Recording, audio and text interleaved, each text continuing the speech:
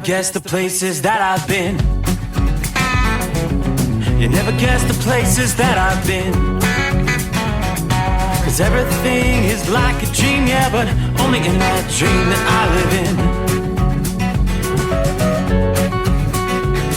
I'm never gonna let the day begin. Never gonna let the day begin. 'Cause everything is like a dream, yeah, but only in that dream that I live in. Oh, don't wake me up before you go, and I'll just make this bed my home. Oh, darling, please just let me sleep. Give me my dreams.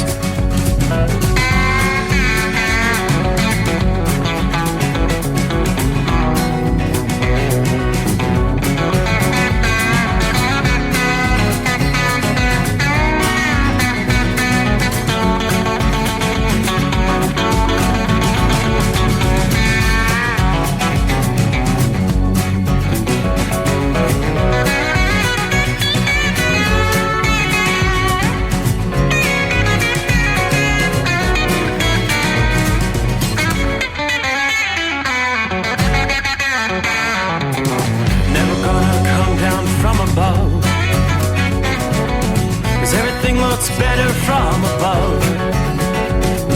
Nothing's ever as it seems, yeah, except in that world that I dream of. Never gonna lose the ones I love. Never gonna lose the ones I love. 'Cause everything is like a dream, yeah, but only in that world that I dream of. Oh, don't wake me up before you go, 'cause I can't face this day alone. Oh, darling, please just let me sleep.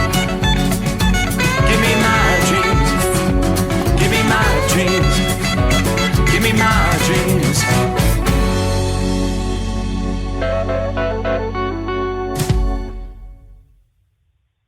From FSN in Washington, I'm Nina Maria Potts with the latest world headlines. The former head of the fashion brand Abercrombie & Fitch stands accused of exploiting vulnerable young men eager for modelling contracts to traffic them. Mike Jeffries, who used to be the CEO of Abercrombie & Fitch, and his British partner Matthew Smith, and a middleman, have been arrested on sex trafficking charges following an FBI investigation which was triggered by reports in the media. The trio are alleged to have spent millions of dollars on illegal trafficking activities. Israel's Prime Minister Benjamin Netanyahu and US Secretary of State Antony Blinken have discussed the need to capitalize on the killing of the Hamas leader Yahya Sinwar. During Tuesday's meeting in Israel, Blinken also emphasized the need to get more aid into Gaza, according to the State Department. Kate Fisher reports from Washington. The Israeli Prime Minister and the US's top diplomat discussed the need to secure the release of all the hostages and to end the conflict in Gaza in a way that provides lasting security for Israelis and Palestinians, according to the State Department. The statement said that the Secretary of State also pressed the need to ensure that aid reaches civilians in Gaza, something the US demanded of Israel earlier this month in a letter, warning that US military aid could be at risk. The State Department also said that Secretary Blinken pushed for a diplomatic resolution in Lebanon. Kate Fisher, Washington. A new United Nations report released on Tuesday suggests that the impact of the year-long war in Gaza has set development back by about 69 years. The UN Development Programme, or UNDP, says the Palestinian economy may not be able to restore pre-war levels and advance forward even when the fighting ends. Jody Jacobs has more. The report paints a grim picture of a post-war Palestine. The report estimates that poverty in Palestine will rise to 74% in 2024, affecting 4.1 million people. And that would include the 2.6 million people who are newly impoverished. It suggested that a comprehensive recovery and reconstruction plan, which will combine humanitarian aid with strategic investment and the lifting of economic restrictions, could help put the Palestinian economy back on track, but only by 2034. One of the authors says their projections confirm that a serious development crisis is unfolding, one that jeopardizes the future of Palestinians for generations to come. Jody Jacobs, New York. The International Monetary Fund has raised its growth forecasts for the United States but cut them for China, warning of risks from conflicts, trade wars and high interest rates. Global GDP will remain at 3.2% this year and next. From bureaus worldwide, this is FSN. With FSN Spotlight, I'm Simon Marks, looking in more detail today at Benjamin Netanyahu's possible strategy now in Lebanon. Following the killing of Hezbollah's leader Hassan Nasrallah and the Israeli killing in Gaza last week of Hamas leader Yahya Sinwar, the Americans are hoping that the Israeli leader might be persuaded back onto the diplomatic track. But Prime Minister Netanyahu insists his war will continue. Mark Lyle Grant is Britain's former national security advisor and the UK's former permanent representative at the United Nations. Lebanon, unfortunately, is one of those countries where the state armed forces are not as strong as independent militias. Hezbollah's army is undoubtedly more powerful than the Lebanese armed forces. The way that Netanyahu is talking, he has his enemies both in Hezbollah, in Hamas, in Iran to some extent, the Houthis in Yemen, on the back foot at the moment. And I don't think he is minded to ease up that military pressure on Israel's enemies at a time when they are on the ground, as it were, and allow for some sort of ceasefire which would give them some respite, potentially to rebuild their military strength. So I think this conflict will continue for some time to go. And in recent days, Israel has broadened its targets, going after financial institutions in Lebanon, believed essentially to serve as Hezbollah's banks. With FSN Spotlight, I'm Simon Marks. And a reminder now of the hour's top story. The former head of the fashion brand Abercrombie & Fitch stands accused of exploiting vulnerable young men eager for modelling contracts to traffic them. Mike Jeffries, who used to be the CEO of Abercrombie & Fitch, and his British partner Matthew Smith, and a middleman, have been arrested on sex trafficking charges following an FBI investigation which was triggered by reports in the media. And that's the latest world news. From Feature Story News, I'm Nina Maria Potts reporting. It's coming. Crisp fall mornings turn bitter cold. You climb into your diesel and it feels like you're sitting on an ice cube. Imagine how your engine feels after a frosty night. Freezing temperatures impact your diesel's fluids, especially fuel. As the temperatures drop, water that is emulsified within your fuel is released, adding more water into your system. Frozen water in your fuel lines, filter, or bowl will simply slow the flow, or worse, stop the flow of fuel in your system. No fuel flow, no start. Get prepared now for the cold that is coming. Hot Shot Secret Diesel Winter Anti-Gel is a premium fuel additive that lowers your fuel's pour point to minus 65 degrees. If it's that cold out, you shouldn't be on the road. You ought to be at home in front of the fireplace. Hot Shot Secret Diesel Winter Anti-Gel Premium Fuel Additive. Available now online at hotshotsecret.com. Hot Shot Secret.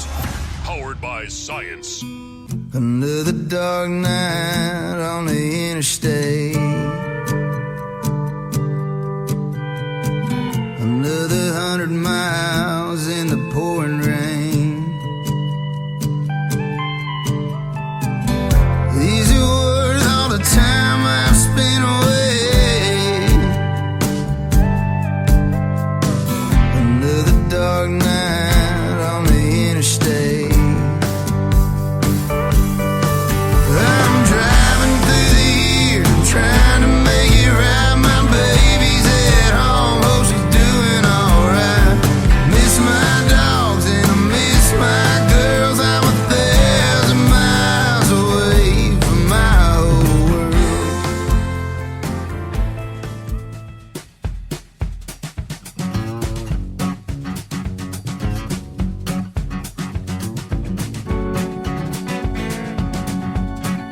Alrighty, and that, my friends, is the way we kick off a brand new day.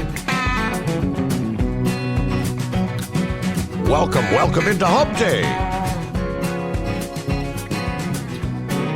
Here we go, midweek coming on. We'll turn the page on the calendar from time zone to time zone, make our way into the 23rd day of October. Yes, indeed, less than 2 weeks till Election Day. We've got some updates on a lot of people voting early. I believe the numbers from yesterday, 17 million have already cast ballots in the 24 election. That's big. But first things first, welcome aboard the Steve Summers Overnight Drive live from the Hot Shot Secret Studios. The comfy confines of our secret bunker deep beneath the Earth's crust here in Southwest Ohio. Not a bad night, clear skies, 60 degrees outside the secret bunker here. And the big picture is very quiet. Now, the weather map nationally, any precip is hard to find. A little bit of rain over eastern portions of Michigan tonight. A few lingering showers there in the UP of Michigan as well. Aside from that, I'd say the entire lower 48 is high and dry. Yeah, matter of fact, in parts of the Northeast, it's drier than dry. Too dry. Big concerns about wildfires. The only advisories we have on the map are actually some relatively uncommon red flag warnings in parts of the Northeast. And dry condition fire advisories. So we'll kick things off. Look at that traveler's weather starting in the Northeast, where, matter of fact, it's going to be kind of like an atmospheric amusement park. Kind of a temperature roller coaster. And a game of chance maybe for showers to break the dry streak, as the stakes are in record territory for some areas in the Northeast. There have been big day-to-day temperature swings this fall, early this fall, sometimes 30, 40 degrees. So this upcoming weather pattern will not be of those blockbuster giant swings, but dressing for the weather is going to take some skill, especially for those who wait for the bus stops, walk to work or school, or spend extra time outdoors. Warmth well above the historical average dominates conditions on into this afternoon, Wednesday, in the Appalachians, on into Wednesday evening along the I-95 corridor. After highs in the 70s and 80s, actually challenging some records for some, into the day ahead, temperatures begin that downward slide later Wednesday into Thursday. The dip will be 15 to as much as 25 degrees for some. By Thursday, highs ranging from the 50s in the mountains to the 60s along the Atlantic coast, which is pretty on par for the historical average this time of year. After that, the hilly part of the roller coaster ride will begin. Temperatures up a few degrees for a day or two, then down, and so on as one front after another kind of passes through. A multi-day warm-up likely to follow early next week. Not quite as significant as what we've seen finishing up the day here Wednesday. Temperatures may still fight their way back into the 70s, maybe the 80-degree mark, especially where the ground stays dry. Shower activity in the coming days, that's going to be a game of chance, especially along the New England coast, the central Appalachians, and on the east and southern reaches. Each front or weak storm that swings through brings a chance of a spotty shower. The rainfall will be light and very sporadic, so most areas will be bone dry, probably right into the first week of November. A lack of strong storm systems in the Gulf of Mexico and Atlantic moisture continues to starve the atmosphere for any opportunities for rainfall, at least in the short and even the long term in the Northeast. Some systems may swing through, but still struggling to bring any soaking rains. Some areas will be missed entirely by enough rain to even soak the ground, maybe for a couple of weeks ahead of any pattern change, maybe later in November. Philadelphia, New York City, other cities are on pace for not only their driest October on record, but maybe even the driest month ever since records have been kept dating back into the 1800s. In Philadelphia, the driest months ever were October of 1963 and 1924, with less than 1/10 of an inch of rain. In New York City, the driest month, June 1949, where you got 2/100ths of an inch. That was it.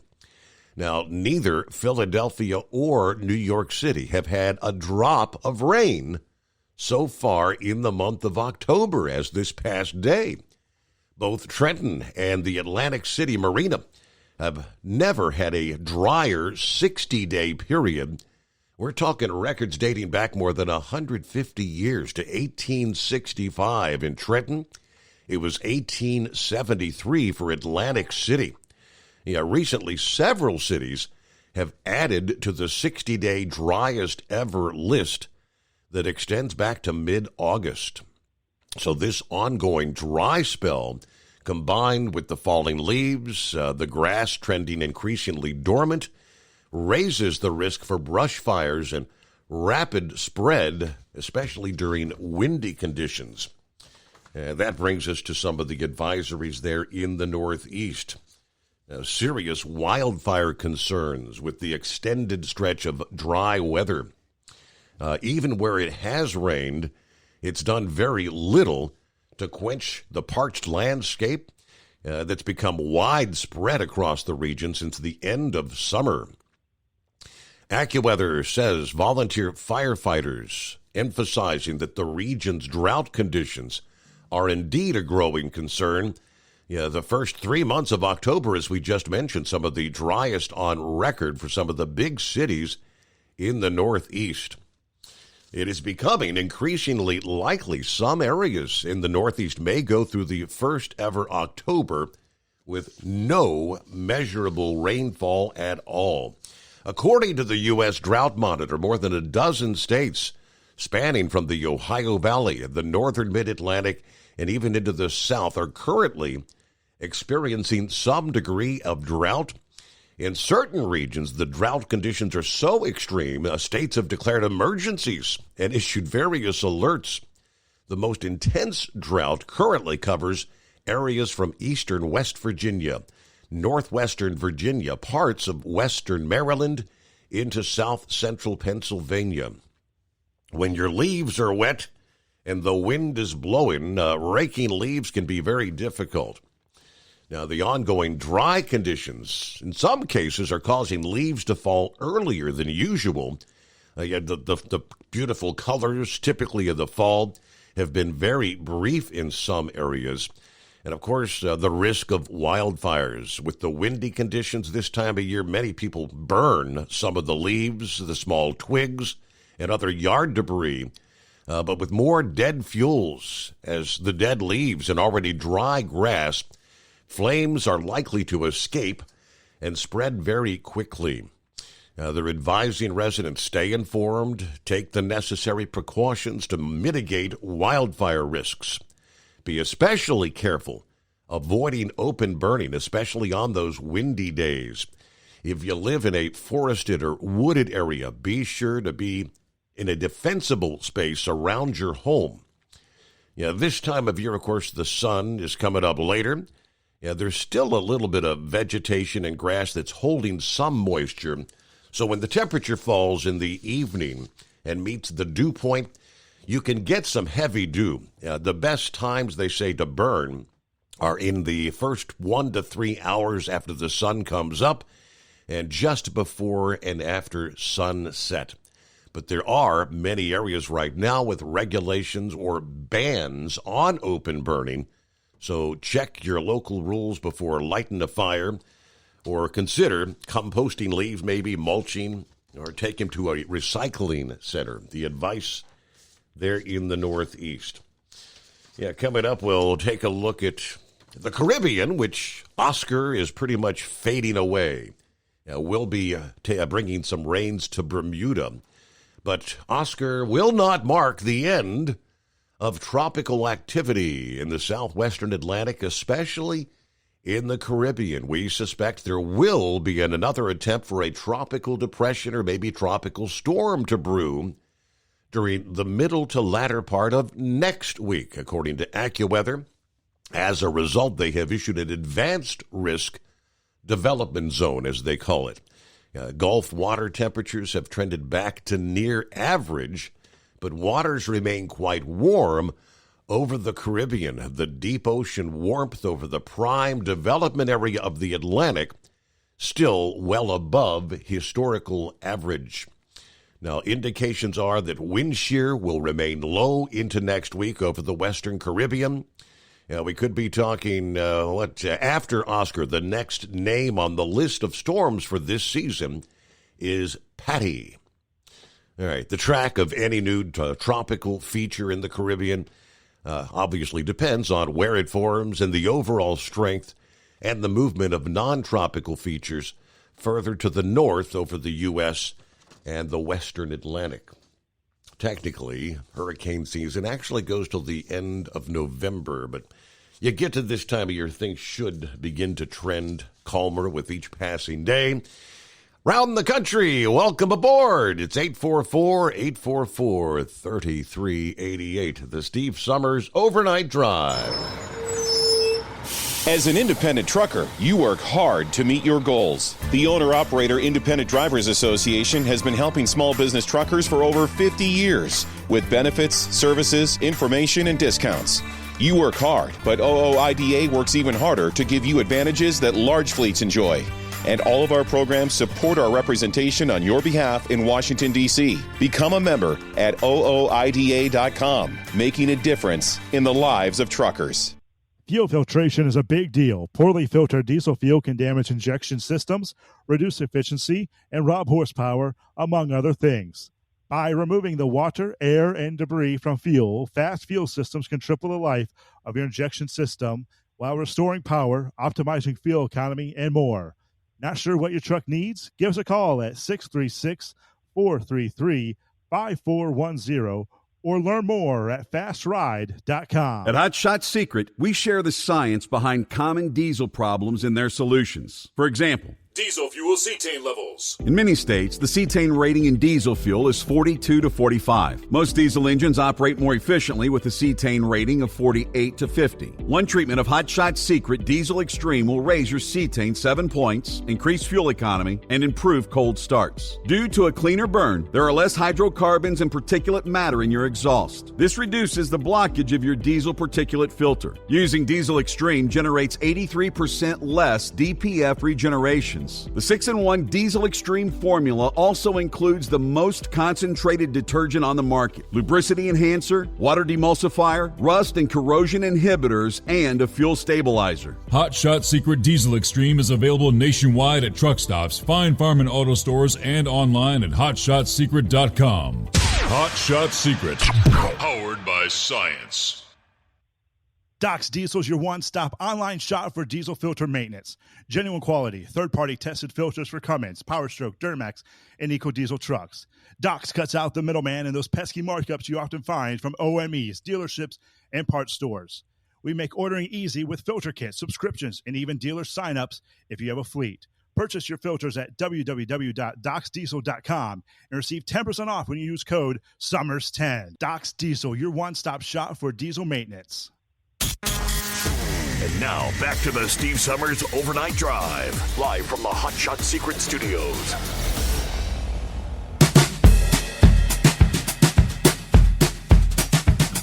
All right, for the first time since returning from the high seas, hello to Philly Dan. On board this hump day, simply says, good morning, crew. Hello to Marianne. Good to have you with us. Everybody have a great day. Larry, good afternoon. Hammer down and be safe. 64 degrees, Leeds, New York. As we kick off round number 2 to Schenectady tonight. There's Double Trucker. It's a beautiful 60 degrees in Lodi. Welcome back ashore. Looking forward to another show here. I'll tune in later on the home of free speech, a.k.a. Rumble.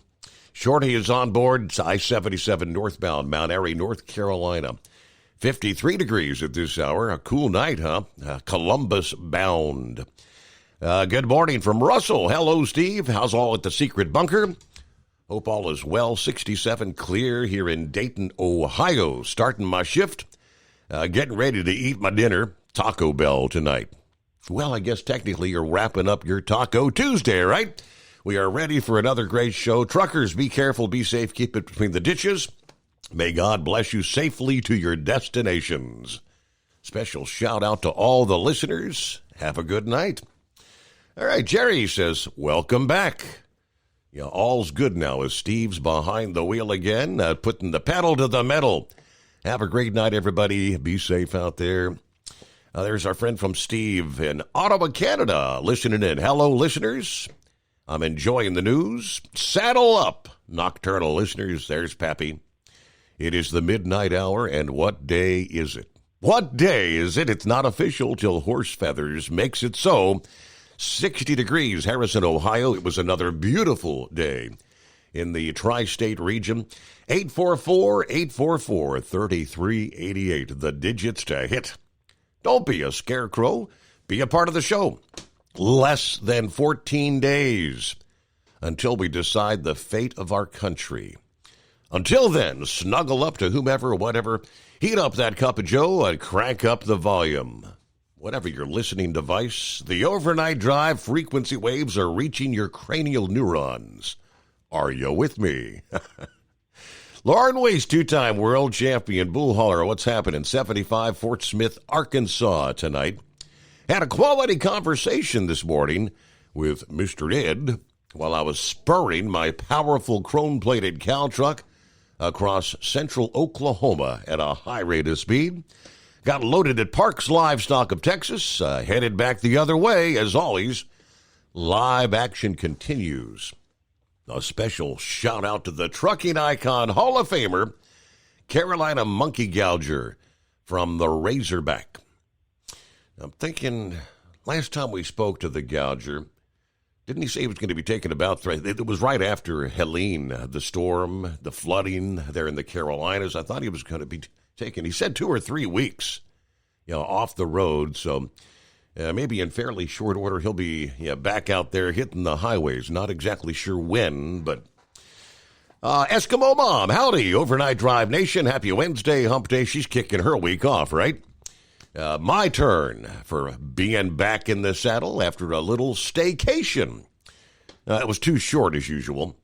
We're doing a Muncie load to begin my week, 13 days till the election.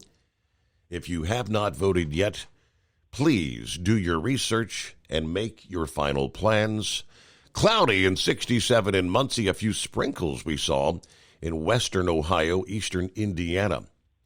Obviously, it ain't enough to show up on the radar, but okay, we could use some of those sprinkles. Henry says, glad you're back, Steve Areno. Thank you so much. Appreciate you tuning in. There's the Michigan Madman. Hello, Steve-O. Glad you're back in the saddle.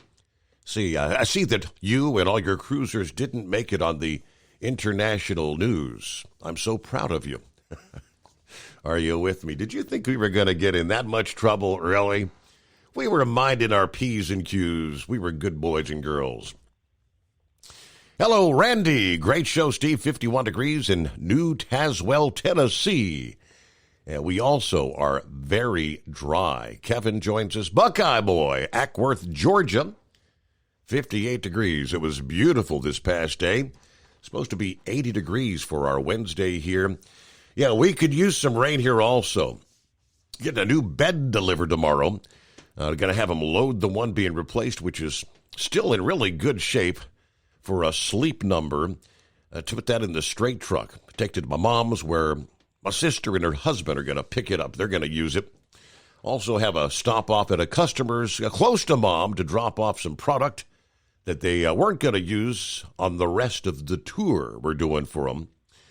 As Pappy said, in 2 weeks, it is 2 weeks till we find out what direction our country is going to go. Hopefully, it's toward less government, lower prices for everything, including fuel, which is the key. Men dressing up as women so they can compete against them since they failed miserably competing against men, and less wokeness. Have a great night, everybody. Be careful out there. Remember, people, get out there and vote early. so we can make this happen.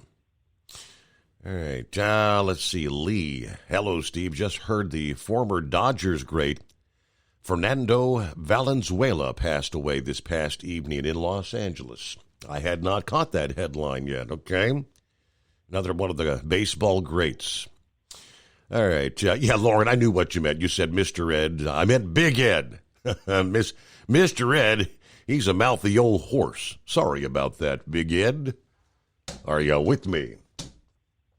So while we're talking about the extremely dry conditions in parts of the country, as we shared last evening over the past weekend, we saw record rainfall and historic flooding in New Mexico. 2 fatalities, 300-plus rescues having taken place. The National Weather Service in Albuquerque reported nearly 6 inches of rain in a 24-hour period in Roswell, breaking the previous daily record back in 1901.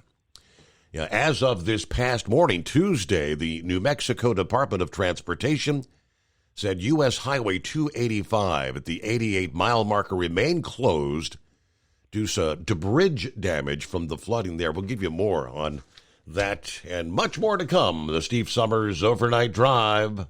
From FSN in Washington, I'm Nina Maria Potts for the latest world headlines. The former head of the fashion brand Abercrombie & Fitch stands accused of exploiting vulnerable young men eager for modeling contracts to traffic them.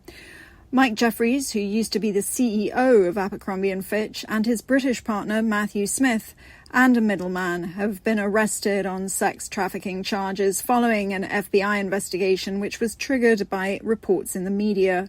The trio are alleged to have spent millions of dollars on illegal trafficking activities. Israel's Prime Minister Benjamin Netanyahu and U.S. Secretary of State Antony Blinken have discussed the need to capitalize on the killing of the Hamas leader Yahya Sinwar. During Tuesday's meeting in Israel, Blinken also emphasized the need to get more aid into Gaza, according to the State Department. Kate Fisher reports from Washington. The Israeli Prime Minister and the US's top diplomat discussed the need to secure the release of all the hostages and to end the conflict in Gaza in a way that provides lasting security for Israelis and Palestinians, according to the State Department. The statement said that the Secretary of State also pressed the need to ensure that aid reaches civilians in Gaza, something the US demanded of Israel earlier this month in a letter, warning that US military aid could be at risk. The State Department also said that Secretary Blinken pushed for a diplomatic resolution in Lebanon. Kate Fisher, Washington. A new United Nations report released on Tuesday suggests that the impact of the year-long war in Gaza has set development back by about 69 years. The UN Development Programme, or UNDP, says the Palestinian economy may not be able to restore pre-war levels and advance forward even when the fighting ends. Jody Jacobs has more. The report paints a grim picture of a post-war Palestine. The report estimates that poverty in Palestine will rise to 74% in 2024, affecting 4.1 million people. And that would include the 2.6 million people who are newly impoverished. It suggested that a comprehensive recovery and reconstruction plan, which will combine humanitarian aid with strategic investment and the lifting of economic restrictions, could help put the Palestinian economy back on track, but only by 2034. One of the authors says their projections confirm that a serious development crisis is unfolding, one that jeopardizes the future of Palestinians for generations to come.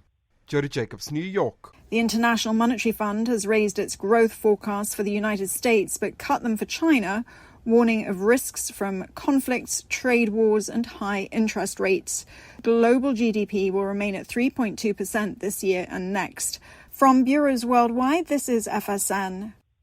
Increase fuel economy up to 7.9% with Hot Shot Secret Gasoline Extreme. The solution to maximize your engine's performance and fuel economy. Whether you're driving a sports car or a daily commuter, Gasoline Extreme is specially formulated with PEA to deep clean. Don't settle for an average driving experience. Upgrade to Hot Shot Secret Gasoline Extreme and go further on each tank. Order now on Amazon or HotShotSecret.com. Hot Shot Secret. Powered by science. At Hot Shot Secret, we share the science behind common diesel problems. For example, Ultra low sulfur fuels. fuel has two purposes, combustion and lubrication. Ultra-low sulfur fuels have diminished the fuel's ability to lubricate. Hot Shot Secret Everyday Diesel Treatment with LX4 restores lubricity, protects your engine, and optimizes performance. Everyday diesel treatment is available at truck stops, Tractor Supply, O'Reilly's Auto Parts, and online at hotshotsecret.com. Hot Shot Secret. Powered by science. Building relationships with their team drivers and customers still matter at IBI Security Transport. Since 1966, IBI and its team of drivers have been leaders and innovators in providing white glove service to its exclusive client base for transporting high-value freight safely and securely. Much of the IBI staff have driven trucks, so they understand both the customers' and drivers' needs. If you're seeking a career that values you as a person, not just a number, and offers great benefits and good home time, then IBI is the place for you. Call 800-582-5912 to discover why we are the leaders in team freight and start building a relationship with you. Attention all truckers, are you ready to own your own truck? Lone Mountain Truck Leasing makes it easy. Our lease-to-own program puts you in the driver's seat. Our inventory is always changing, and we have a variety of rigs, including Kenworths, Freightliners, automatics, and manuals. Once you make your last payment, the truck is yours. No interest, no balloons, and no buyouts. Take the first steps towards independence and financial freedom. Visit LoneMountainTruck.com or call 866-944-0383.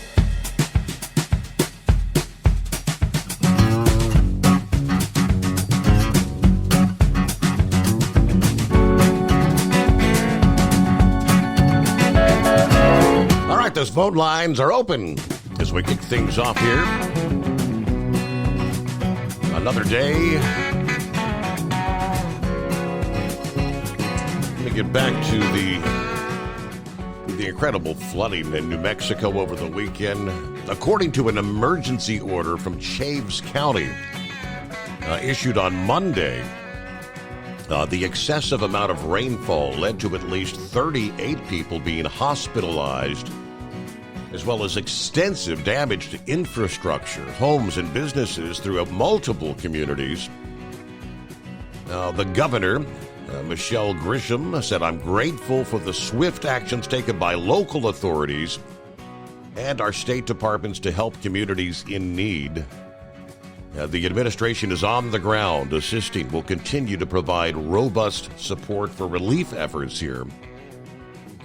There was a separate executive order that's been enacted authorizing $250,000 to the New Mexico National Guard to support disaster relief efforts. National Guard said more than 75 of its members are on the ground as of this past day. As the waters have receded, the Guard said they're assisting with damage assessment there. We've worked all night, and we continue to work with swiftwater rescue teams and other partner agencies to help our fellow citizens get to safety. Major General Miguel Aguilar, the New Mexico National Guard's adjunct general, speaking this past day. It was good to, I mentioned last evening, it was good to meet some of our first-time cruisers last week. One of whom was, I mentioned the fact that he emails, doesn't really call the program, Kingpin. Recognize that handle? I got an email this past day. It says, "Hey, Steve, I caught last night's replay. I just wanted to chime in and say Rosalind and I had an awesome time on the cruise. Steve, you and Lisa have such a beautiful family. Y'all made us feel like family. Not to mention, we met some really awesome people and made lifelong friends. Got to hang out with the Gabrelchicks, the Heitzmans, Rick and Kim, the Fernalds from Maine, Horse Feathers. I got to meet Double R. Yeah, so many awesome people I can't begin to call everybody's name, but Big Ed said it best when he called in last night. There's just something special about meeting people in person that you've kind of hung out with on the radio over the years. It was an honor to finally meet Big Ed as well as Denise. Put faces to the voices. like I said, we really had a great time with the Overnight Drive family and look forward to the next round, right? We got to the embassy in Miami on Sunday. We went out to a little restaurant called The Catch of the Day. It was literally some of the best seafood we've ever had. So good, I highly recommend it. Now, we thought we might catch up with you guys at happy hour there at the embassy, but all that fun on the high seas caught up with us. We ended up falling asleep and slept the entire night away there. Okay, well, all right, we missed you there. We were there at the reception, and right about the time that was winding down, we had to board the bus to head for the airport there, but it was great to meet you, Kingpin. Thanks again. Yep, we're with you.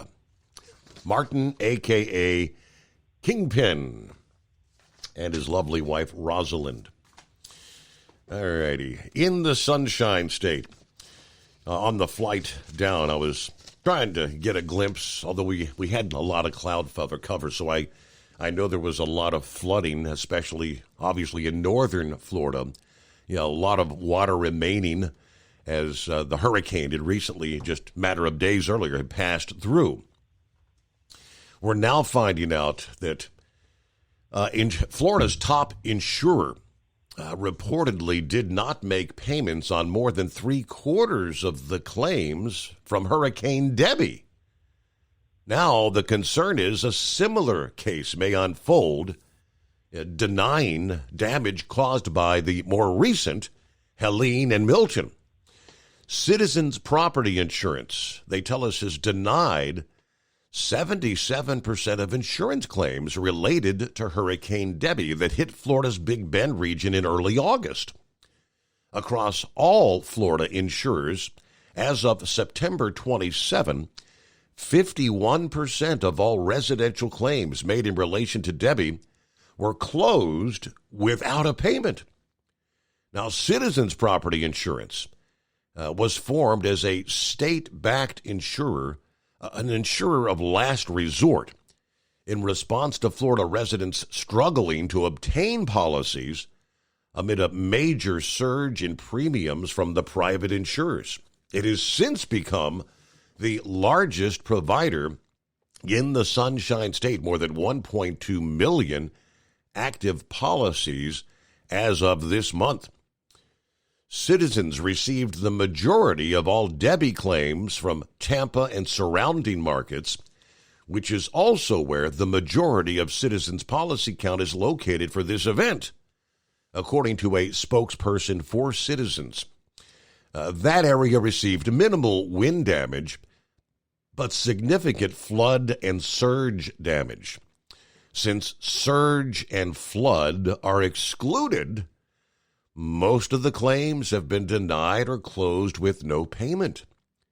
Now, claims closed with no payment are a result of claims that are not covered, claims that are less than the policy deductible, and potentially claims for policies that have been depopulated by other carriers. What Florida polls show about Harris versus Trump as early voting begins, claims that are being closed without payment following Hurricane Debbie.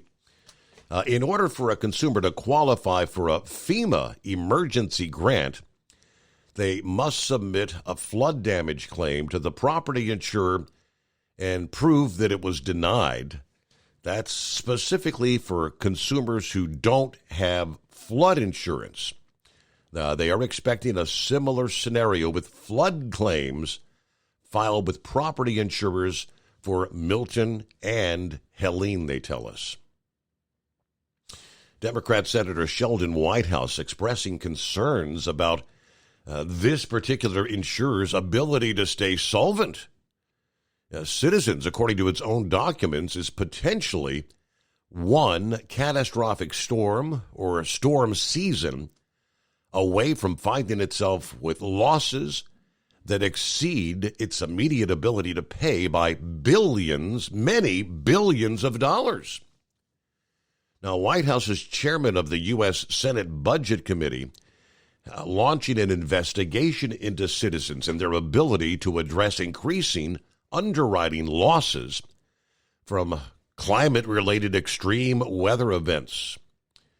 Trying to cover billions of dollars from Floridians who are already paying more than 4 times the national average for property insurance, unlikely to be feasible economically or politically, and raises some serious questions about their ability to pay out claims in a timely manner. December of 23, White House, a letter to White House Citizens CEO said, as Florida's insurer of last resort, Citizens is structured so that it will always be able to protect its policyholders and pay claims, but Florida Governor DeSantis made similar comments to those of White House earlier this year, saying that Citizens is not solvent. We can't have millions of people on that because if a storm hits, it's going to cause problems for the state. So the number of Citizens policies has soared in recent years. Many private insurers have dropped customers, raised rates due to losses caused by payouts and litigation. More than 1.2 million active policies are a significant increase from just 5 years ago when they had about 520,000 policies. The insurer has also begun depopulating hundreds of thousands of policies to other carriers. Now, as required by Florida law, they say Citizens Depopulation Program matches Citizens policyholders with insurance companies interested in removing their policy from Citizens and providing private market coverage from their policy. A lot of folks, and again, they kind of mentioned that the flood insurance, it's nearly impossible to find someone to underwrite. They're in the Sunshine State after the recent spat of storms. All right, who we got? Eagle checks in here on a Wednesday morning, kicking things off. It's been a while since we've had to chat. How you been, Eagle? Yeah, how you doing? Yeah, how you doing, Steve? Well, yeah, I see you made it back. Yeah, I couldn't get in last night. You said you was there last night, but yeah, you got back from the cruise. Okay, that's good. Look like we still got a world to live in, but that might not be too much longer if things don't happen. If things don't go the way it's supposed to on November the 5th. Yeah. So, but like I said, Steve, man, we've been talking about this for damn near 4 years now, since 2020, when the shock of Trump losing the deal, and we almost took D-Day again. It's looking good. It's looking real good for Trump right now, Steve, but I think I said the same thing about 4 years ago, and the next morning I was in complete shock when they said Trump had lost. These people are very ruthless and dirty. They got some tricks up their sleeve. I don't trust these people looking at them at this point. Hopefully Donald Trump, he got his people in place around the country, watching these poll watchers, watching these people. These people need to be watched, especially in states like Arizona, North Carolina, Florida, especially Pennsylvania, and especially Georgia. You saw what went down in Georgia last time. They need to have people keeping a real close eye on these people, Steve.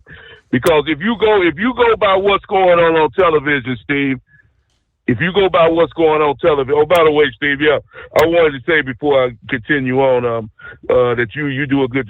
I've told you this so many times. You do a good job, and you definitely. A lot of people were saying that you definitely was missed the last 2 weeks you was off because, like I told you, there's nobody else on the radio at nighttime that's worth even staying up, going to sleep. If you wasn't on the radio right now, with internet or whatever you want, I'd be asleep right now. I'll put it to you real plain and simple.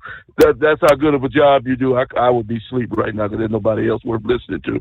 But, yeah, now getting back to that, Steve, looking at TV and everything, if you look at the polls, Donald Trump is putting 50, 60, 70, 100,000 individuals into these arenas around America and California. It shocked me. I thought I had lost all hope for California, Steve.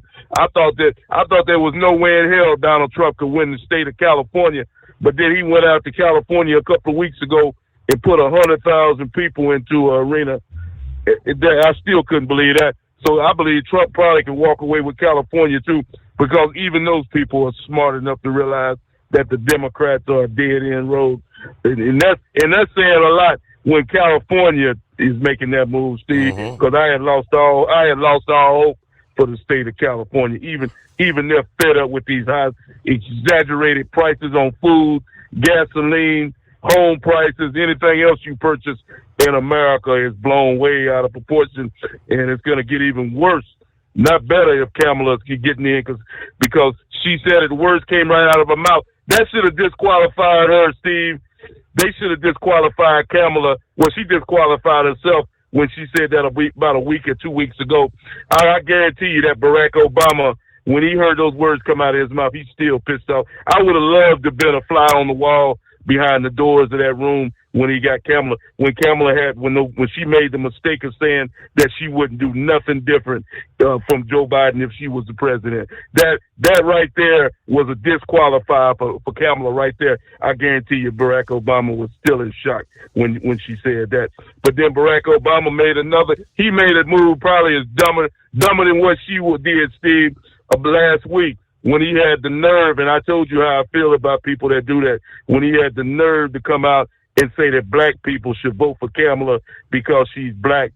And I got bad. I told you that when Charles Barkley and some other black people said that, LeBron James, hey, you vote for who you vote for, my man, and I vote for who I vote for. I don't need Barack Obama, LeBron James, or Charles Barkley, or anybody telling me who to vote for. I vote for the best individual. I don't vote for somebody just because they look like me, Mr. Obama. So, like I said before, all he did was cost Kamala votes, because there was a lot of black people who got offended by that, Steve. A lot of blacks were very offended by what Obama tried to tell somebody how to vote. But getting back to Kamala, Steve, she has, you know something, Steve, I can't even listen to her rally. I tried to listen last week just to see what she has to say, just to try. And I lasted about 5 minutes and I had to turn it off. They say that they have to bus people in. She might show up with 200 people, Steve. They won't even do a damn crowd shot of her rallies because there is no rally. That 200 people show up. I challenge the people that a couple of months ago, Steve, you could put two arenas together on the same night, and I guarantee you have a Trump, they go to the same city. You have let's just pick Cincinnati, for instance. You can say, Kamala, you hold a rally in this arena. Trump, you hold a rally in this arena. I wonder who the most people going to show up for. I guarantee 10 times out of 10, Donald Trump going to have a full house and Kamala going to have an empty house, because nobody wants to hear what she has to say, because she doesn't have anything to say. And I'm fed up with saying it, because it's been going on for 4 years now, Steve. And if you listen to her rally, she still hasn't said nothing about the border, about shutting the border down, about getting these people the hell out of the country, this Tren de Aragua gang and these other individuals that are here illegally. Still ain't said nothing about it, Steve. And then we come to find out a couple of weeks ago in North Carolina that they couldn't even help the American people in their own damn country, Steve, because Mayorkas and her had depleted the FEMA money and gave it to all the immigrants. That was the final straw for a lot of people right there, Steve, when they found out that they didn't even have enough money to help their own people. So it's like I said, the only way Kamala wins this election and is if it's stolen, and there's no possible way that she can get enough votes. At this point, Steve, I believe Donald Trump can win 46 to 47 of the possible 50 states. I don't know if he's going to have a clean slate, but I think he can win 45 to 47 states at this point, because people are fed up with what's going on. Kamala has no agenda. Everything she's talked about is just a copycat of Donald Trump. Even today, she canceled her show. She didn't even bother the campaign today, Steve. That's a dead sign. That's a dead giveaway that Kamala and the Democrats know that it's a lost cause. When you got 2 weeks before the election, she should be out there. Donald Trump did 2 or 3 events today talking to the American people. With 2 weeks to go, you need to be on the road 24 hours a day trying to get as many people as you can to vote for you. The Democrats have realized that it was a lost cause, and I realized that last week when they brung out Barack Obama, when they brung him out to run in a good old Bill Clinton, Slick Willie, and the rest of them losers to try to get some votes for Kamala. These people are desperate now, Steve. It's all over, and God bless America. And in 2 weeks from now, we'll have the election, and you could better believe, like I always tell you, Steve, 2 weeks from now, you best believe I'm going to be calling in and I'm going to be raising hell, because hopefully Donald Trump will be the 47th president of the United States of America. And I thank you for taking my call tonight. All right. Welcome. I guess welcome back, Eagle. It's been a full, 10, 12 days since we last had a chat with Eagle. All right. On fire tonight. I just pulled up Facebook, and there's Big Ed. Are you with it? He called in last evening. He sounded fine. Big Ed, you're not alone. Big Ed, get you a COVID test. He said, well, it never fails. He posted this about 7 hours ago. Never fails. You go on a cruise, come back with the crud. Coughing up a lung. I'm pretty sure it's bronchitis. Burns at the top portion of my lungs. It's happened on the last 2 cruises I've been on. So by tomorrow, it'll probably be in my head, and I'll be suffering from a nasty head cold. If it doesn't get better by tomorrow, I will go to the ER. Ed, like I said, get the COVID test, because here's what we've learned since returning from the cruise. Yeah, Wanda wasn't feeling well probably by Tuesday or Wednesday on the cruise. She tested for COVID, I guess, when she got home. Came back positive. Gail, Lisa's sister, Gail, started feeling kind of woozy on Sunday, the day we got back off the ship. She and Monroe both tested positive for COVID yesterday. Lauren, Steve, my son's wife, tested positive for COVID. I guess that was on Monday, right about 24 hours ago. The princess, my wife, said she's not feeling well. So this past morning, after the show ended, did the COVID test, positive. So I got on the horn. She got a run of Paxlovid, which I was very surprised. Do you know the cost if you did not have insurance for Paxlovid? According to the paperwork I got back, $1,745 it's a 5-day run of Paxlovid. With the insurance, I called the insurance company. I said, do you cover this? My copay was $25. If you didn't have insurance, she'd be suffering without. But then Lauren's sister, Kayla, also tested positive for COVID the day they got off the cruise. Somebody, or maybe several persons on the cruise, brought it on board.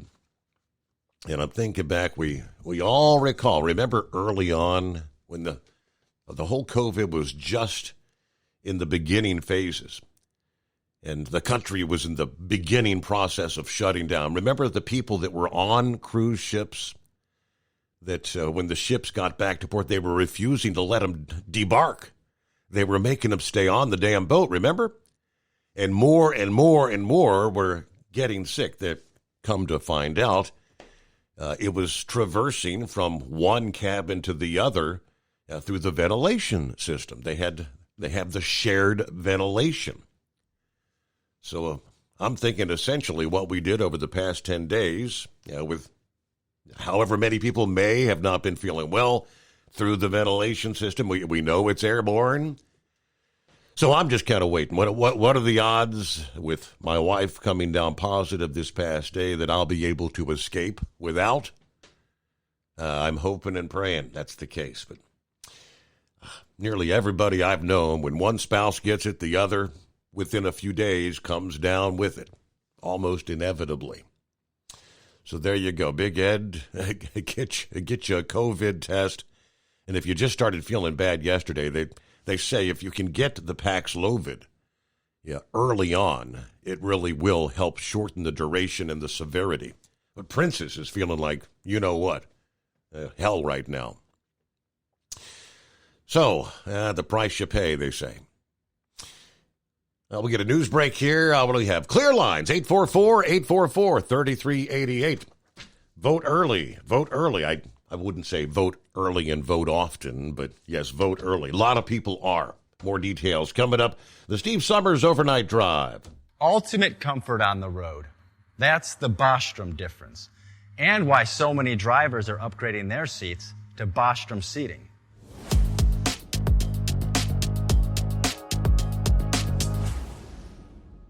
With roots dating back to 1935, we know seating. We've developed a full line of high-quality products with the right seat for your application, all made right here in the USA. From our top-of-the-line Wide Ride Plus Certa for the long-haul driver to our entry-level Baja series for the vocational driver, we provide you with the comfort you deserve at the price point you're looking for. We know you're busy. You don't have time to search every distributor and dealership for the right seat, only to find the one you want won't fit in your truck. That's why we created BostromSeating.com. It's a complete seating solution. You can build the perfect seat with the features and options you desire, and we'll help you be certain it'll fit in your cab. Once you've built the perfect seat and have the part number in hand, you can shop pricing and availability. Our Where to Buy feature allows you to pick up a seat right where you are or anywhere along the road you'll be traveling. When you install a Bostrom seat, you become part of the Bostrom family. A family that includes other drivers who recognize this is more than work. It's a ride, one that requires the next level comfort and support only Bostrom can provide. Go to BostromSeating.com to design your ride with ultimate comfort for the open road. Hands on the wheel, hands off invoicing. At Transcap, we're built for high speed and service, just like you. Our fast freight factoring helps you make more money, not chase it down, because we handle all the invoicing BS and back office work. Apply for fast funding at transcap.com/getcash. It takes just 60 seconds. Or call 888-250-TCAP. That's 888-250-TCAP. And mention Steve Summers Overnight Drive. From FSN in Washington, I'm Nina Maria Potts for the latest world headlines. The former head of the fashion brand Abercrombie & Fitch stands accused of exploiting vulnerable young men eager for modeling contracts to traffic them. Mike Jeffries, who used to be the CEO of Abercrombie & Fitch, and his British partner Matthew Smith, and a middleman, have been arrested on sex trafficking charges following an FBI investigation which was triggered by reports in the media. The trio are alleged to have spent millions of dollars on illegal trafficking activities. Israel's Prime Minister Benjamin Netanyahu and U.S. Secretary of State Antony Blinken have discussed the need to capitalize on the killing of the Hamas leader Yahya Sinwar.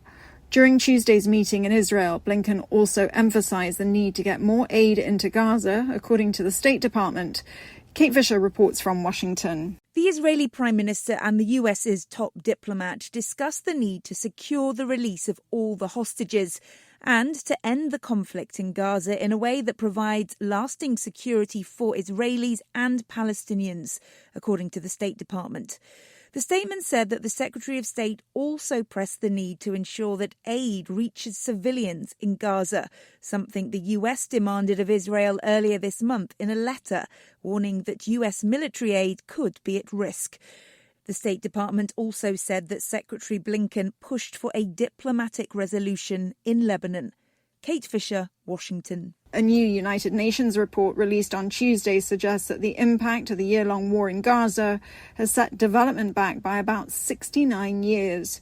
The UN Development Programme, or UNDP, says the Palestinian economy may not be able to restore pre-war levels and advance forward even when the fighting ends. Jody Jacobs has more. The report paints a grim picture of a post-war Palestine. The report estimates that poverty in Palestine will rise to 74% in 2024, affecting 4.1 million people. And that would include the 2.6 million people who are newly impoverished. It suggested that a comprehensive recovery and reconstruction plan, which will combine humanitarian aid with strategic investment and the lifting of economic restrictions, could help put the Palestinian economy back on track, but only by 2034. One of the authors says their projections confirm that a serious development crisis is unfolding, one that jeopardizes the future of Palestinians for generations to come.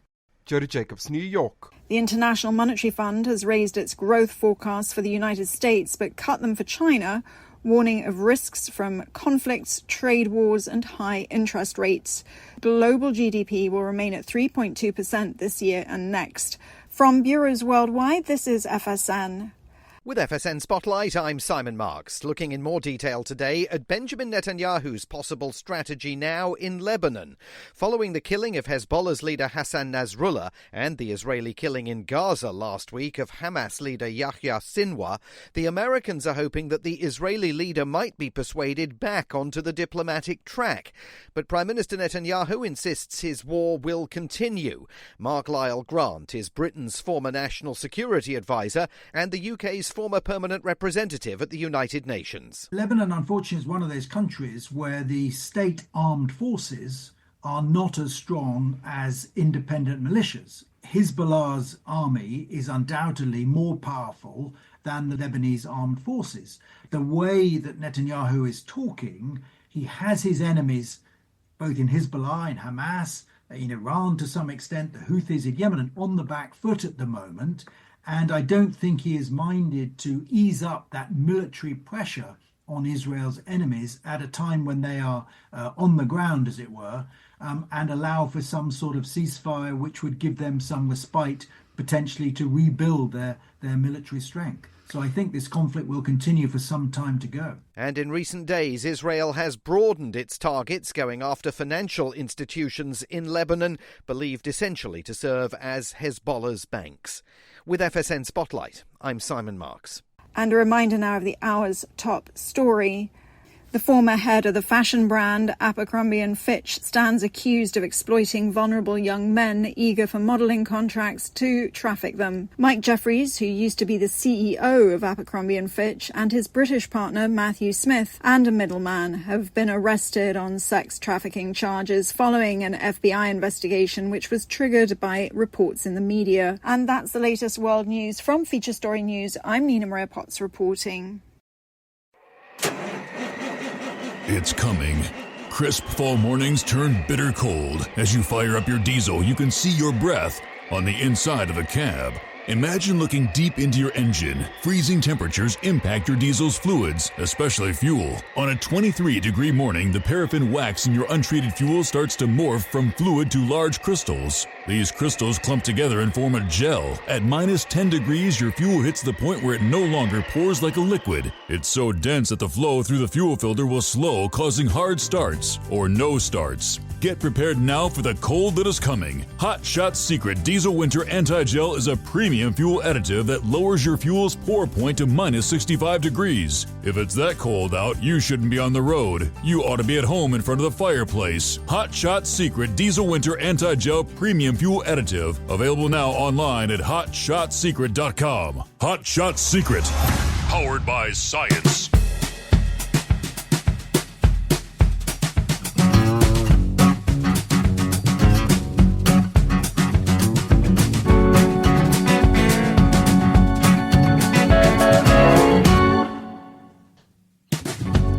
Alrighty, welcome back, welcome aboard. Hour number 2, here we go. Hope your week's going well. Midweek coming on, hump day, as we like to refer to it already.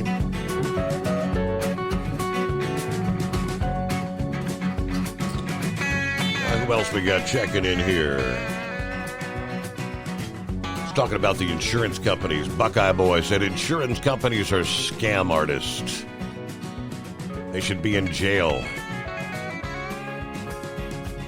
Eduardo says fortunate to have insurance in Florida, but the costs are crazy expensive. Over $5,000 a year. Yep. Kevin says, vote today if possible. And hello, Eagle. Good to hear from you. Roki is on board here, Southwest Ohio. Since Helene's passing, which brought some rain to our region, we've had nothing but sunshine. Local media is calling for a slight chance of rain the end of next week. So the dry spell continues for the foreseeable future. Dirty Harry, what do you have? Hello, Steve and family. Just wanted to check in. Let everyone know that thanks to a few friends and the Bills Mafia, got to take my two sons to the Bills game Sunday. Then on Monday, started my radiation treatment. And I'm 2 days into, only 28 more treatments to go. I got this. I'm going to beat it again or die trying. God bless you all. Yeah, the fight. It never ends, does it? It is 844-844-3388. Get a new day underway. Eskimo Mom kicks off her week. Morning, Eskimo Mom. Hi, Steve. I'm glad you had a good vacation, except for the princess and everybody else getting sick. But and by the way, happy belated birthday again. Yes. We're both almost birthday buddies because your birthday's the day after mine. Oh. But yeah.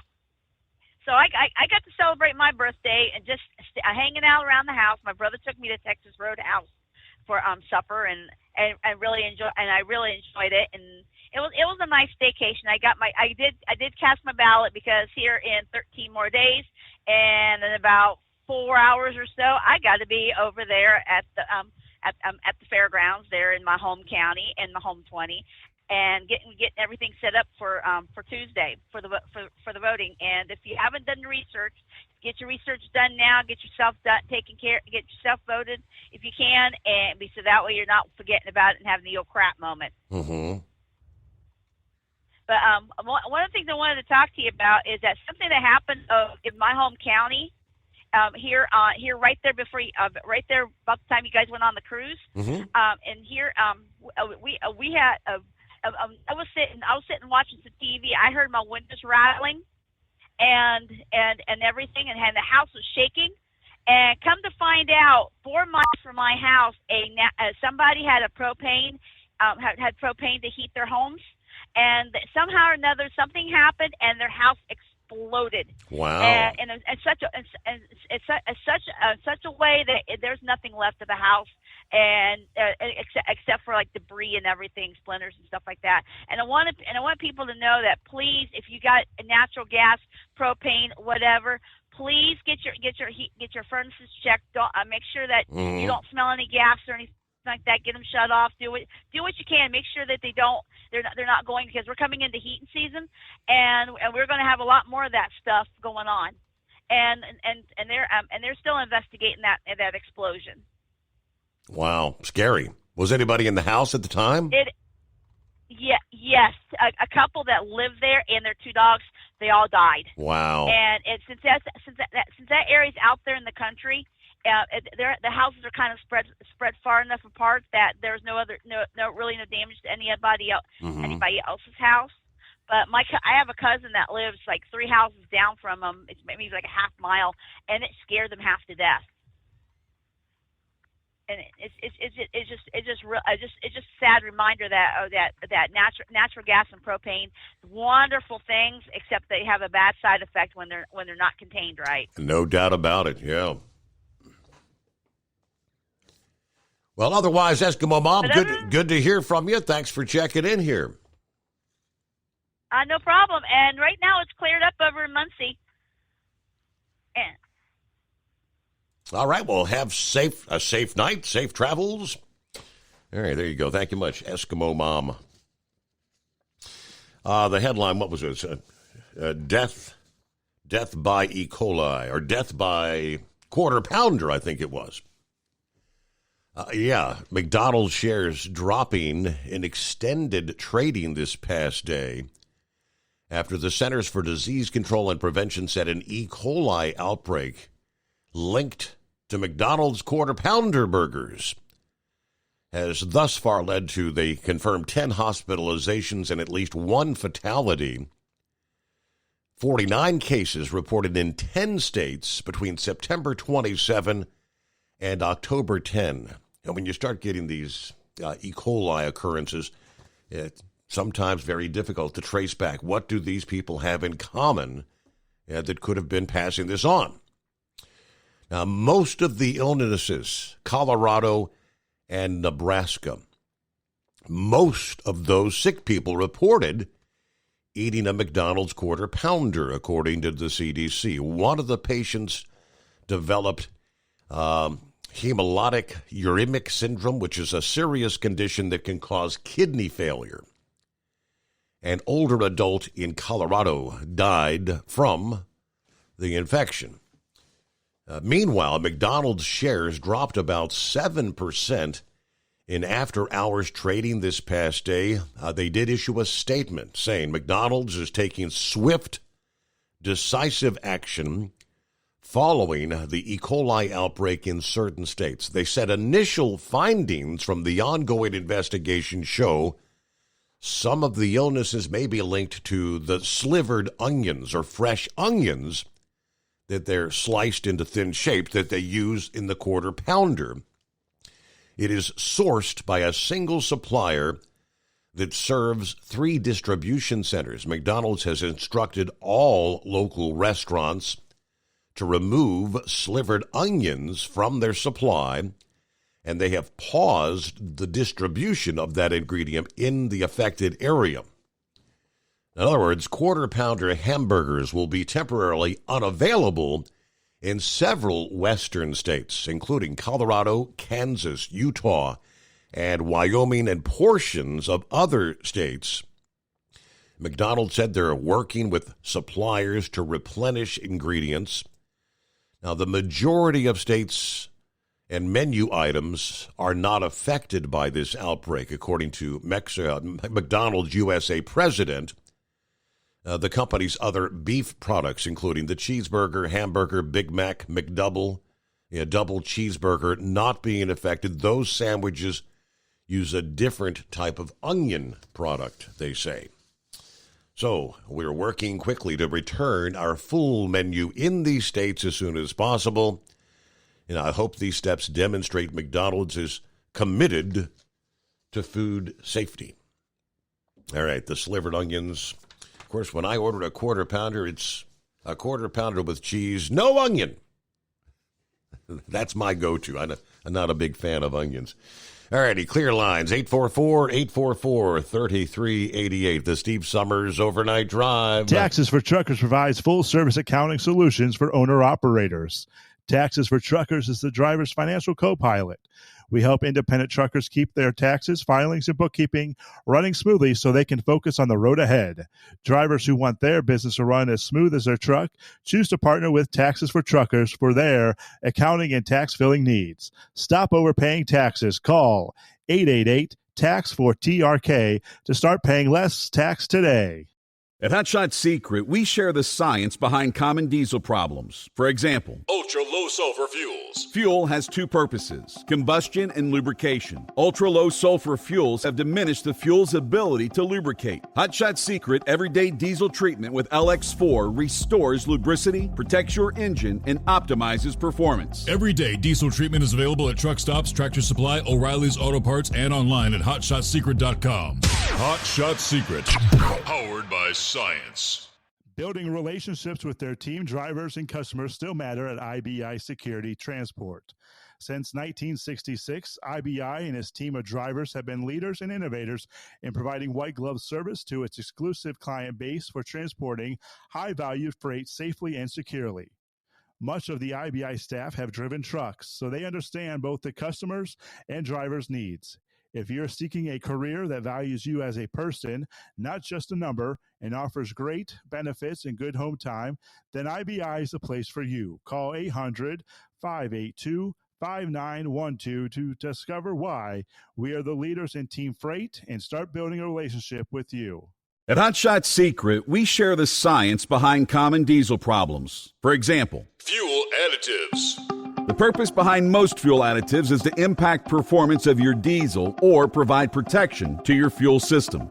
Hot Shot Secret Everyday Diesel Treatment provides both performance enhancement and protection with 6 key components. This fully formulated premium fuel treatment includes the performance-enhancing cetane boost, injector cleaner, and LX4 lubrication, as well as protection against water with a demulsifier and rust inhibitor, plus a stabilizer that minimizes fuel filter clogs.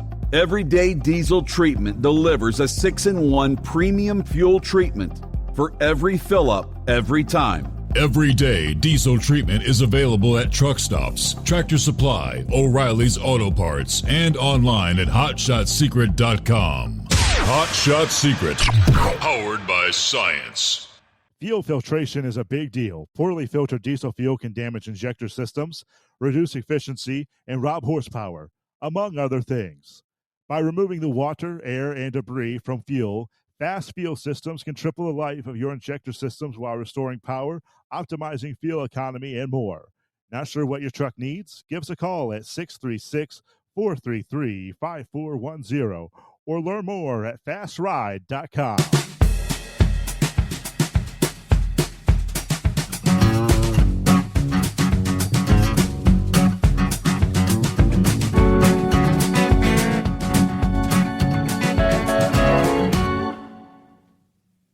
All right, Shorty sending me a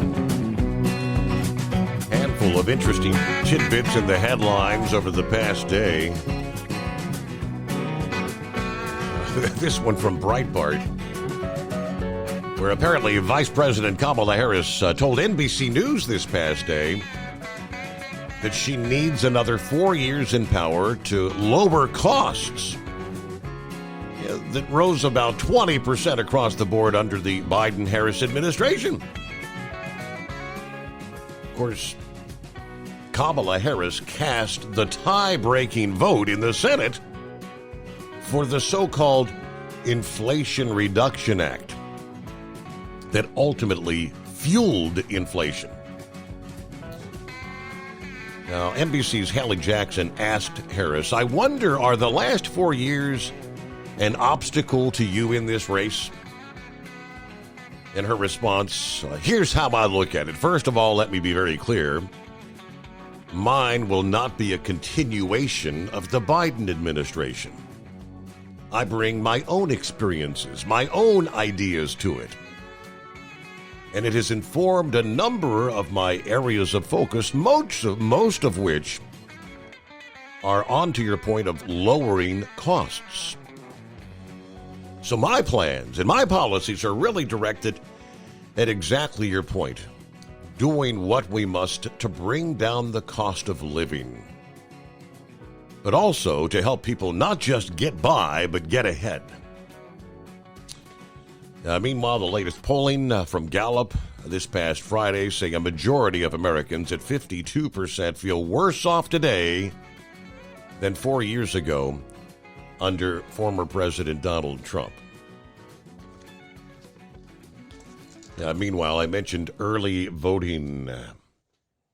Apparently, many Republicans maybe got the message after what unfolded in 2020. Senator Tuberville this past day said Republicans are casting early ballots in record numbers, and that's because they're learning for the first time to go vote and go early to improve the chances of winning. We have not done that in the past. I was speaking on Wake Up America. We've been turning out for a day of voting on a Tuesday, trying to cram it all in the past. Speaking primarily of Republicans, most of which, including myself, have always been, I vote on Election Day. That's been my tradition.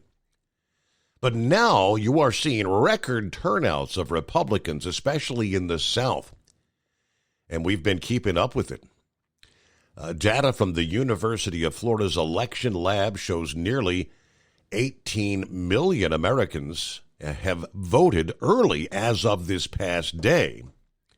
Now, Democrats continue to outpace Republicans in early voting, but the numbers with Republicans are indeed growing. It's something new for us. But hey, if they're going to do it, let's do it. And let's do it the right way. And don't be left out in the cold like we've been over the last couple of times. Meanwhile, the Department of Justice has filed suit against Alabama over its voting laws after efforts to clear the voting rolls of non-citizens. And Tuberville said the move is all a plan to keep everybody in turmoil. We're getting sued, obviously, from Merrick Garland, the Attorney General of the U.S., but the plan will not work.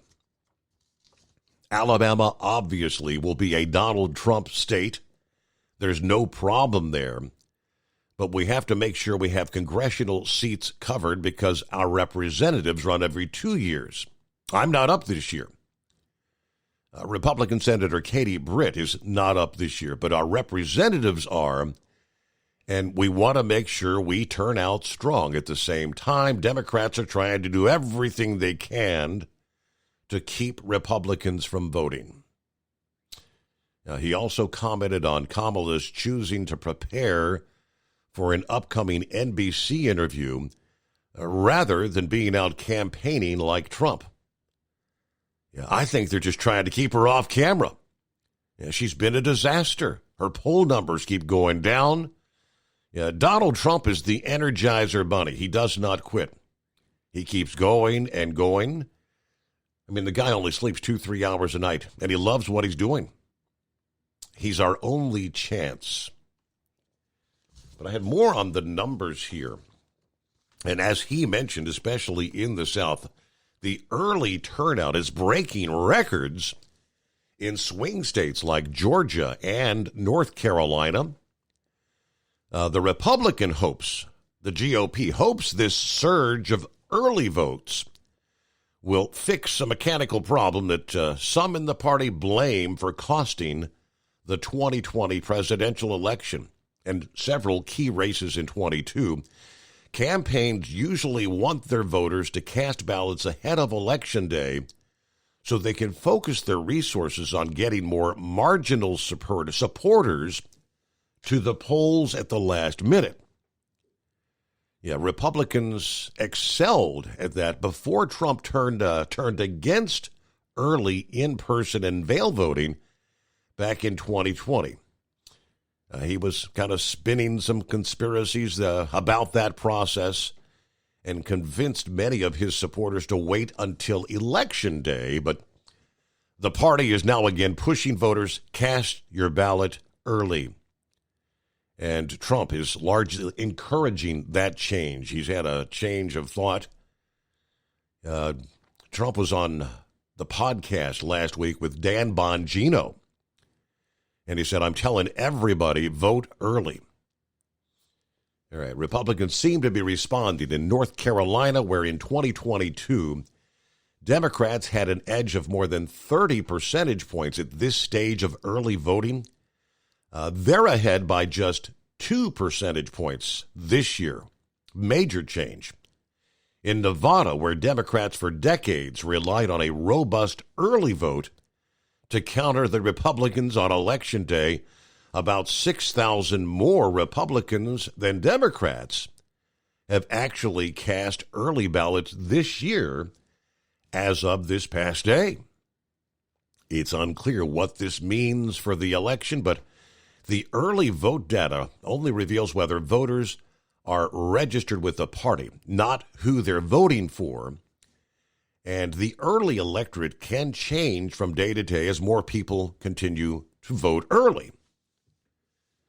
Now, they said the surge in the 2020 Democrat early voting was, for the most part, a reaction to the pandemic that does no longer exist today.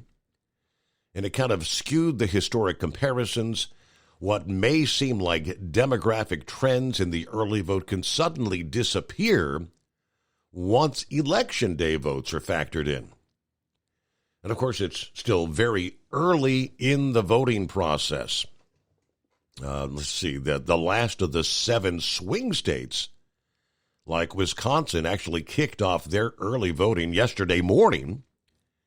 And the 17.4 million voters who have already cast ballots this year represent about 11% of the number of total ballots in the 2020 presidential election.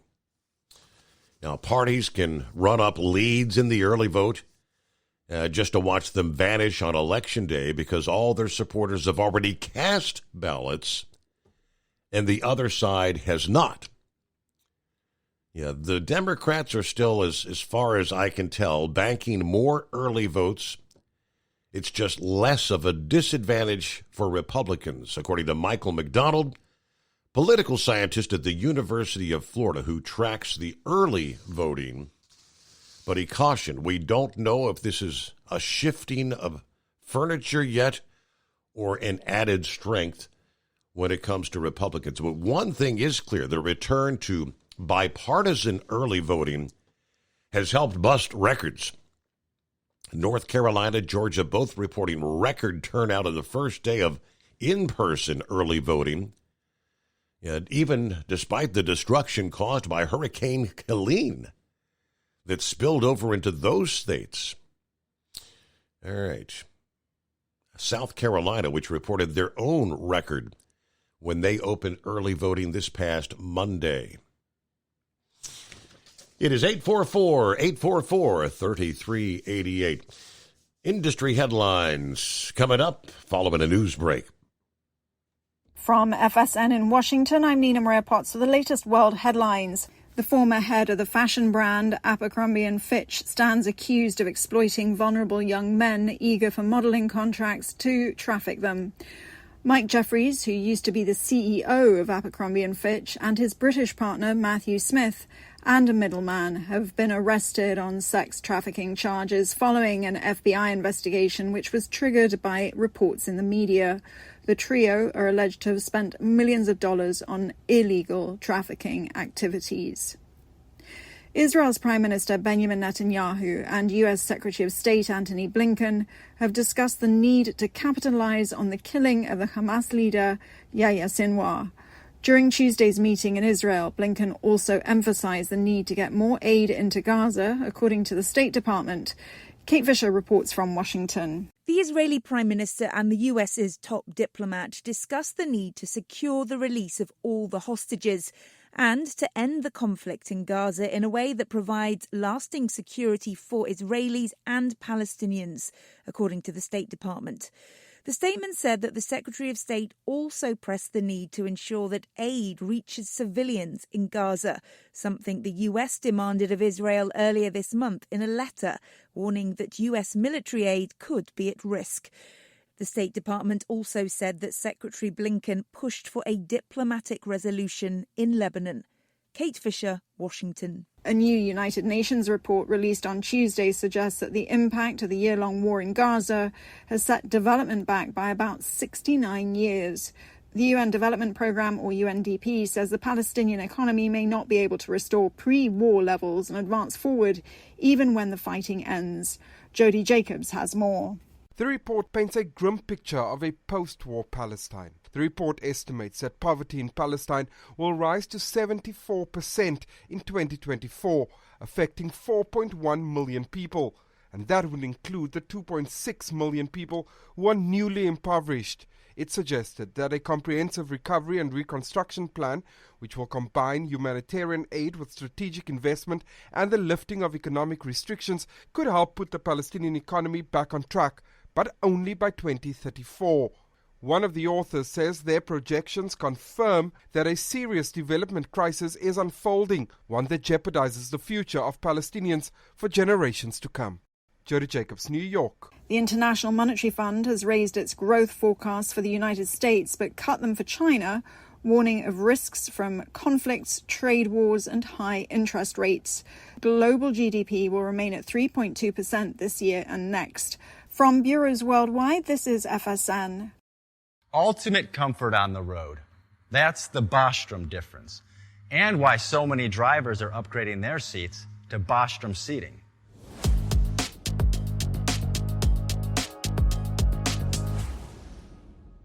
With roots dating back to 1935, we know seating. We've developed a full line of high-quality products with the right seat for your application, all made right here in the USA. From our top-of-the-line Wide Ride Plus Certa for the long-haul driver to our entry-level Baja series for the vocational driver, we provide you with the comfort you deserve at the price point you're looking for.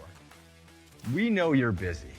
You don't have time to search every distributor and dealership for the right seat, only to find the one you want won't fit in your truck. That's why we created BostromSeating.com. It's a complete seating solution. You can build the perfect seat with the features and options you desire, and we'll help you be certain it'll fit in your cab.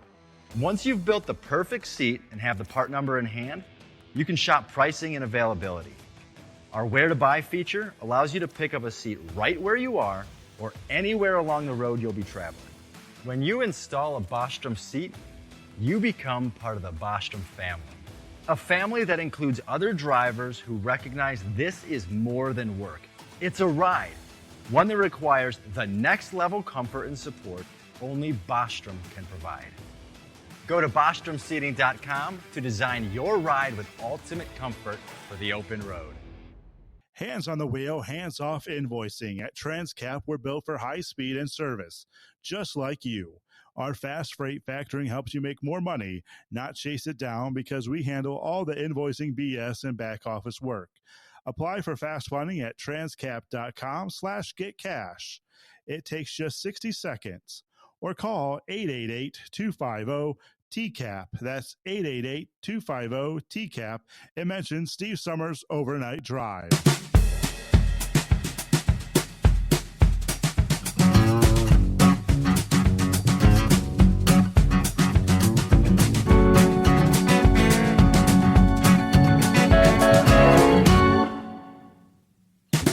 Under the industry headlines from FreightWaves this past day, an Illinois trucking company notified most of its company drivers they could no longer support part of its fleet operations, terminated their positions. In their words, due to current market conditions. Former company drivers for Merck's Global Incorporated of Elk Grove Village, Illinois, said they were routed to the company's yard after delivering their loads in the Chicago area and handed termination letters on October 11. Merck's Global, M-E-R-X, Merck's Global, is selling outdated equipment from its fleet and will not be replaced with new equipment at this time due to current market conditions, according to a termination letter handed to the affected drivers obtained by FreightWave. Based on these current conditions, we can no longer support part of the fleet operations.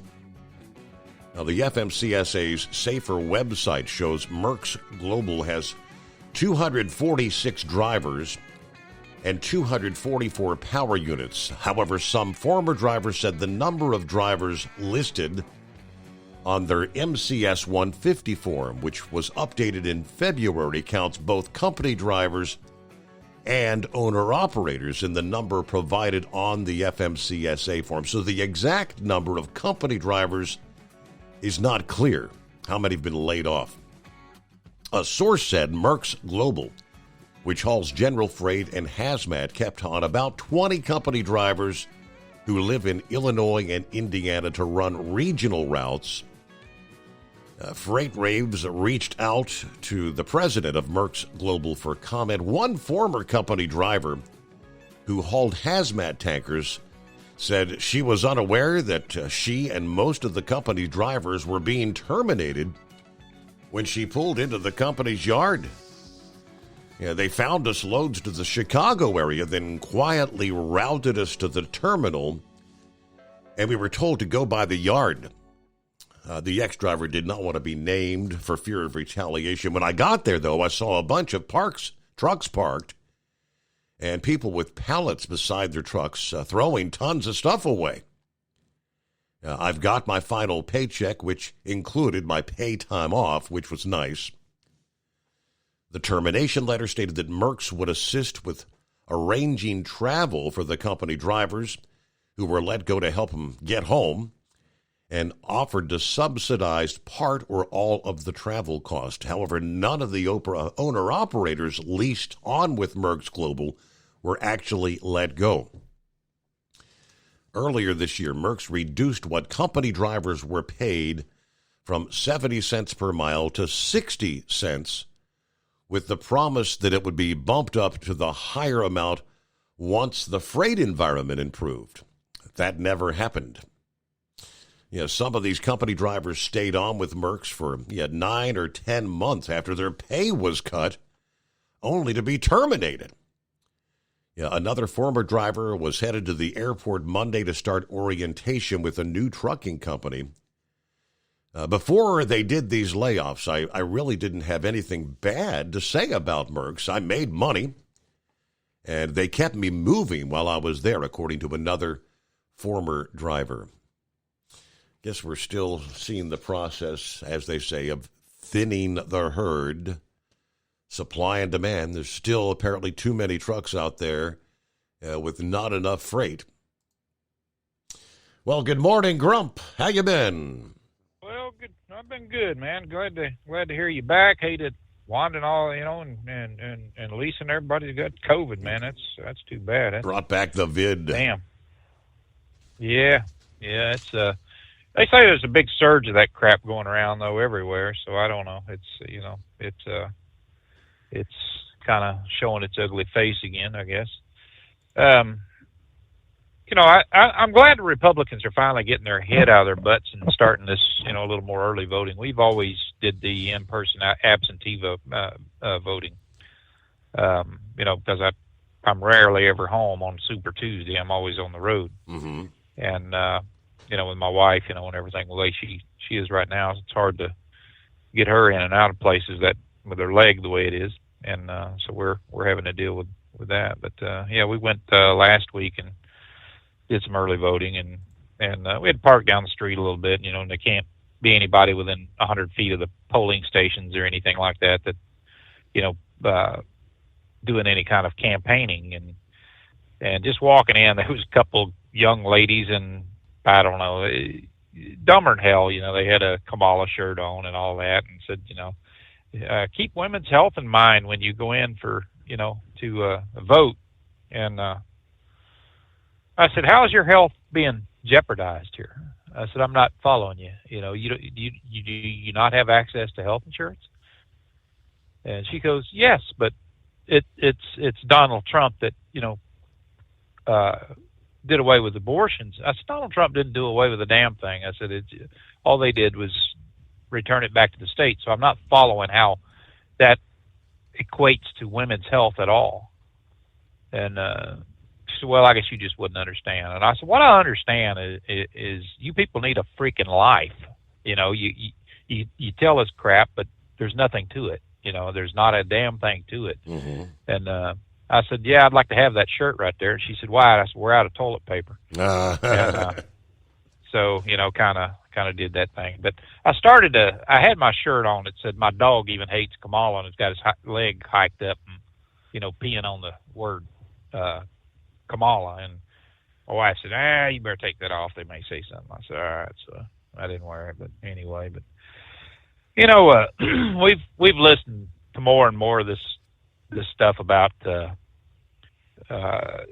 drugs and everything, fentanyl crossing the border and everything. And I think when you look back on this, Stephen, and how bad the Democrats fought Trump on just something like the wall, getting immigration slowed down and getting the drugs and everything, trying to, bring a head to that. It's, when you look back on this, for 41 years, we've had, remember the DARE program, it's still going on. And when that first started, it was for police officers to go to schools and educate kids, on the use of drugs and drug resistance. That's exactly what the DARE stood for. And you'd see some cop out in an old car, driving around, an old patrol car or something like that. Police officer would be out there, and the person that would drive up in the DARE car, it would look like it, it was ready for NASCAR or something. They'd spend just a ton of money, but they were getting grants to do this with. When that DARE program first started up, I remember in 1983, it started up, it was $600,000 was the budget for everywhere, $600,000. And that was to pretty much pay for the pamphlets and pay the officers time for going in and talking to kids about drugs. Care to guess what the DARE program is costing the American taxpayers today? I'm curious. It's been 41 years, and it's costing $1.8 billion now. It's become this giveaway to police departments, and they are no closer. I mean, it's probably one of the biggest failures that we've ever had in law enforcement was the DARE program, because they took it to the next level of just financing everything.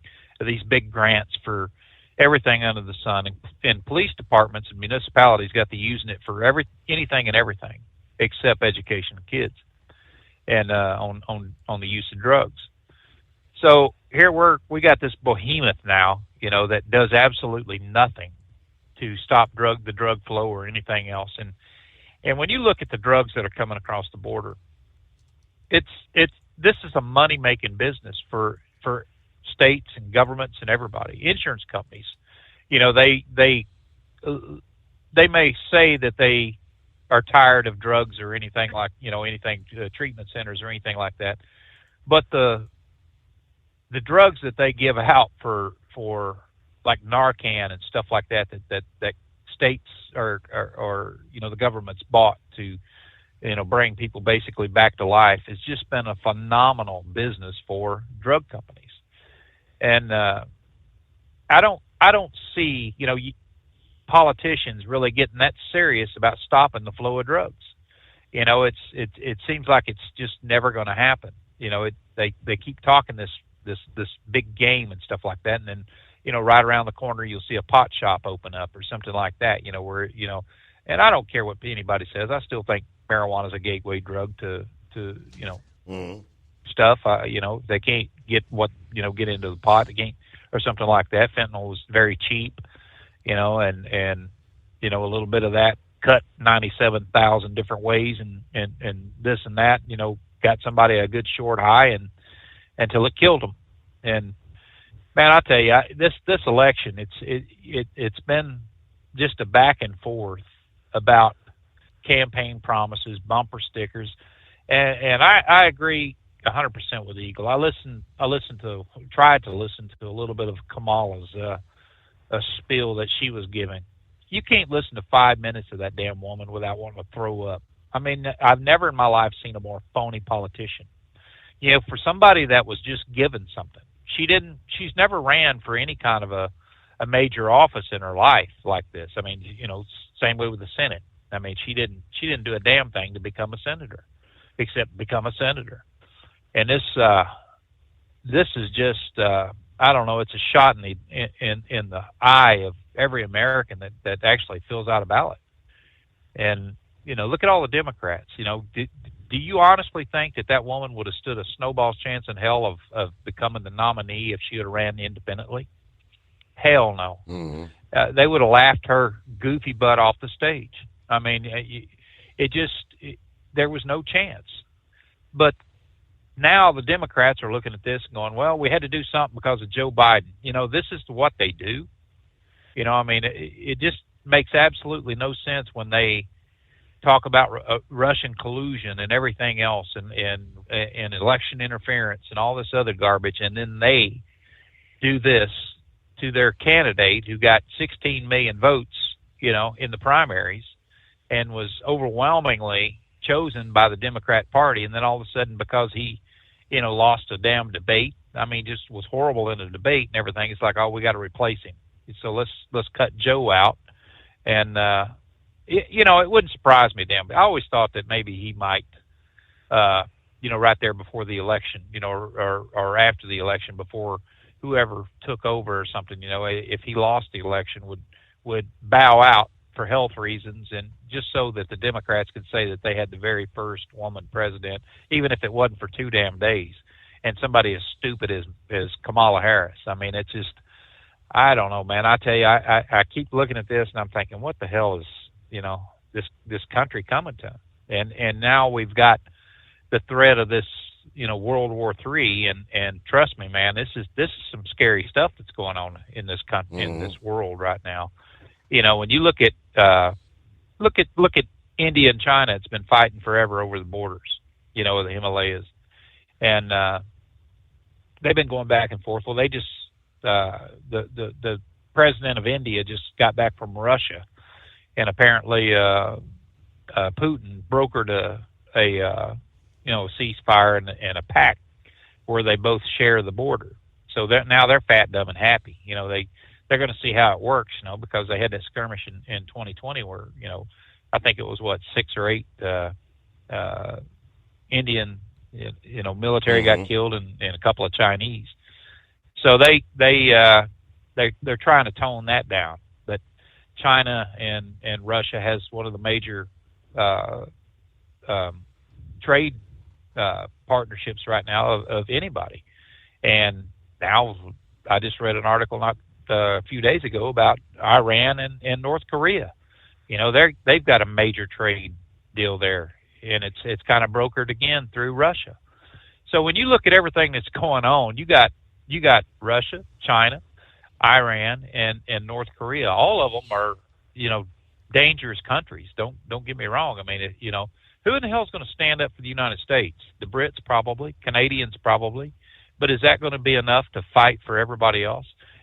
When Trump took over as president of the United States, when he started calling out NATO for not paying, in the first year he took in $100 billion of back dues on NATO, $100 billion.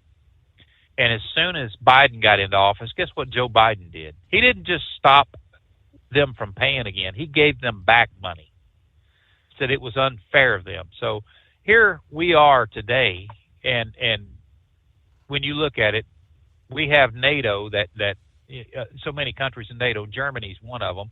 They wouldn't give a damn how many Americans went over there and bled for them again. They may have a decent military, and everything, but it's no power compared to ours. So the first people that they would call up if we were to go into some kind of war in Ukraine, it's just right, just ripe for a good war right there on top of what's going on now, is the fact that they would expect our soldiers, our men and women here in the United States, plus our taxpayers, to pony up more money to support them dumbasses over there, and then they would expect us to bleed for them while they sat back and watched. They're not going to pay their fair share. Trump was absolutely correct. If you're not going to pay your fair share of it, then defend yourself. Well, hell, that hurt their feelings. So many of them was like, wow, we can't do that. Hell, look, we're just a small country. Well, you still pledged so much of your GDP toward NATO, then pay the damn stuff.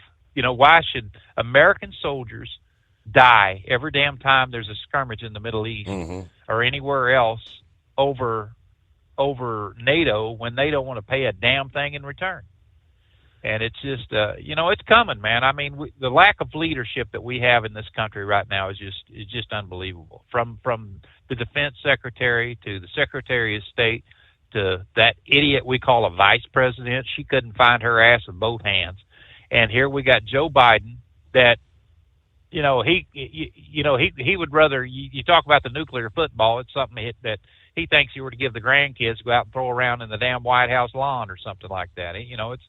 It's really a nuclear football? No, dumbass, it's got the codes in it.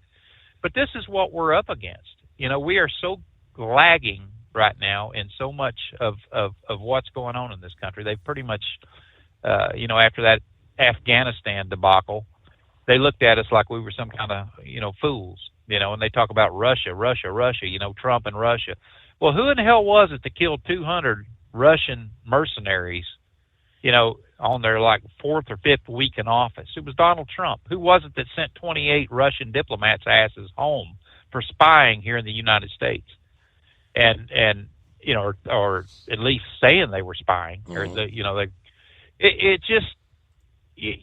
leadership is something that's when I was in the Air Force, we had to go to leadership school, NCO Academy, things like that, the senior NCO Academy, just to learn how to be a leader, learn how to talk to people, learn how to do things. And when you look at everything that Trump is doing right now and how he's treating, how he treats people, there's no wonder that he's resonating so much with the working class and blacks and Hispanics and people like that right now, because the Democrats have lost all sense of reality.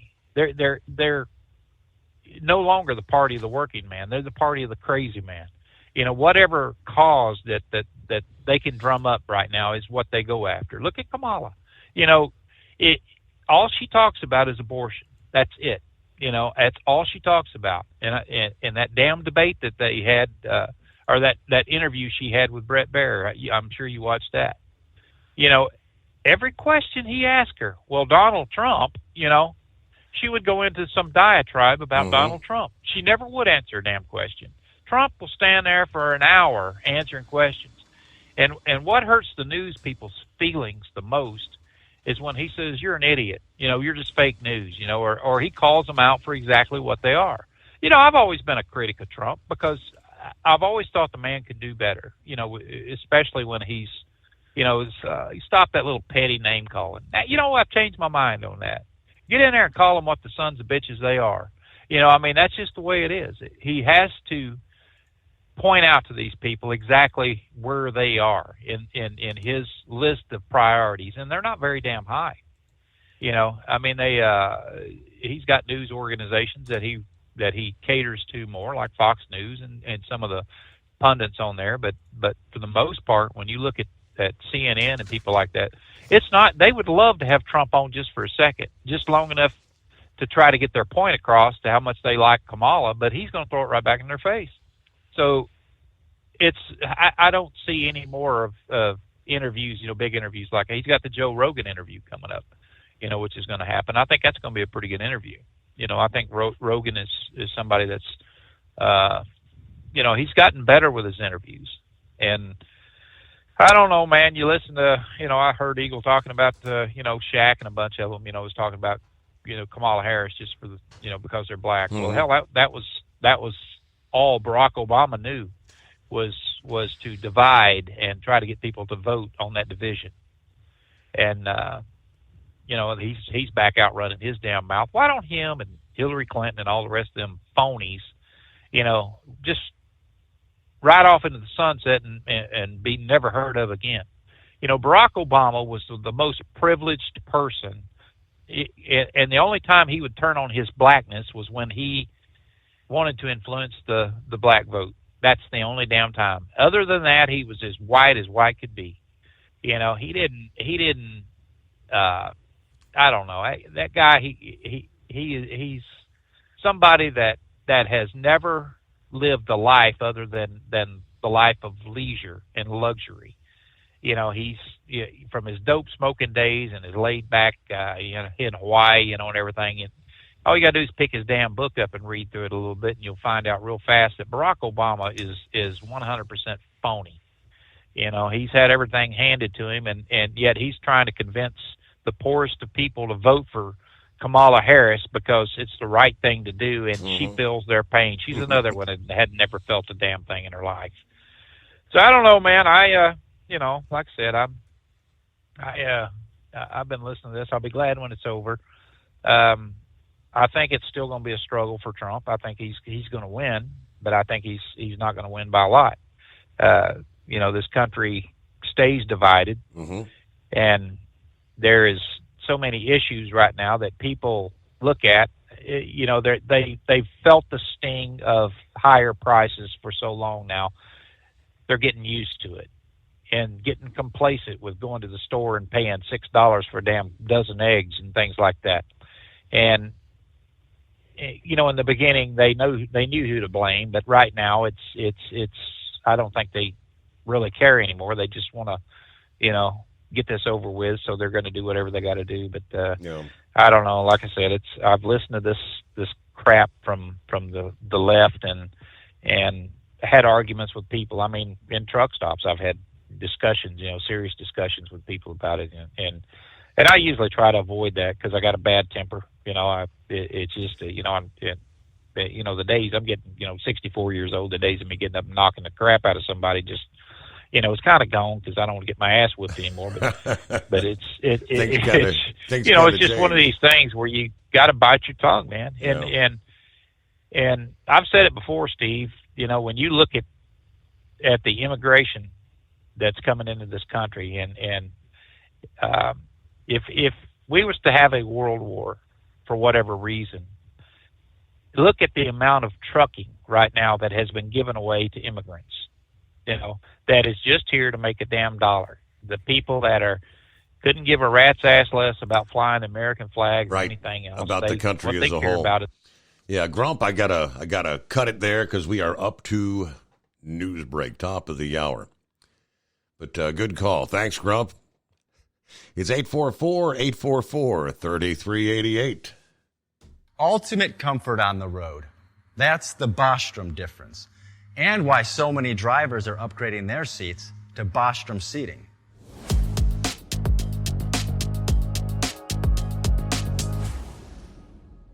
With roots dating back to 1935, we know seating.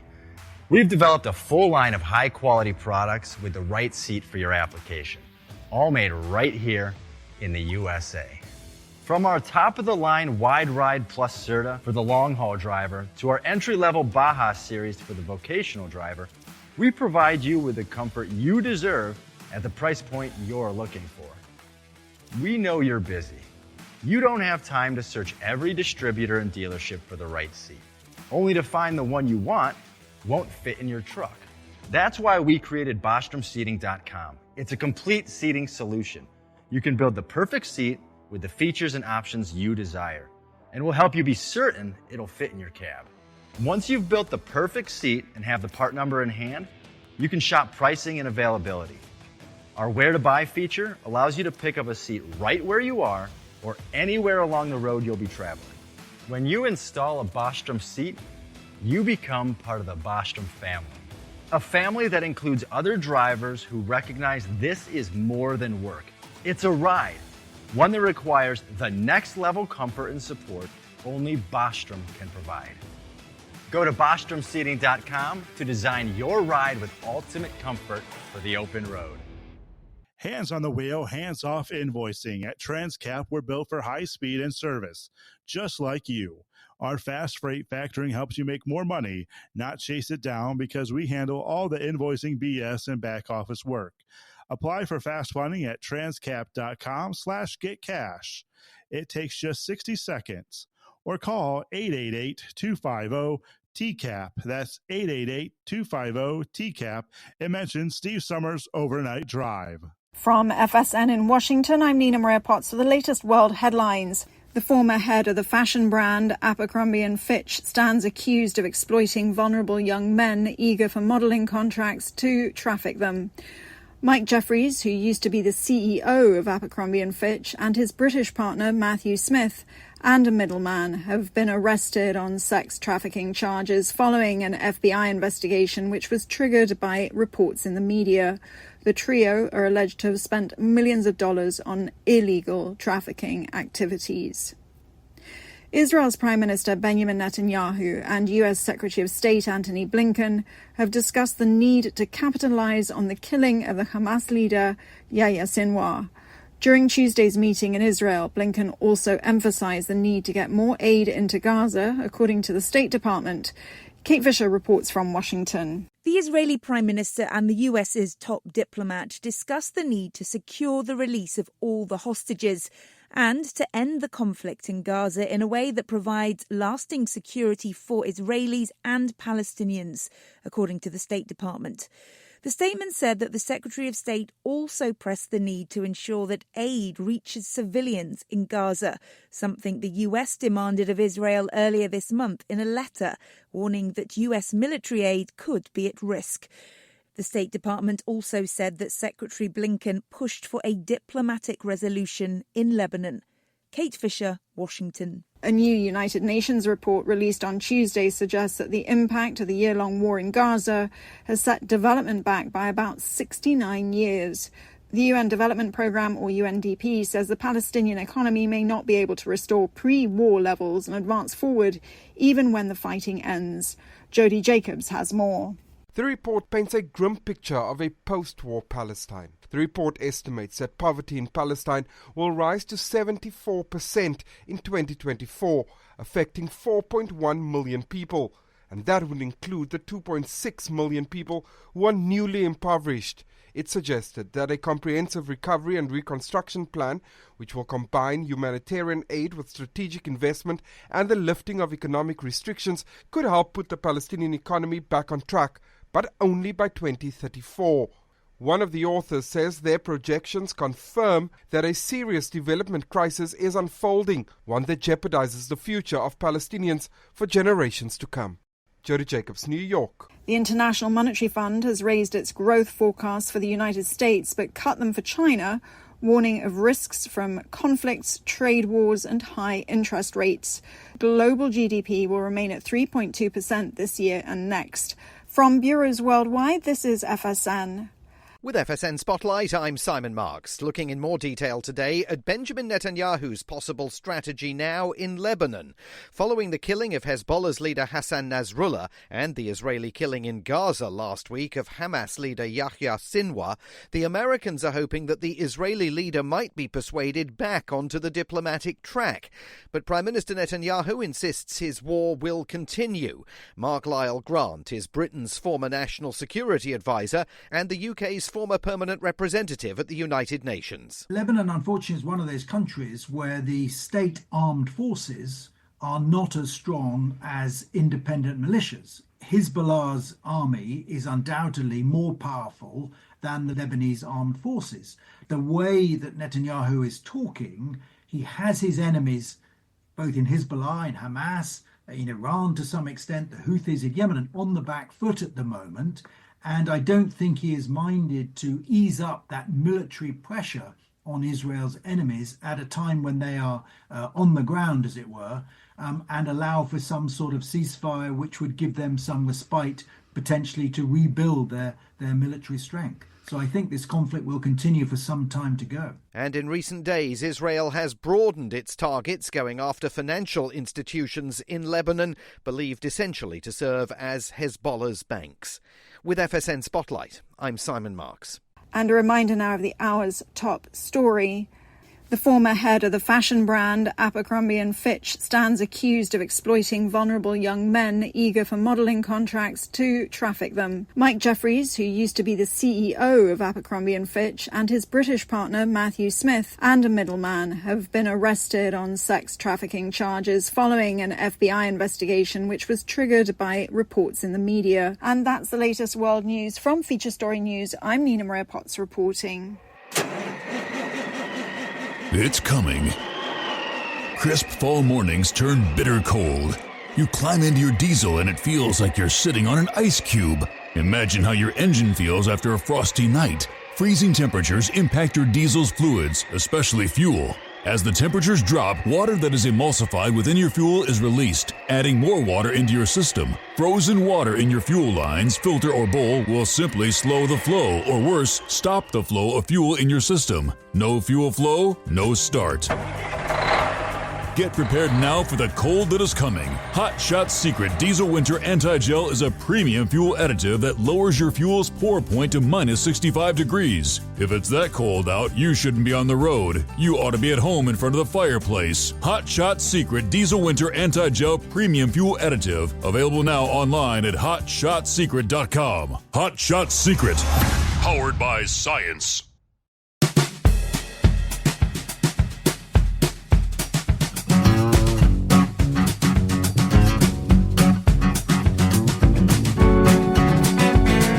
All right, another hour. Here we go.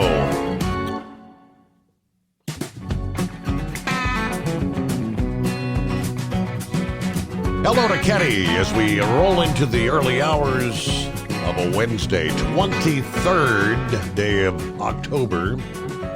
Yes, we are live.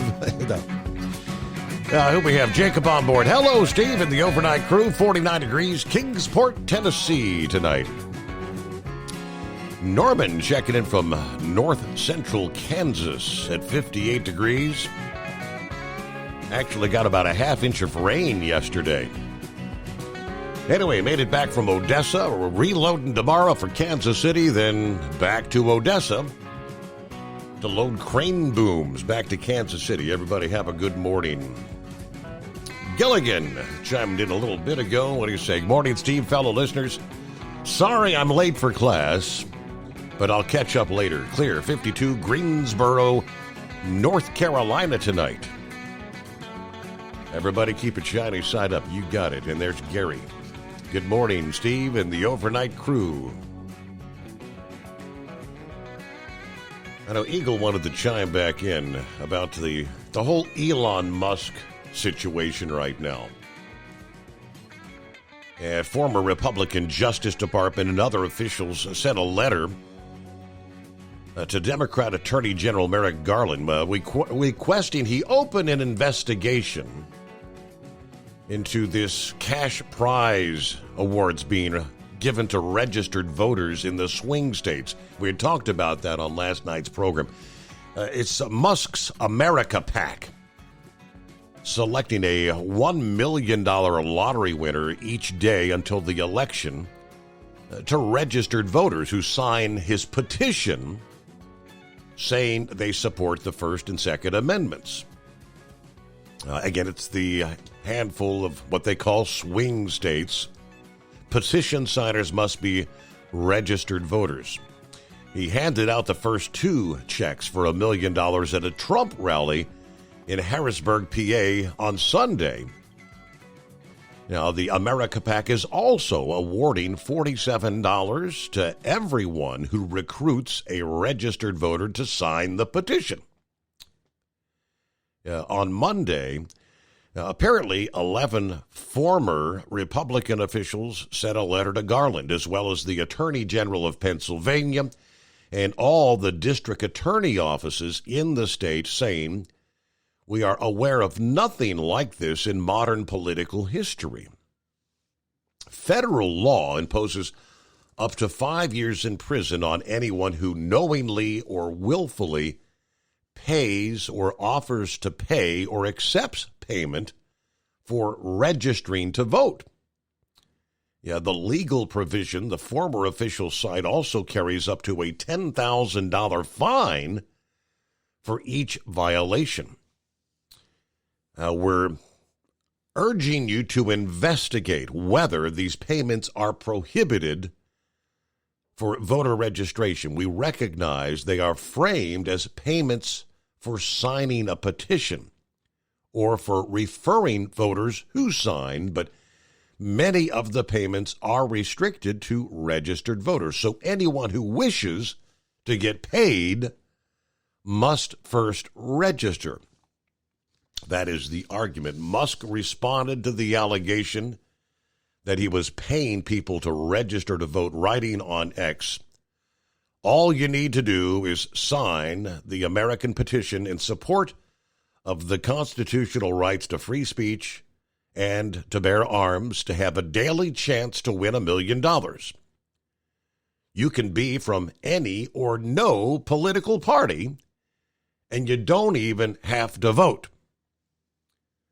Now, former New Jersey Governor Christine Todd Whitman, who has actually endorsed Kamala Harris for president, is among some of the more prominent signers of the letter urging Garland to investigate Musk. Others include Donald Ayer, who was Deputy Attorney General under George H.W. Bush, Trevor Potter, the former chairman of the Federal Election Commission back in the early 90s, Olivia Troy, special advisor to former Vice President Mike Pence, CBS News congressional correspondent Scott McFarland posted on X that the Department of Justice has confirmed receiving that letter, but not say whether an investigation has been opened. I don't know where that's going, but all right, Eagle, what do you think? Okay. Yeah, I appreciate you putting me back on. Hey, listen, Steve, before I get to Elon Musk situation, I wanted to go back and talk about something concerning sports right quick. Looked like we had another baseball legend died tonight or today. They just came over my phone about an hour or so ago. Yeah. Former baseball pitcher for the Los Angeles Dodgers, Fernando Valenzuela. Guy back in the 1980s, 81s, when he was doing his deal in L.A., passed away, along with Pete Rose earlier before you had went on your cruise. And guess what, Steve? Baseball still ain't done the right thing. Still ain't put Pete Rose in the Hall of Fame. You would have thought they would have, the least they could do is show the man respect. You know, the greatest baseball player to ever touch a baseball field. And the man is still denied admission to the Hall of Fame. It's a damn shame, and baseball ought to be ashamed of themselves for treating that man like that, Steve. Pete Rose, it's really sad, but I know he's in my baseball Hall of Fame. I don't give a damn what the Major League Baseball say. Now, let's talk about this other situation with Elon Musk. You know something, Steve? I want to talk about this guy. This guy has got to be the smartest man walking on planet Earth right now. I'm going to take the words from Donald Trump when he was talking at his rally and a couple of other rallies about just how smart this guy is, Steve. A couple of weeks ago, I think it was while you was on vacation, or maybe right before you went on vacation, Donald Trump, he said that he was watching this television set. And he was on a phone call with another guy talking about politics, and he said he had the television screen on, and this is the same thing I thought. And I'm looking at this rocket. Maybe Philip can chime in on it if he calls in. I'm looking at this damn rocket that had just launched a spacecraft into space, coming back down by itself and going right back into the same landing pod that it had took off at. That's what Donald Trump said. He could not believe it, and I couldn't believe it my damn self. I thought it was trick TV, Steve.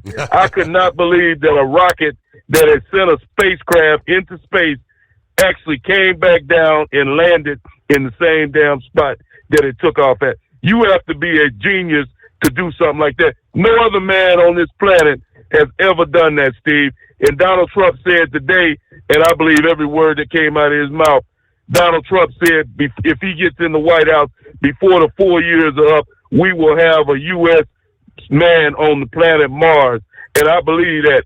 If any other president would say that, I would say you out your damn mind. But he's associated with Elon Musk, the smartest man walking on planet Earth right now.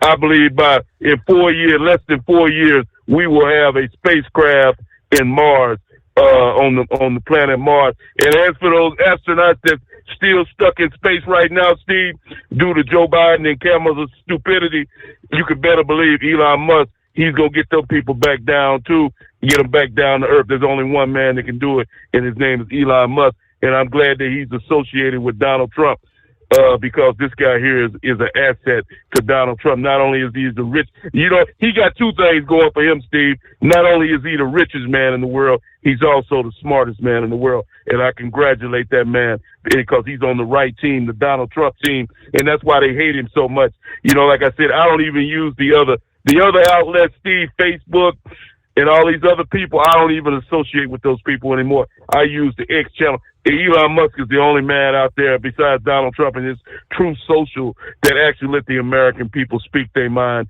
and say what you got to say without being censored. And I congratulate Elon Musk for his deal, for doing what he's doing. And Donald Trump, if he's a very smart man himself, he's putting Elon Musk on his team to be in charge of saving money and getting rid of this unnecessary spending. If anybody can do it, it's Elon Musk. That's the reason why he brung that rocket back down to the landing pad, Steve, to save money so we didn't have to build another damn rocket. You can't get no smarter than that. And like I say, Elon Musk is the man, Steve. I can't praise that man enough.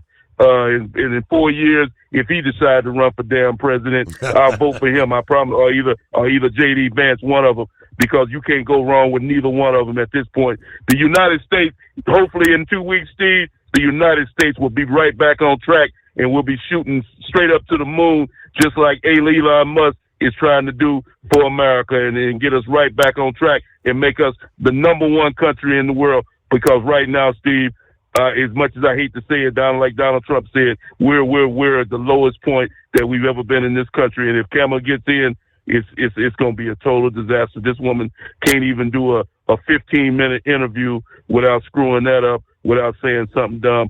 This woman cannot sit down at the table with Vladimir Putin. She can't sit down at the table with Kim Jong-un. These people will laugh right in her face.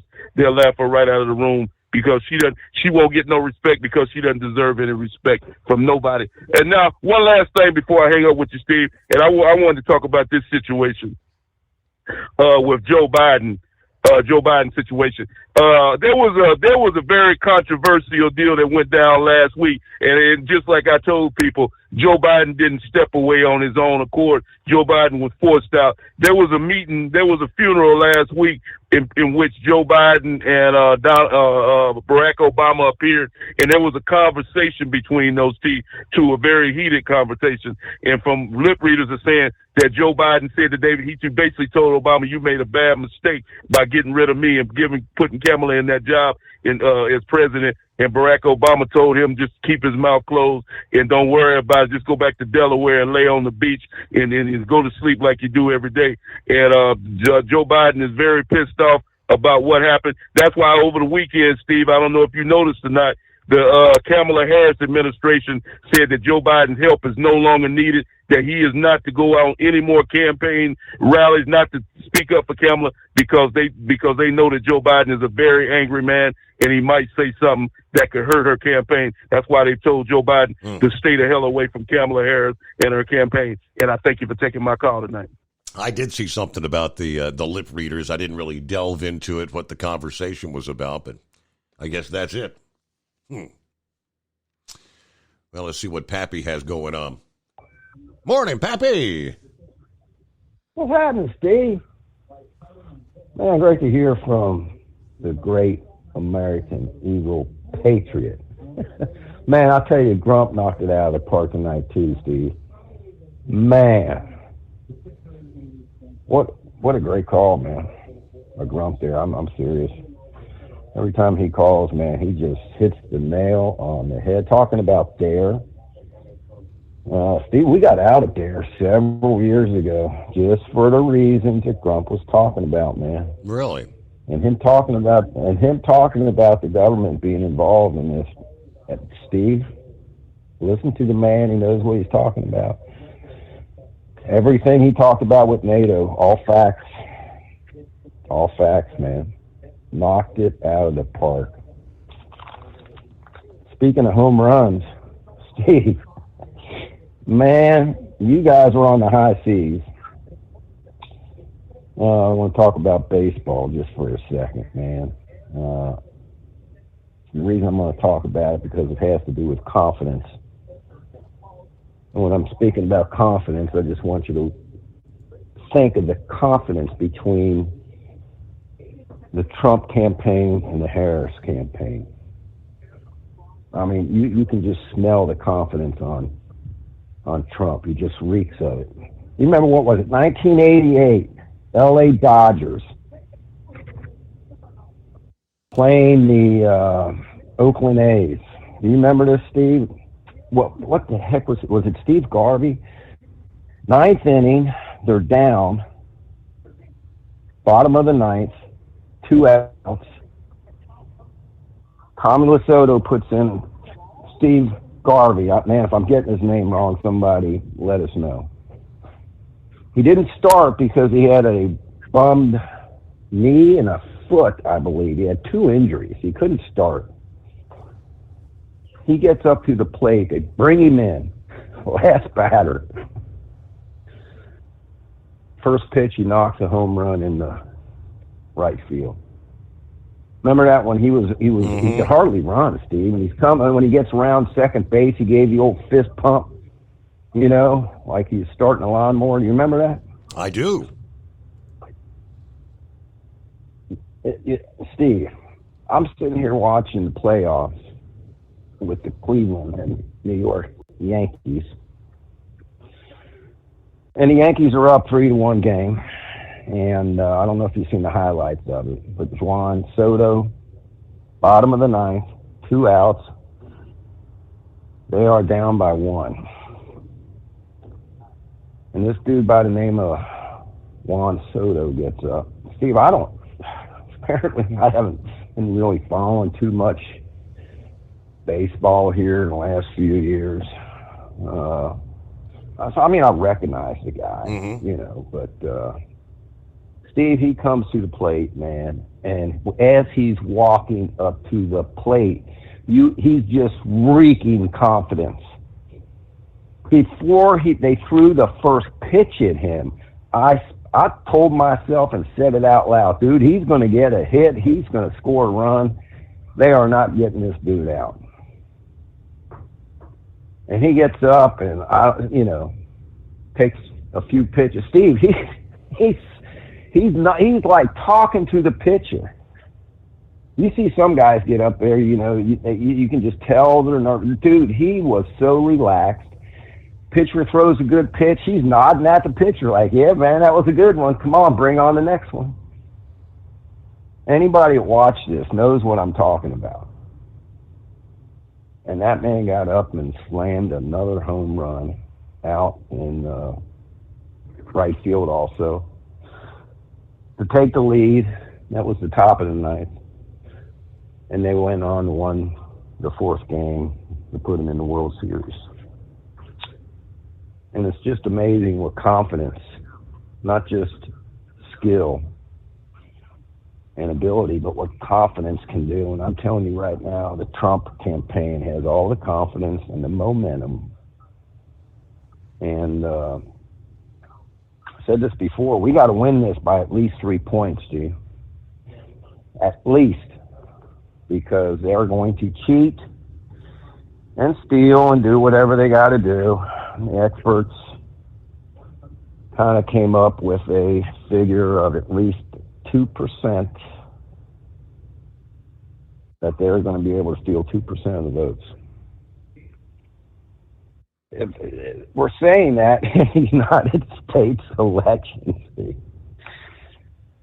So we got to get out. When we were talking, Bongino was talking about this, about early voting, is that if you wait, something this important, if you wait till election day, he said Republicans are notorious for wanting to vote on election day. You know, and I get it. I'm one of them. That's because we want to walk in that ballot box on election day, proud to be an American, you're a patriot, and stamp, you know, who you're voting for. The problem is, things happen. And there was a survey that came out, or maybe not a survey, but they were showing how the Republicans lose 2% of the vote on election day compared to Democrats. And why? Because Democrats get out and vote early. Republicans normally don't. And anything can happen on election day. You could have a snowstorm. Your car could break down. It could be raining all day, and you'd be like, screw it. I'm not going out there in the pouring down rain. Anything could happen which would prevent you from getting to the polls. Kid gets sick. Babysitter cancels on you. And just, you know, go down the list. So this campaign that get out and vote obviously is working, and it's got the Democrats freaking out. So just to reiterate it, let's get out and vote early. Let's take this thing home. Let's hit a home run here. Let's get out here with some confidence and pull this off. Steve, we talked about Israel maybe trying to bomb Iran's nuclear facilities. I want to get a little bit in depth, not too long here, but listen, one thing about Israel is they obviously have a very good fighting force. However, their Air Force is not really capable, listen to me, not really capable of taking out the nuclear facilities in Iran. Most of their aircrafts or fighter jets to protect the homeland. And they do a very excellent job. They don't have any like B-52, F-11 stealth bombers like we have, long-range bombers capable of penetrating a nuclear facility. We're not talking about just your typical bunker busters that they do have. We're talking about deep, hard bombardment. And if they attempt it and they don't succeed, that could be an issue. So they rely on the United States. Steve, listen to me. If there's an attack on Iran to try to take out their nuclear facility, they're going to need the assistance of the United States.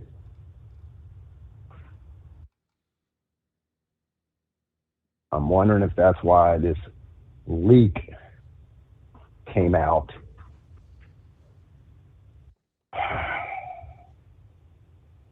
To try to keep them from doing this or try to get us involved or maybe get us involved. I don't know, Steve. I'm telling you, I can't believe this got leaked, man.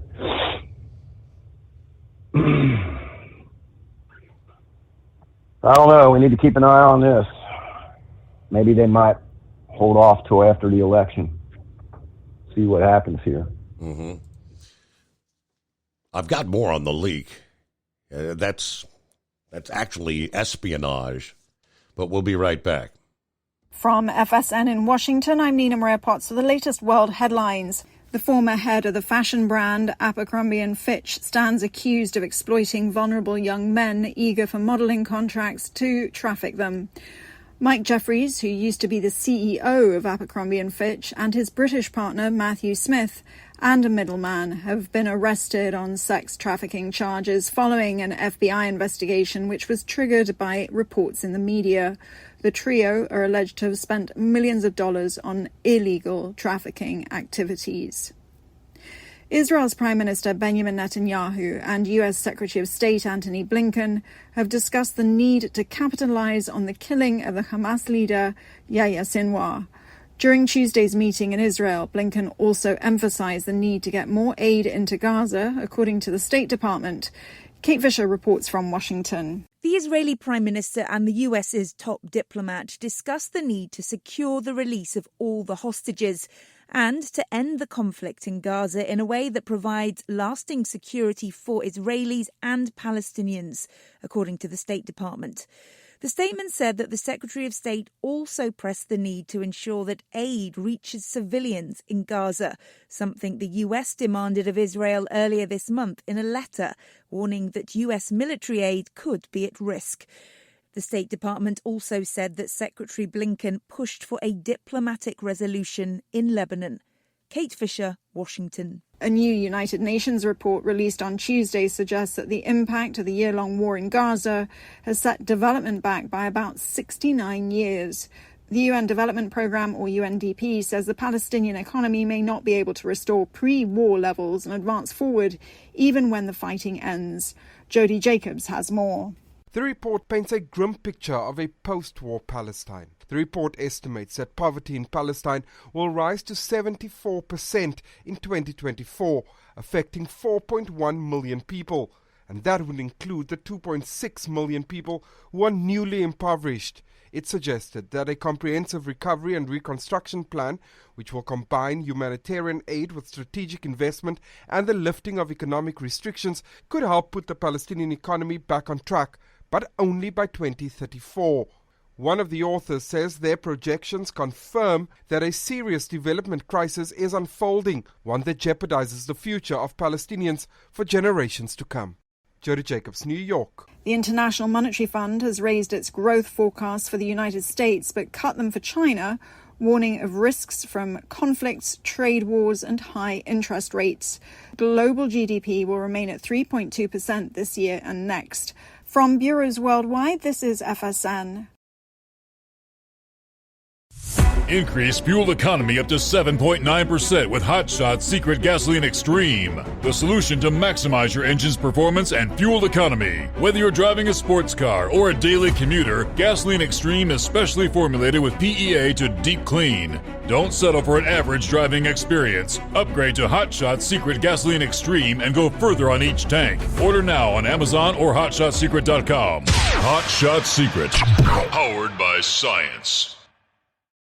At Hot Shot Secret, we share the science behind common diesel problems. For example, ultra-low sulfur fuels. Fuel has two purposes, combustion and lubrication. Ultra-low sulfur fuels have diminished the fuel's ability to lubricate. Hot Shot Secret Everyday Diesel Treatment with LX4 restores lubricity, protects your engine, and optimizes performance. Everyday diesel treatment is available at truck stops, Tractor Supply, O'Reilly's Auto Parts, and online at HotShotSecret.com. Hot Shot Secret, powered by science. Building relationships with their team, drivers, and customers still matter at IBI Security Transport. Since 1966, IBI and its team of drivers have been leaders and innovators in providing white glove service to its exclusive client base for transporting high-value freight safely and securely. Much of the IBI staff have driven trucks, so they understand both the customers' and drivers' needs. If you're seeking a career that values you as a person, not just a number, and offers great benefits and good home time, then IBI is the place for you. Call 800-582-5912 to discover why we are the leaders in team freight and start building a relationship with you. Attention all truckers, are you ready to own your own truck? Lone Mountain Truck Leasing makes it easy. Our lease-to-own program puts you in the driver's seat. Our inventory is always changing, and we have a variety of rigs, including Kenworths, Freightliners, automatics, and manuals. Once you make your last payment, the truck is yours. No interest, no balloons, and no buyouts. Take the first steps towards independence and financial freedom. Visit LoneMountainTruck.com or call 866-944-0383.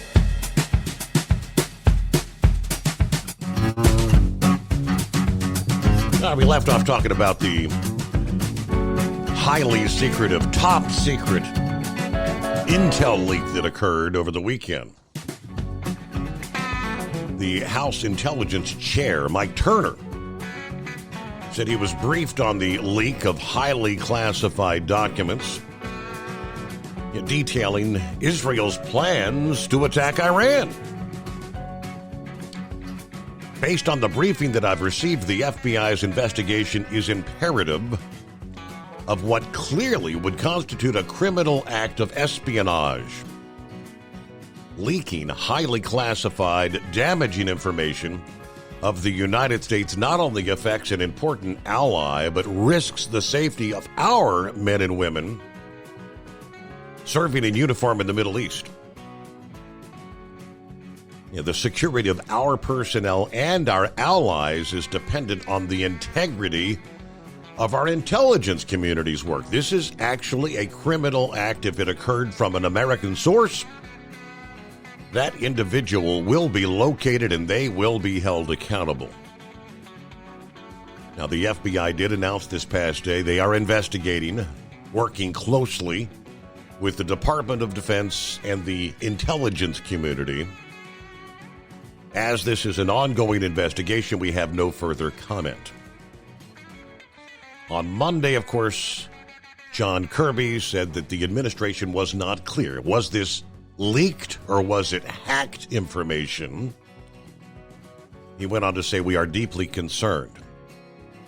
This is not supposed to happen. Former President Trump posted on Truth Social yesterday, quote, U.S. leaked highly confidential documents from Israel.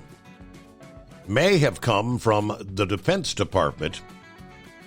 Israel has been seriously damaged and compromised by this. Wartime strategy and data probably came from the Defense Department. Must find the leaker. Israel no longer wants to share documents with the United States, and who can blame them?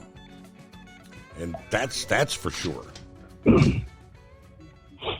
Steve, why did they share it this time? What did I just tell you? They need the assistance of the United States to be able to take out these nuclear facilities. So this leak, if this offensive would have went on, could have or would have maybe jeopardized Israeli and military personnel. Totally unacceptable. Hey, Gilligan last night was talking about the steel industry and what's happened to it. Steve, I know we pounded this in the ground, I don't know how many times, about the electrical grid. We just saw how the whole country of Cuba just lost power. The whole country of Cuba. Yep. So to say this can't happen anyway, what I'm getting at here is that, Steve, there has been this massive plan by 2040 to be carbon neutral. Steve, what this would do to the big industry here in the United States, especially the steel industry, would wipe it out. These factories require a massive amount of electricity to produce this steel and manufacture some of this stuff. And if they try to go, well, they want to, if they succeed and go carbon neutral, we are not going to be able to have the base load to keep these factories going. That's just a plain fact. We talked about solar, continuous base load. I think they're in the mid-20s. Sun only shines, I guess, not shines, but I guess there's only like 6 hours of the day that you can actually pull and utilize the sun for solar power. If it's a cloudy day, Steve, them numbers go down. Solar's a little bit, or wind's a little bit higher than solar. You're up in your 30s. 30% of continuous base load. Steve, that's 30% and 25% continuous base load. That only means a quarter of the day you're going to have power if they try to use strictly wind and solar. This is a scam. It's a fraud. And we cannot let this continue and succeed. Meanwhile, you got China building coal factories out the wazoo. Real quick to this Elon Musk thing, I just heard about this as you guys were talking about it. Doesn't sound like it had anything to do with buying boats. Believe you me, you know Musk had his attorneys looking at this. That's just a marketing pitch is all it is, Steve, so to speak. Listen, man, here's the problem. We got to weaponize DOJ. And Steve, they're after this man, just like they're after Trump. Make no mistake about it now. He is number 2 on the list. If they can go after this man, This weaponized DOJ. Take this thing, turn around like they did on Trump. Indicting, arresting, convicting, and imprisoning. Don't think they won't do it. Mm-hmm. See what happens here. All right, brother. That's it. All right. Good to hear from you, Pappy. Thank you very much. Yeah, real quick. Philip's online. We got him coming up here. Maybe he can answer Eagle's question there. We talked about that last evening a bit, and I watched the full video this past morning of that Starship launch. That was absolutely fascinating, incredible. But first, Election Day less than 2 weeks away, and it's almost like there are several states already trying to prime the pump that we're not going to know the official results of the election on election night. Specifically, Michigan's Secretary of State. Oh, yeah, one of those very, very crucial swing states.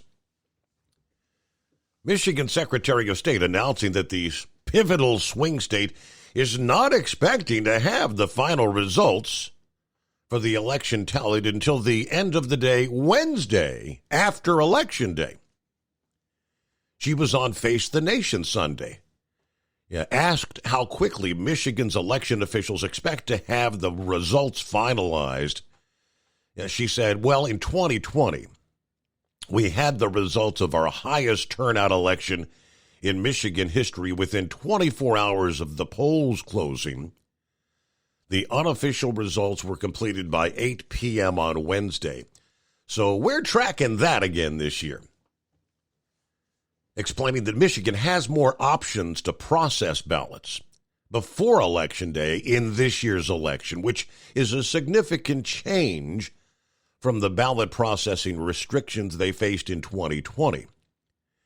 As a result, I'm optimistic we could see results sooner, but I would estimate end of the day Wednesday is the best guess of how we'll perform. That said, we will always prioritize accuracy and security over efficiency. While the state understands the American people will be eagerly anticipating the results, state officials intend to ensure the ballot counting process is, quote, secure and accurate before the results are shared with the public. We understand people's energy and excitement. We'll be working hard to ensure those results are ready as soon as possible.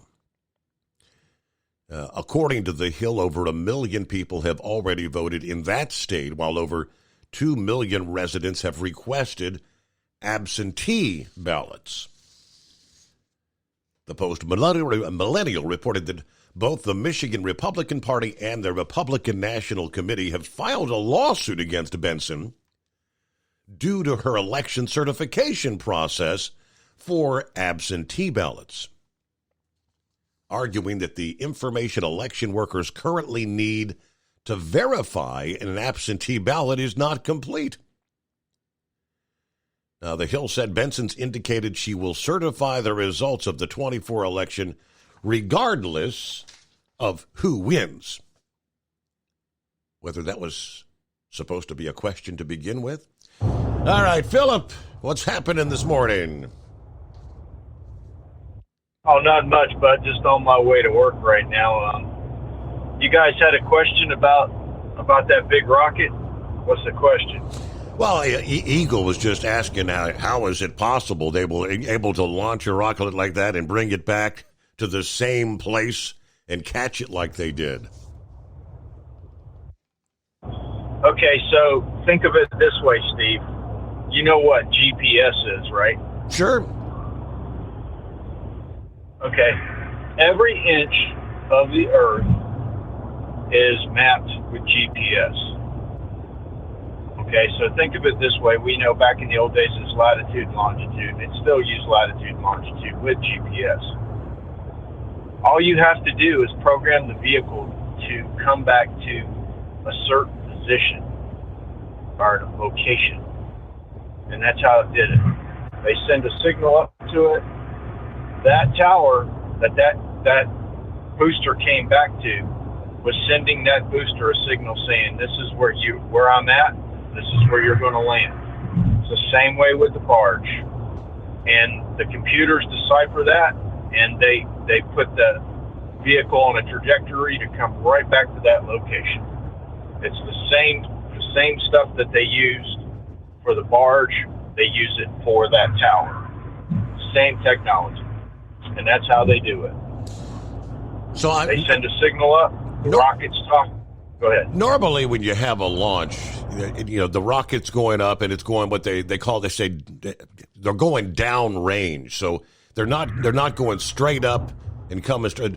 Are they going more or less straight up with these tests, or are they going down range and able to come back from that distance? It doesn't matter if you're going at an angle or if you're going straight up. As the signal from the computer's taking the signal from the tower to the vehicle back and forth, and it's figuring out where it needs to go. If you watch the launches, like was it NASA spaceflight, they had a detailed deal about this. They had a certain point to where they could scrub this, and they knew it wasn't going to come back. If they knew they were having an anomaly or something was going on, they could scrub it. It doesn't matter. When they shoot a rocket, it doesn't go straight up. I don't care what anybody says. Even the space shuttle, when it took off, it went up a few feet, and then it moved over 15 feet, and then went straight up. And a lot of people never saw that. It was so big, you can't see it on the scale. But that's how it works. He's got it set up in the computer when it launches, and it's coming back. And you'll notice when it's coming back, this guy is so smart. He figured out, you know what? We need thrusters to kind of steer it, right? We're just going to put these little fins out there that are going to slow it down, but we're also going to use air that's left over from the tank. So, like, picture this. When you empty a tank out, take the fuel out of it, what's left in it? Air. We're going to take that air, and we're going to compress it, and we're going to push it out to the side, and we're going to use it as a thruster. So you don't need no fuel at all. You're just using air to push the vehicle to where it needs to go. And that's all it is. It's getting the vehicle in the right attitude to come back, and it just pushes it side to side, and it keeps it on a trajectory. It follows a heading. Same thing that we do when we take off in an airplane nowadays. When you take off with the airline plane gets on a trajectory, it follows the set route, and it goes on that route. And it's the same way with that rocket. It's the same kind of system. It follows one point and comes right back. That's how it works. Simple stuff. It's not very hard. It's not, when you think about it, it's not very hard to do with today's computers. Now, most of the rockets that we see today are throwaways. Everything we've seen in the past is a throwaway. You look at the Artemis. That rocket's a throwaway. We spend more money to launch it to get the vehicle up. Whereas Elon Musk, he's looking at, hey, dude, let me get that back. Even if I have to pay, say, $100,000, that's better than buying $1 billion rocket, right? That's what his train of thought is. Even though it costs a little bit of money to maintenance it, get it back up, and launch it again, I'm still saving money in the long run. He's used some of these Falcon 9 boosters 20 times, Steve. Can you imagine using a rocket 20 times? Right. He's used it. You think about that. That's a big, huge cost savings. Think about this. What you saw come back the other day at Texas was the world's biggest rocket that's ever been flown. It's the biggest rocket. And guess what? He saved probably a good 40 to 60% of that rocket, of that vehicle. 40 to 60% savings by bringing it back. Reason being is he's got engines to look at. He's got engines he can rebuild. He's got a frame, that he can reuse again. He's got everything. It's a lot of reusability. So that's what he's doing. In the next one, you're going to actually probably see the Starship come back too, if he can get that second pad up. I don't think so, but that's going to be one of the tests that you're going to see down the road. Now, are we going to be in Mars in 4 years? I don't think so, Steve. I think we're a long way from being in Mars because that environment's a long way away from us, and it's going to take at least a year to get there. Okay? With what they've got going on right now. So I don't think we're going to be there in 4 years. Is Elon Musk a smart man? Absolutely. And I'm going to tell you what, in the entertainment business, they call it the total package. When somebody's a musician, they're an entertainer, they can, the front guy, whatever. Elon Musk is the total package in the business world. He knows how to market himself. He knows how to engineer stuff that works. And he knows how to promote things. And he knows how to lead his people. Now, what I just say? Lead people. He knows how to lead his people. Would I go to work for Elon Musk? You bet your money. If he came up to me and said, hey, Philip, I need you to go to work for me. Absolutely. You know why? Because people will follow him. And that's something that President Trump had. People will follow him. And that's what people need to understand about the election. We need to have somebody in office that we can follow. Does Kamala Harris have it? I don't think so. I think she's leading under somebody else's deal. Now, with Elon, in relation to what you said about him and his election thing, I think that I'm with Pappy. I think he has legal people that looked at the situation and said, hey, you can do this. The only thing you're asking is somebody to be a registered voter. Now, he's not telling them to register to vote, is he, Steve? Is he asking them to register to vote? No, he's asking them that to do this contest, you have to be a registered voter. It's no difference than you registering for something. You have to have a driver's license. What's the difference? You see where I'm coming from, Sure. Steve? And that's what we need. That's the legality side of it that's going to probably throw it out the park. I think that Elon is in a good position. He always has been, and he knows how to do things. And that's the thing. Think about this. Everybody buys these Tesla cars, right? They're the greatest thing on earth. All right? Who made them buy them? Elon did. He's the guy that went and saw all the people that invested in Tesla. Tesla's not owned by Elon Musk, folks. Tesla's owned by investors. Okay? It's no different than any other company. It's owned by investors. It's not owned by Elon Musk. Yes, he started the company. Yes, he's a big guy of the company. He has controlling deal of the company. But he doesn't own it solely. It's owned by investors. And to get those investors, it takes a lot. It takes really a lot to get into that kind of situation. And to have somebody that can promote a product that much and get it to that level, it's amazing. So, hey, Steve, have you heard of a little band called Van Halen? Yes, I have. What about? Okay. So, yesterday, Alex Van Halen. Well, nobody's heard much out of Alex Van Halen since Eddie passed away. But Alex Van Halen wrote a book, and I want to tell everybody about this, okay? Because I'm a musician.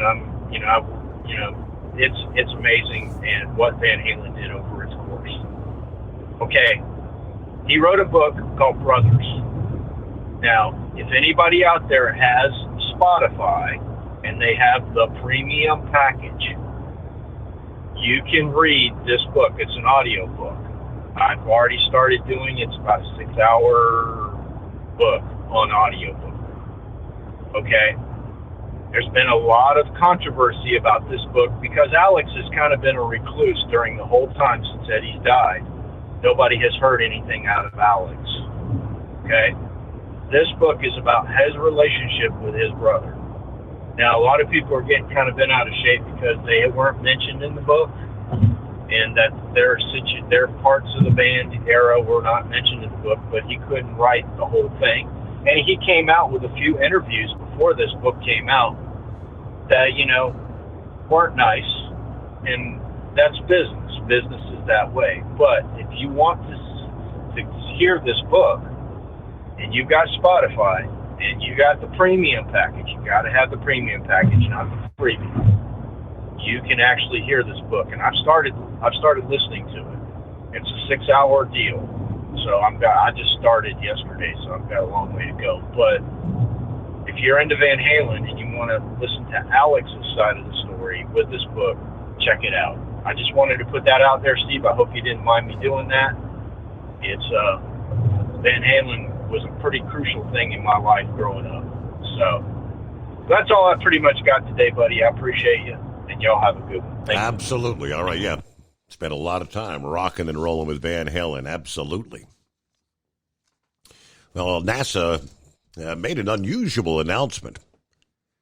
The explosive peak of the sun's roughly 11-year cycle, known as the solar maximum, is already well underway, according to scientists. Many experts suspected that was the case, but the official confirmation came as a big surprise, given that researchers normally hold off on making such announcements until after this active phase starts winding down.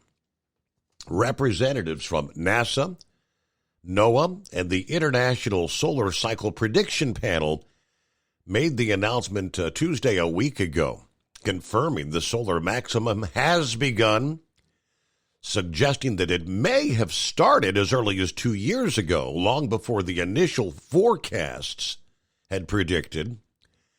They also noted solar activity will likely remain high for around another year. In other words, a lot of solar flares and that sort of thing. Ultimate comfort on the road. That's the Bostrom difference. And why so many drivers are upgrading their seats to Bostrom seating.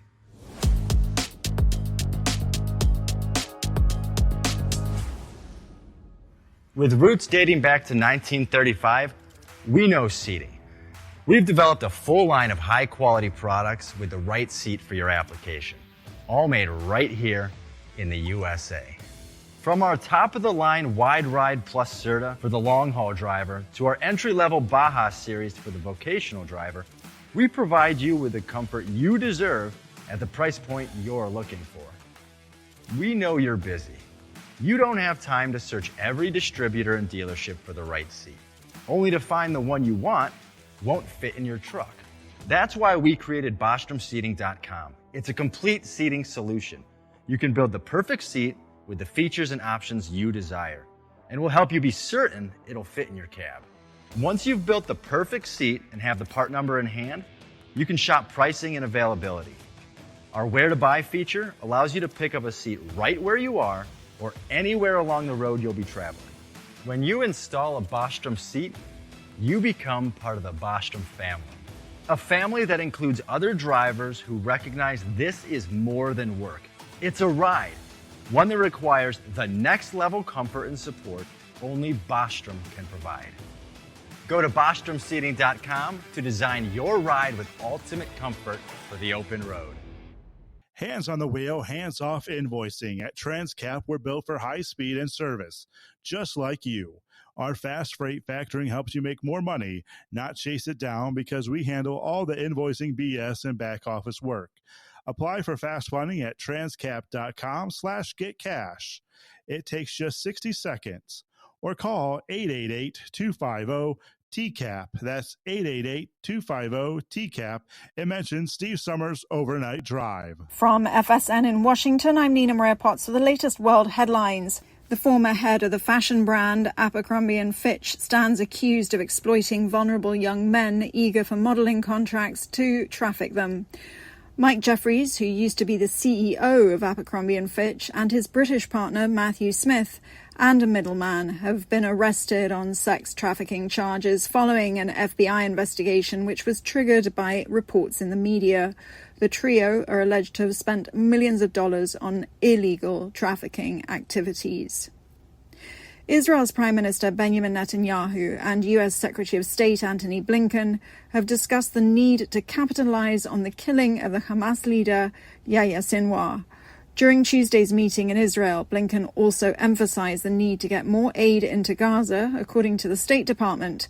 Kate Fisher reports from Washington. The Israeli Prime Minister and the US's top diplomat discussed the need to secure the release of all the hostages and to end the conflict in Gaza in a way that provides lasting security for Israelis and Palestinians, according to the State Department. The statement said that the Secretary of State also pressed the need to ensure that aid reaches civilians in Gaza, something the US demanded of Israel earlier this month in a letter, warning that US military aid could be at risk.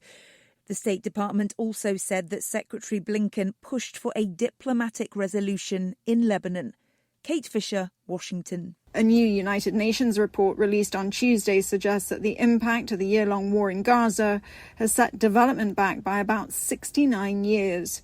The UN Development Programme, or UNDP, says the Palestinian economy may not be able to restore pre-war levels and advance forward even when the fighting ends. Jody Jacobs has more. The report paints a grim picture of a post-war Palestine. The report estimates that poverty in Palestine will rise to 74% in 2024, affecting 4.1 million people. And that would include the 2.6 million people who are newly impoverished. It suggested that a comprehensive recovery and reconstruction plan, which will combine humanitarian aid with strategic investment and the lifting of economic restrictions, could help put the Palestinian economy back on track, but only by 2034. One of the authors says their projections confirm that a serious development crisis is unfolding, one that jeopardizes the future of Palestinians for generations to come. Jody Jacobs, New York. The International Monetary Fund has raised its growth forecasts for the United States but cut them for China, warning of risks from conflicts, trade wars and high interest rates. Global GDP will remain at 3.2% this year and next. From bureaus worldwide, this is FSN. With FSN Spotlight, I'm Simon Marks, looking in more detail today at Benjamin Netanyahu's possible strategy now in Lebanon. Following the killing of Hezbollah's leader Hassan Nasrallah and the Israeli killing in Gaza last week of Hamas leader Yahya Sinwar, the Americans are hoping that the Israeli leader might be persuaded back onto the diplomatic track. But Prime Minister Netanyahu insists his war will continue. Mark Lyle Grant is Britain's former national security advisor and the UK's former permanent representative at the United Nations. Lebanon, unfortunately, is one of those countries where the state armed forces are not as strong as independent militias. Hezbollah's army is undoubtedly more powerful than the Lebanese armed forces. The way that Netanyahu is talking, he has his enemies both in Hezbollah, in Hamas, in Iran to some extent, the Houthis in Yemen, and on the back foot at the moment.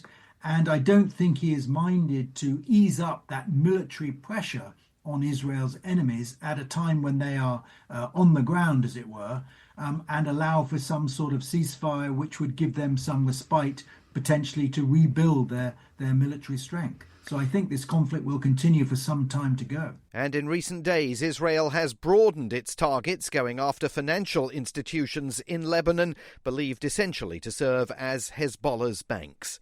With FSN Spotlight, I'm Simon Marks. And a reminder now of the hour's top story.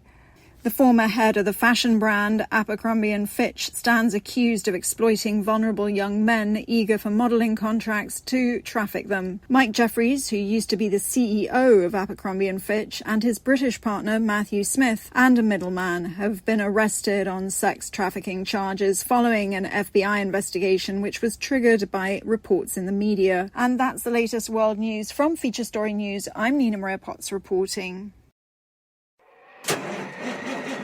It's coming.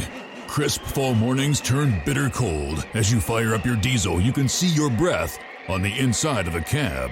Imagine looking deep into your engine. Freezing temperatures impact your diesel's fluids, especially fuel. On a 23-degree morning, the paraffin wax in your untreated fuel starts to morph from fluid to large crystals. These crystals clump together and form a gel. At minus 10 degrees, your fuel hits the point where it no longer pours like a liquid. It's so dense that the flow through the fuel filter will slow, causing hard starts or no starts. Get prepared now for the cold that is coming. Hot Shot Secret Diesel Winter Anti-Gel is a premium fuel additive that lowers your fuel's pour point to minus 65 degrees. If it's that cold out, you shouldn't be on the road. You ought to be at home in front of the fireplace. Hot Shot Secret Diesel Winter Anti-Gel Premium Fuel Additive. Available now online at HotShotSecret.com. Hot Shot Secret.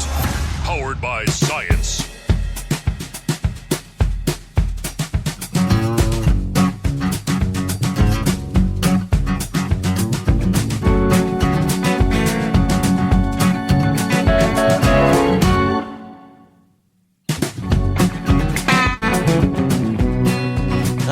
As we cross over the midnight hour on the West Coast, welcome in. Turn the page on the calendar. 23rd of October for 2024. Less than 2 weeks till Election Day. Meanwhile, it's 844-844-3388. Talking about the leaked top secret information, the intel being described as espionage. Roki looked up espionage, the act of obtaining information from one party and conveying it to another, thereby betraying your country in the process. Treason is the act of overthrowing your government or killing the head of your country. And that's why the intel chief there said that's, whoever leaked this, if it was indeed a leak rather than a hack, and I think that's the case.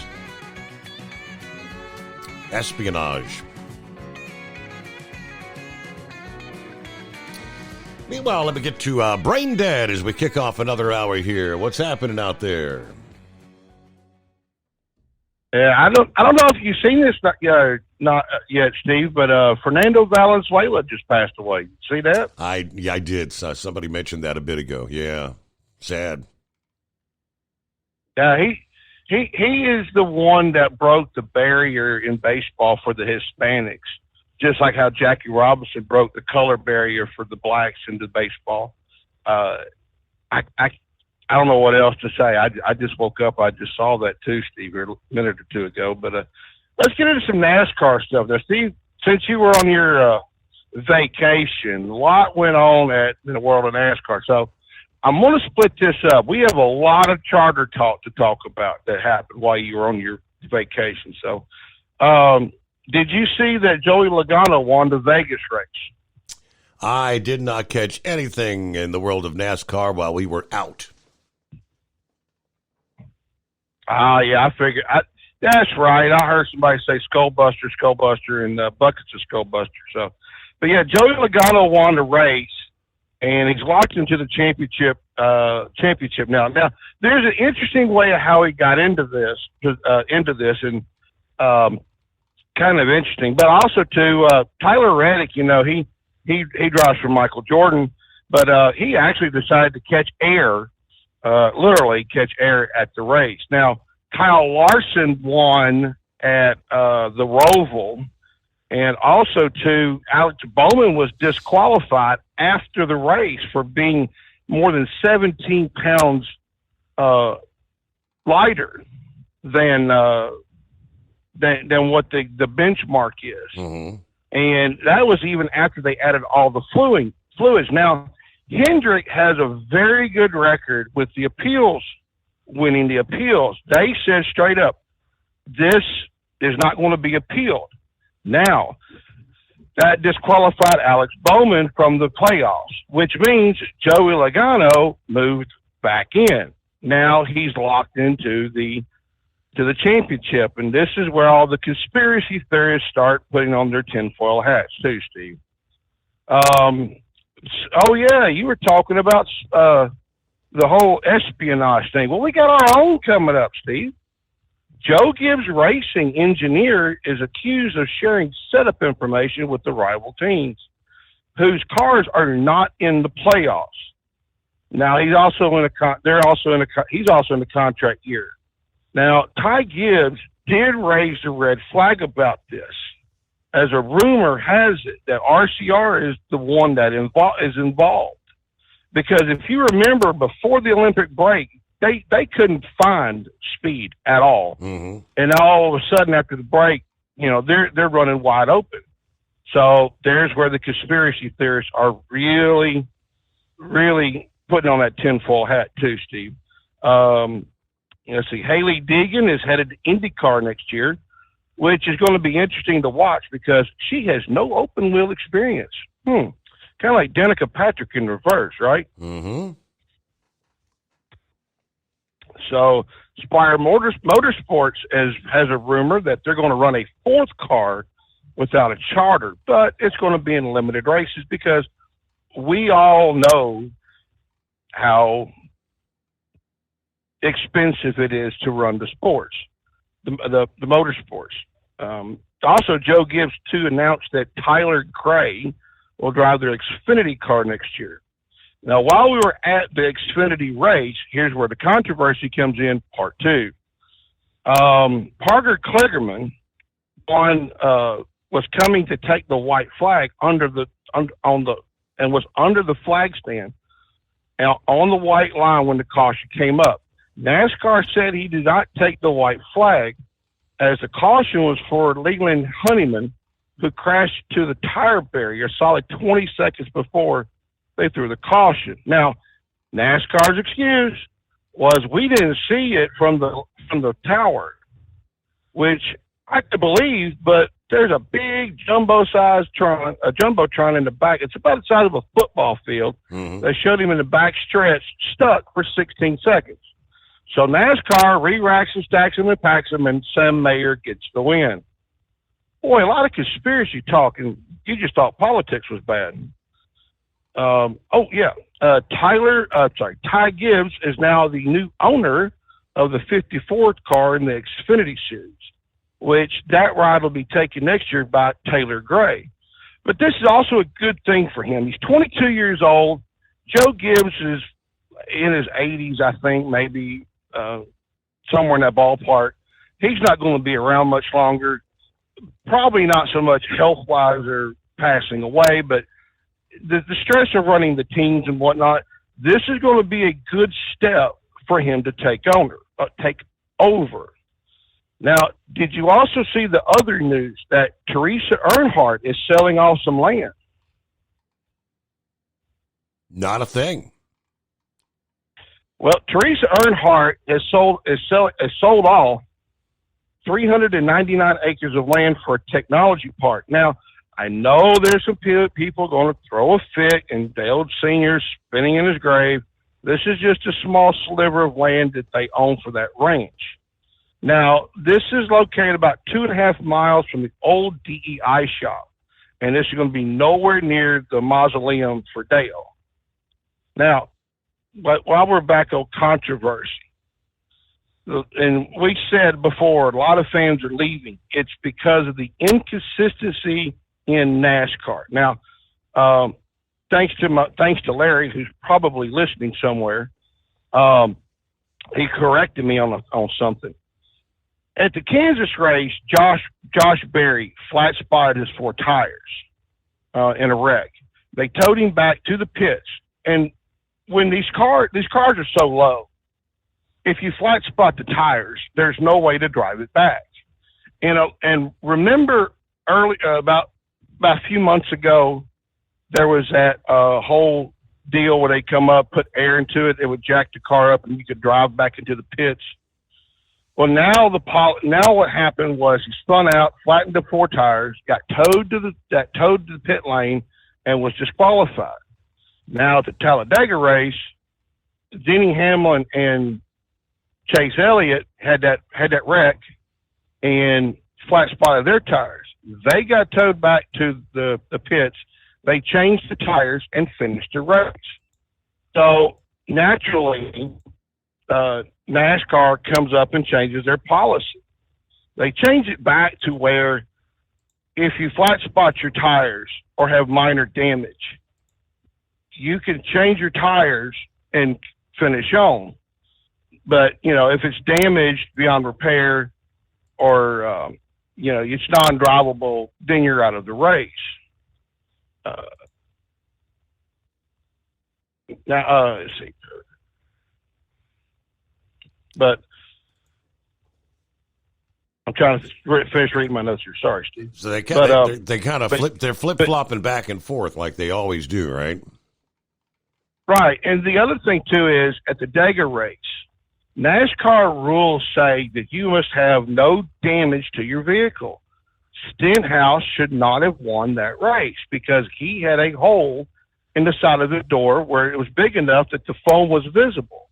So the conspiracy theorists right now are running nuts. Now, finally, Riley Herbert's had plans for 2025 are now up in the air, as he was slated to run that third card for 2311. But now with the lawsuit that's going on, he's kind of in limbo. Now, the rumor has it his family purchased this charter from NASCAR that's in escrow right now, and there's more of that is going to come on. I'll get to that another time. But because his family owns a chain of gas stations. They got plenty of money. So the big thing is, can 2311 get the injunction? And with that, Steve, I'll talk to you tomorrow night. All right, there we go. All up to speed once again. There you go. It's 844-844-3388. The Steve Summers Overnight Drive. Hey, Kenworth owners, is your AC and heating performing poorly with little airflow in the cab? Soaring Eagle HD Truck Parts is here to solve your worries. Offering aftermarket replacement HVAC boxes and stainless steel with high output blowers receiving 50 to 100% better airflow, guaranteed. Not only that, but they also manufacture many other aluminum and stainless steel storage accessories. Check out their website at www.soaringeaglehd.com or call toll-free 1-833-455-2473. Serving you yesterday, today, and for the future. Keep your gas-powered engines running like new? Stable's proprietary formulas are proven by third-party testing to outperform the competition in keeping fuel fresh, preventing corrosion, and cleaning the entire fuel system. With Stable, you can have confidence you are doing the right thing for your engine's long-term health. Just pour into your gas can or fuel tank, then top off with fresh fuel. At every fill-up or when you store, start with Stable. Available where fuel additives are sold. At Hot Shot Secret, we share the science behind common diesel problems. For example, excessive black smoke. Excessive black smoke has two causes: carbon buildup and internal diesel injector deposits, also known as IDIDs. Hot Shot Secret Diesel Extreme has the highest concentration of active ingredients allowed by law and will safely remove all types of injector deposits, including IDIDs and carbon buildup, to eliminate black smoke. Hot Shot Secret Diesel Extreme is available nationwide at truck stops, fine farm and auto stores, and online at hotshotsecret.com. Increase fuel economy up to 7.9% with Hot Shot Secret Gasoline Extreme, the solution to maximize your engine's performance and fuel economy. Whether you're driving a sports car or a daily commuter, Gasoline Extreme is specially formulated with PEA to deep clean. Don't settle for an average driving experience. Upgrade to Hot Shot Secret Gasoline Extreme and go further on each tank. Order now on Amazon or hotshotsecret.com. Hot Shot Secret, powered by science. Hey truckers, this is Steve Darnell from the hit TV show Vegas Rat Rods. Check it out. Industrial Injection has been a leader in the diesel heavy-duty industry since 1985. Whether you are looking to keep your truck on the road, you are a hardworking farmer feeding America, an over-the-seas mariner, a miner, or a construction craftsman, Industrial Injection can help keep your heavy-duty rigs and equipment running so you can keep America thriving. Get all your turbochargers, injection pumps, injectors, and engine parts at industrialinjection.com. Industrial Injection, the place to go for all your diesel parts needs.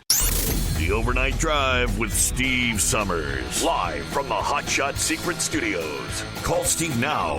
844-844-3388. That's 844-844-3388.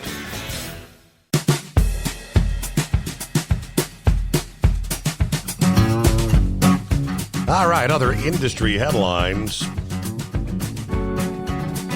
We have a Texas trucking company that hauled sand, gravel, cement, along with its affiliated companies that shuttered operations, recently filed for bankruptcy liquidation. Serious financial considerations or conditions the main reason, according to the official announcement there. This is kind of catching up on some of the things that occurred while we were out last week. Irving, Texas-based Sunset Logistics and its 5 Irving-based affiliated companies, Sunset Express, Inc., Mobile Fleet Marketing, Inc., Glidewell Leasing Company, Glidewell LLC, and Suntech Leasing of Texas LP, filing for Chapter 7. In the bankruptcy petition, Sunset Logistics and its affiliated companies claimed they were unable to continue without debt relief. However, a lawsuit filed by Porter Capital of Birmingham, Alabama, alleges the entities defaulted on their recourse factoring agreement and owe Porter more than $5 million plus accruing costs and expenses. That, the lawsuit claims, may have been the catalyst that forced the companies into Chapter 7, as the filings halt ongoing civil litigation until after the bankruptcy proceedings have been discharged. Sunset Logistics' 16-page petition with the court, along with the other 5 entities, did not include their schedules of assets and liabilities or the company's statement of financial affairs. Those were due like last Thursday. Attorneys for the companies filed a motion seeking a deadline extension till October 31 to file the schedules in the SOFA. Motion states that each company must compile information from books, records, and documents relating to the claims of dozens of creditors. All right, more to the story, but again, it's more and more of, I guess, clearing the field, more trucking operations exiting the industry in anticipation somewhere down the line of maybe improving rates for those who can survive, right? 844-844-3388. The number to dial us up is Brother Rambler did. Hey there. Well, hello, Steve, and welcome back. And roll, Tide, roll. Hey, you know what? Do you think just because we lost to Tennessee that I'm going to shut my mouth and not say roll Tide? Absolutely not, because I'm not a fair weather fan. I stick by my team. Listen, I've stuck by my team during the DeBose years. I stuck by my team during the Francione years. I stuck by my team through the Mike Shula years. So I will stick by my team no matter what. So roll, Tide, roll. And if you want to hear my full thoughts on the game, I'll tell you how you can do that. Go to Determined Ministries Church. That's right there on Facebook. Determined Ministries Church. The last message we brought was a work in progress. So you go to Determined Ministries Church, go to a work in progress, and you'll hear my full thoughts on the game and how I believe that the Lord had things happen to where Bama lost that game. And you will also hear me sing Rocky Top. Brother Chris Dowdy, he was tuned in. I believe maybe Eric Cox was tuned in too. I believe he was. So they got to hear me sing Rocky Top. Now, one thing I didn't say that I recently discovered, and I had some Tennessee faithful point this out to me also, was the holding call that happened in front of the ref that did not get called, and you can go back and see it because it was a Tennessee fan that sent it to me on TikTok. That said, Brother Rambler, I believe we would have beat y'all anyways, but look at this. And it was Ryan Williams being held even to the point of his shoulder pads being exposed, happened right in front of the referee. Oh, and by the way, the official was the same official that cost us the game back in 2023 the last time we played, 2022 in Neyland Stadium. But no matter, same official. But Steve, Bama got beat fair and square, point blank, simple. And I give my whole list, my whole thoughts on everything, and just go to it. Go to Determined Ministries Church on Facebook. Of course, we go live every Sunday at 5 p.m. and you'll hear me sing Rocky Top. And look, I did. I sang it. I ate crow, sang Rocky Top. But I also give from the heart how I believe God has his hand in Alabama losing against Tennessee. Just go to it. You'll hear it. It's not far. Just get past Tyler Childers' Way of the Triune God. Then we open up with a Long Black Train by Josh Turner. And then we get into to my thoughts and everything about that game. Steve, I'm glad y'all had a great time. Man, I was listening to the replay of the show tonight as I was driving into work, and I heard about the multiple school buses you had. And though I don't approve of drinking, I don't drink myself, but you are on vacation, and when you're on vacation, it's time to kick your shoes off and relax a little bit. And I'm glad you were able to unwind and not feel nervous or anxious or have a panic attack about things. And seemed like you were able to unwind, even though Big Ed, stole your money from you. Right. Go ahead. I said, well, at least I made an unofficial donation to the Make-A-Wish Foundation when all was said and done. That is correct. That is. Hey, I know we're coming up on break. Put me on hold. Let's take care of that. We're about a minute away here. Yes, indeed. Speaking of which, we hadn't heard from Horse Feathers since we got back from the cruise. I guess he's on that. He's on the line. All right. Yeah. So, hey, Mike. So I guess he's getting the I was wondering if maybe, I shared earlier, Horse Feathers, you probably weren't with us. You're probably still snoozing. But Big Ed, not feeling well. And I told him, I said on the air, get a COVID test, because since we have returned from the cruise, we have confirmation Wanda has COVID, Gail and Monroe have COVID, the Princess has COVID, Lauren has COVID, Kayla has COVID, Big Ed sick as a dog. I think Tim Jim and his wife, Tim Jim and Sue, they weren't feeling well. They actually stuck around after the cruise. They were planning to drive down to the Keys there on Monday. Decided not to go because they weren't feeling, I think, COVID. It is 844-844-3388. Back after this. From FSN in Washington, I'm Nina Maria Potts with the latest world headlines. The former head of the fashion brand Abercrombie & Fitch stands accused of exploiting vulnerable young men eager for modeling contracts to traffic them.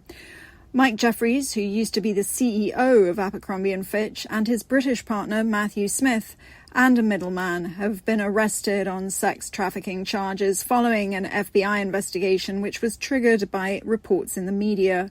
The trio are alleged to have spent millions of dollars on illegal trafficking activities.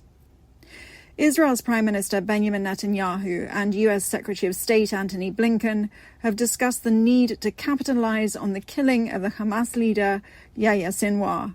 During Tuesday's meeting in Israel, Blinken also emphasized the need to get more aid into Gaza, according to the State Department.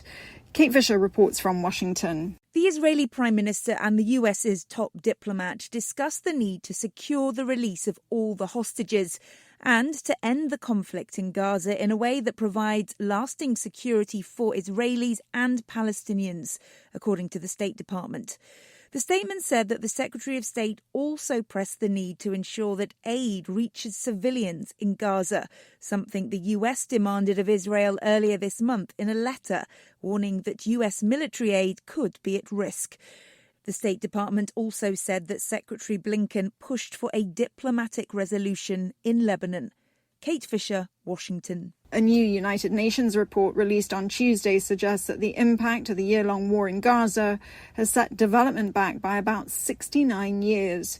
The UN Development Programme, or UNDP, says the Palestinian economy may not be able to restore pre-war levels and advance forward even when the fighting ends. Jody Jacobs has more. The report paints a grim picture of a post-war Palestine. The report estimates that poverty in Palestine will rise to 74% in 2024, affecting 4.1 million people. And that would include the 2.6 million people who are newly impoverished. It suggested that a comprehensive recovery and reconstruction plan, which will combine humanitarian aid with strategic investment and the lifting of economic restrictions, could help put the Palestinian economy back on track, but only by 2034. One of the authors says their projections confirm that a serious development crisis is unfolding, one that jeopardizes the future of Palestinians for generations to come. Jody Jacobs, New York. The International Monetary Fund has raised its growth forecasts for the United States but cut them for China, warning of risks from conflicts, trade wars and high interest rates.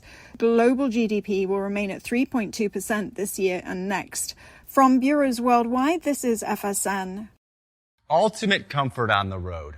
That's the Bostrom difference. And why so many drivers are upgrading their seats to Bostrom seating.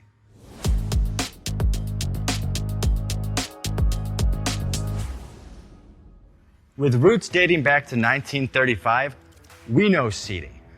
We've developed a full line of high-quality products with the right seat for your application, all made right here in the USA. From our top-of-the-line Wide Ride Plus Certa for the long-haul driver to our entry-level Baja series for the vocational driver, we provide you with the comfort you deserve at the price point you're looking for. We know you're busy. You don't have time to search every distributor and dealership for the right seat, only to find the one you want won't fit in your truck. That's why we created BostromSeating.com. It's a complete seating solution. You can build the perfect seat with the features and options you desire, and we'll help you be certain it'll fit in your cab. Once you've built the perfect seat and have the part number in hand, you can shop pricing and availability. Our Where to Buy feature allows you to pick up a seat right where you are or anywhere along the road you'll be traveling. When you install a Bostrom seat, you become part of the Bostrom family. A family that includes other drivers who recognize this is more than work. It's a ride, one that requires the next level comfort and support only Bostrom can provide. Go to BostromSeating.com to design your ride with ultimate comfort for the open road. Hands on the wheel, hands off invoicing. At Transcap, we're built for high speed and service, just like you. Our fast freight factoring helps you make more money, not chase it down, because we handle all the invoicing BS and back office work. Apply for fast funding at transcap.com/getcash. It takes just 60 seconds. Or call 888-250-TCAP. That's 888-250-TCAP. And mention Steve Summers Overnight Drive.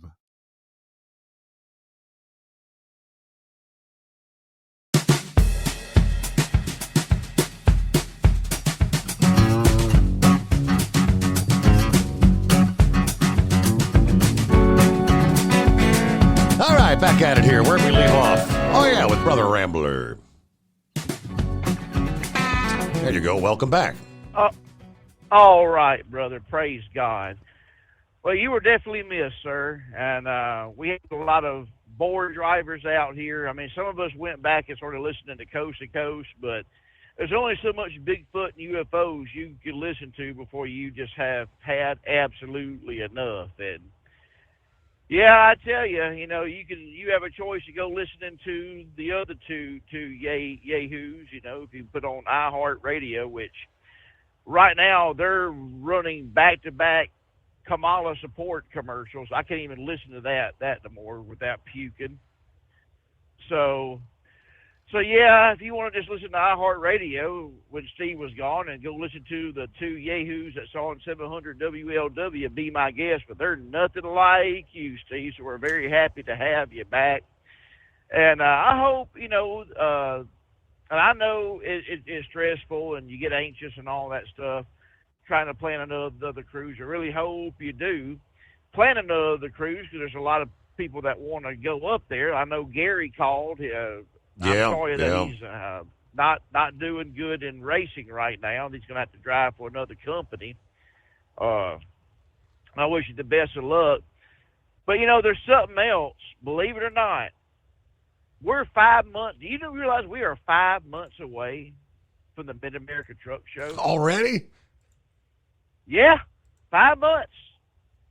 5 months away. We'll be right there in Louisville for the Mid-America Truck Show, and I'm going to try and be up there this year. I talked to a couple of our friends, and they were telling me about some hotels that they found are real, are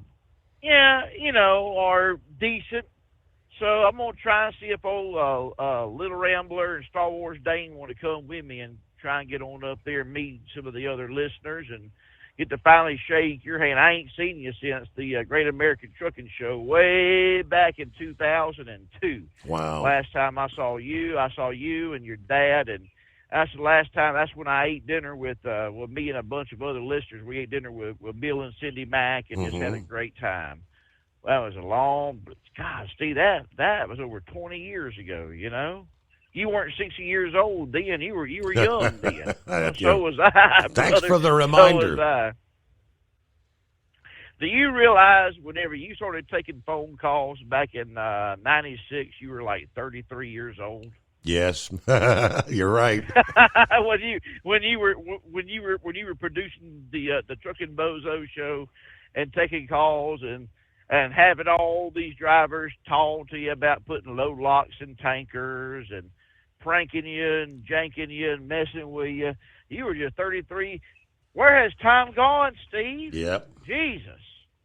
I know. I used to have a head full of hair and no belly gut. Now I ain't got hardly no hair and a big old belly. So what has happened to us? What has happened to us? On a serious note, I want to thank Brain Dead for the NASCAR update. And you know what? He said something that NASCAR fans, you should shudder. He said Haley Deegan's going to open wheel. Now, she was supposed to be the next best thing to come in NASCAR because she's highly talented. Her dad raced in the X Series, racing motorcycles and stuff. And she's a beautiful little old thing, too. But for her to say, okay, I ain't doing this, I'm going to open wheel, that's just a strong message right there. Strong message. And speaking of strong messages, Steve, once again, I want to talk about Determined Ministries. Man, Steve, the Lord's just been having some great messages come down. And this last message we had was a work in progress. We come out of 1 Kings chapter 6, starting in verse 12. And it talks about... And right about that point, the Rambler... Now, you were breaking up there. Uh-oh, can you hear me, Steve? We got you.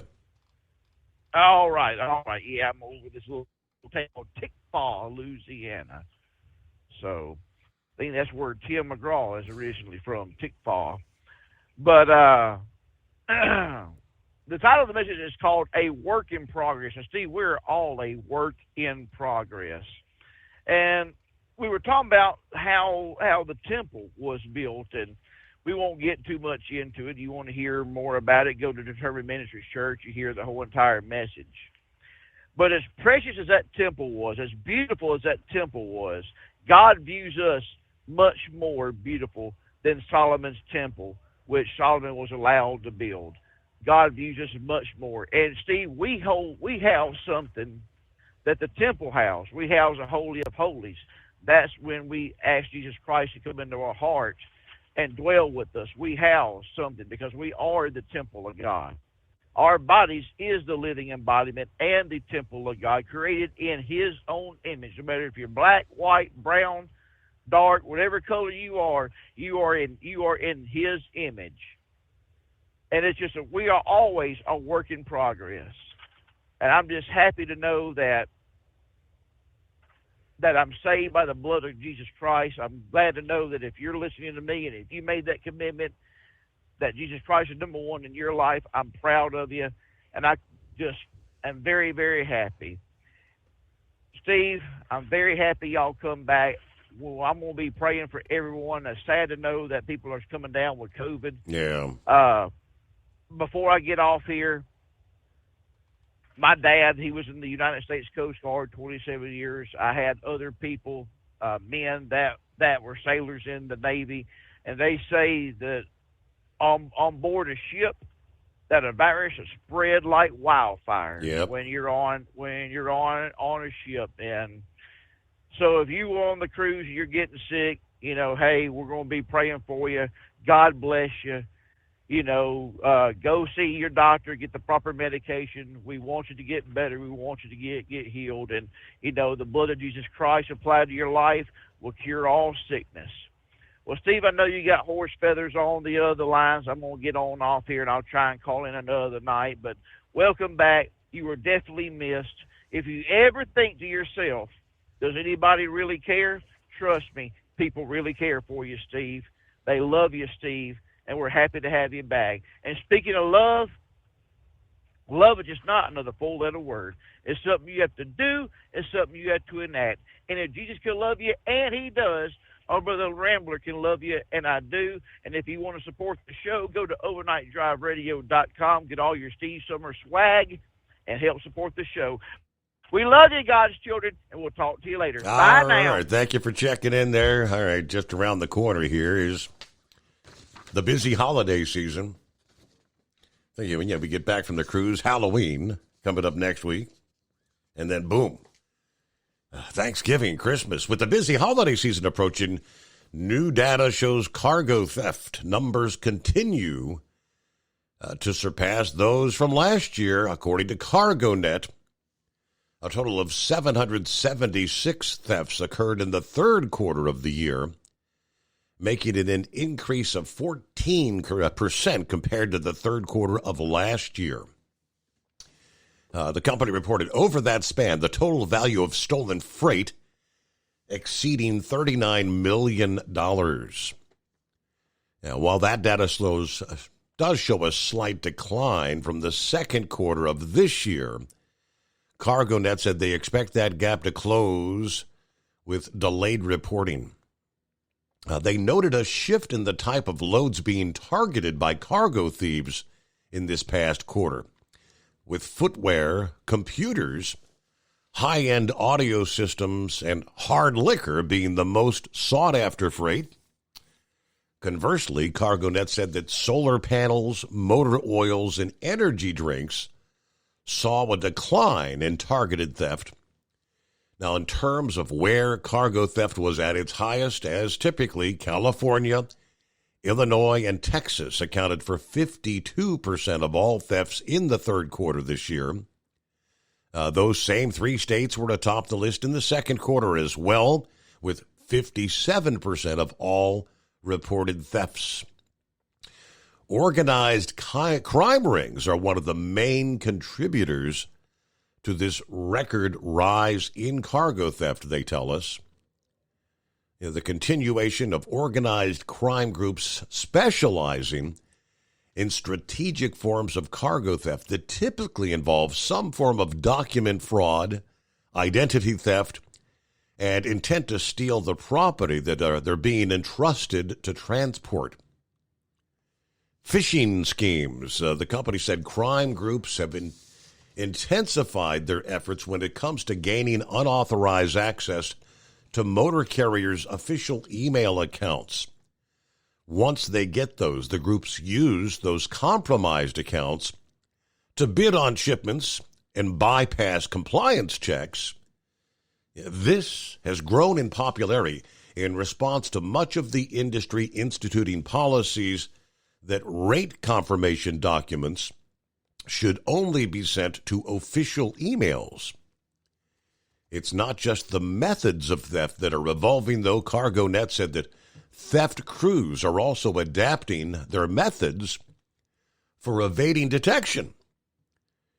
Crime groups that are stealing part of a shipment or stealing a whole shipment are now switching license plates, driver's licenses, truck and trailer numbers between each pickup to combat the growing reliance on publicly available FMCSA inspection data. Multiple pickups are being arranged in multi-day crime sprees. Stolen shipments are being staged at central collection points so that the malicious actors can focus on obtaining as many loads as possible before the industry learns of their criminal activity. As we enter the fourth quarter, the company said they expect these organized crews to continue evolving to evade compliance checks. All right. Hey, good morning, Horse Feathers. Yeah, morning, Your Honor.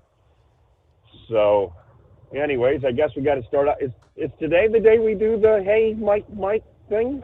That would be affirmative. It is, yes.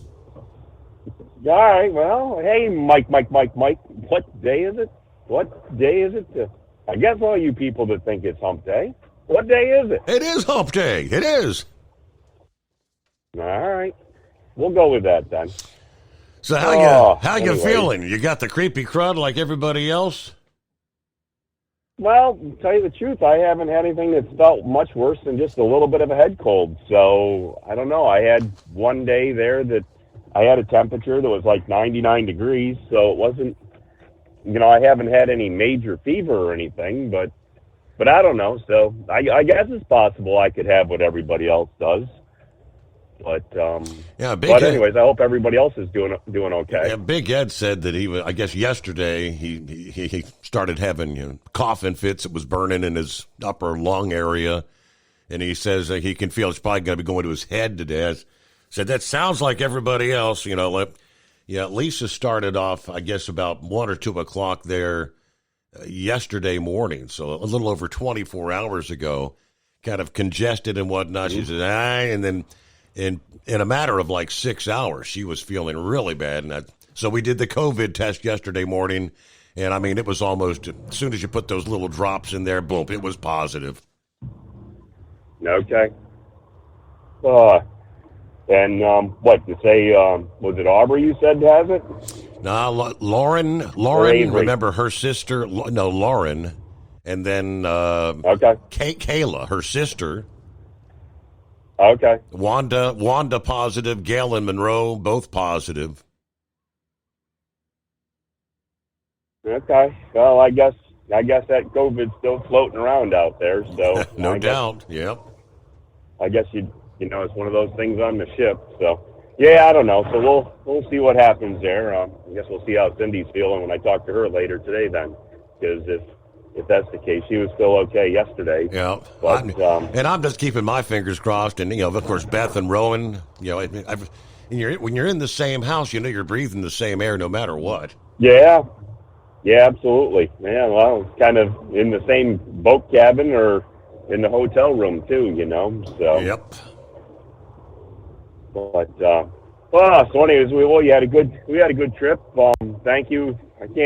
We can't thank you enough for what you and Lisa do to try to get this together. I know you worked with a travel agent, but there's still a lot that go on behind the scenes that I don't think that a lot of people realize is how much you and Lisa do to make this all work. And we talked a little bit, and it's the stress of getting everybody after we arrive at the hotel down there, the stress of making sure everybody gets to the boat and everybody gets on the boat, and then we get to relax, and then we got to get off, and then you got to go through a whole zoo. You got to go through a whole zoo to try to get your bags, because they take your bags off the ship, and they kind of come out on a big conveyor belt like the airports, and you got to get through all your luggage and find that out of one of like 4 or 5 conveyor belts, and then you're sifting through 4,000 people, and it doesn't take much to lose 1 or 2 out of a group, and then try to make sure that everybody we need's on the buses to get back to where they're going, whether they're going to one hotel or another hotel or the airport or out on another excursion in Miami, because I know Jeff and Dawn, they went out on an alligator petting excursion down there in the Everglades. So I don't know. Some people like one thing and other people like others. But if you want to go out and pet snakes and alligators, have at it. I don't know. Maybe Heatwave was down there, would want to go down there and take that one. He likes them snakes and that. Keeps them in his lawnmower. But anyways, so it was good. It was good to see everybody again. Good to see new people. It was great seeing Chris again. Haven't seen him in a couple years from the truck shows, and met his wife, and I don't know, a whole bunch of everybody. So it's kind of, I hate to leave anybody out. Oh, but, yeah. As I say, we can't always remember everybody's name and everything. So, but anyways, there. So you or Big Ed mentioned there that about your little donations you made there for the Make-A-Wish. You're one of the first ones of the year, Your Honor. Yeah, that's. Hey, it was unintentional, but that was pretty nice of Big Ed to do that, though. Yeah, it was. So yeah, we appreciate that, and Big Ed kicking off the whole thing, because, as I say, back on the 14th there, we got the whole thing is started back up again. So I got some things I got to try to get put up, and didn't get around to it yesterday. Mm-hmm. And but anyways, for anybody that might not have heard before we went on the cruise there, that with all of everybody's help, and as I say, it's already started right now. We'll be in the fifth position out of the convoy this year, so we got to top 5. And every year I've done this, my donation contribution, thanks to everybody else, what everybody else has helped contribute to what I do, is I've increased my donation every year. We've never equaled or gone backwards. So it's with great appreciation. And I actually have a personal note. We came home, I got a personalized note, and I don't know, I want to talk to you off the air a little bit before we do something with it, but I as I say, I got a personal note from a family that actually was able to do a Disney vacation. So somehow we got to figure out how to share that. But as I say, we'll talk off the air and figure that one out. Okay. But anyways, yeah. So the what does happen does make a personal impact with people. So it is greatly appreciated. And I don't know, that's about all we got going here on a Wednesday morning here. Wow, it feels like a Monday to me. But so is this your first? Is this your first night back on the road? Then you didn't work last night, huh? Yeah. Last night, as I say, I still felt like I had a little bit of a head cold, but I knew I was just tired enough, and I was on the wrong sleep cycle to try to stay awake all night. Yeah. Not feeling 100%. So I took one more day to I did some stuff during the day so I could sleep in the afternoon and get myself back into waking up early schedule, and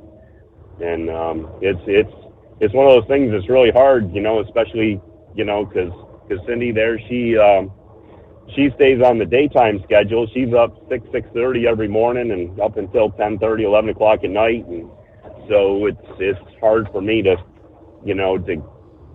work in the opposite schedule to, when, especially after more than a full week of being flip-flopped around to try to get back. And as I say, just feeling off that little bit and tired, and just didn't feel like trying to, and I was already on the wrong sleep day to try to go the night before. Right. So I just called off one more night. So when all was said, when all was said and done out there for a week, did you have a favorite thing that something you really enjoyed while you were out there? Yeah, I think Bon Air was probably our favorite stop out of all of them. That was my response as well. That was my favorite. Yeah, we had a good time in Aruba there. We rented the side-by-side UTVs. We were actually out there with Jess, and they took us out on a nice old trail ride, and we got to see some of the countryside and everything. And the natural bridge that had fallen down back, I guess, like 2005. And then there's a baby natural bridge that's being created. You can just see a little bit of space underneath it. And so we got out there to see that, and run through some mud, and people behind us got dirtier than we did. But anyways, that was a good trip. And then Bonaire, we actually took a catamaran out and did some snorkeling and spent a whole afternoon out snorkeling out there with the fishes and all the coral and everything, and got to see a lot. And the only thing we didn't get to see was a turtle in Bonaire. I guess the turtles are actually more prevalent in Bonaire area than they were over in Curacao, but we did do a little snorkeling thing in Curacao, but we did more of a bus ride than anything else and got to see a lot of countryside. And I'll tell you what, you talk about a depressed area. Right. You get out in the countryside in a couple of those islands, and it's really, you realize how good America is, even with how bad we are right now. You realize how good you have it in America.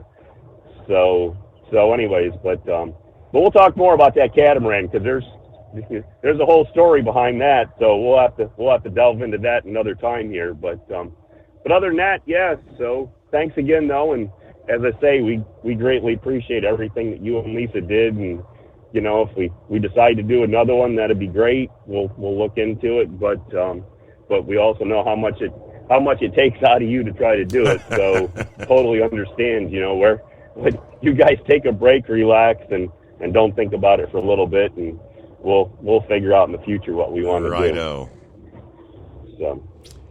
All right. Anyways, Well, with that, I guess we'll let you go. And it was a good. Well, you know your due diligence. That's right. Find an intelligent caller. It was a good time, Horse Feathers. Good time. Great week. Good to spend some time with you, and just rest and relaxation. So, yeah, we pretty much did a beach excursion each day. Aruba, Eagle Beach. We went to in Aruba. Apparently, there's a whole lot more beach than I was aware of. And I think I've kind of discovered after the fact, when all these folks out there holding these signs, and taxis and whatnot, trying to give you a ride to the beach. And apparently there's a deal where if the driver takes you and drops you off at particular areas, they get a bit of a kickback from the people that are renting the umbrellas and the chairs, because some of us ended up at a really nice place in Eagle Beach, and we got kind of dropped off in the middle of nowhere, if you know what I mean. It's live and learn. We'll be right back. Ultimate comfort on the road. That's the Bostrom difference, and why so many drivers are upgrading their seats to Bostrom seating.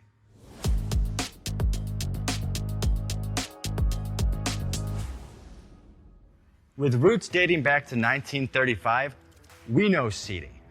We've developed a full line of high-quality products with the right seat for your application, all made right here in the USA.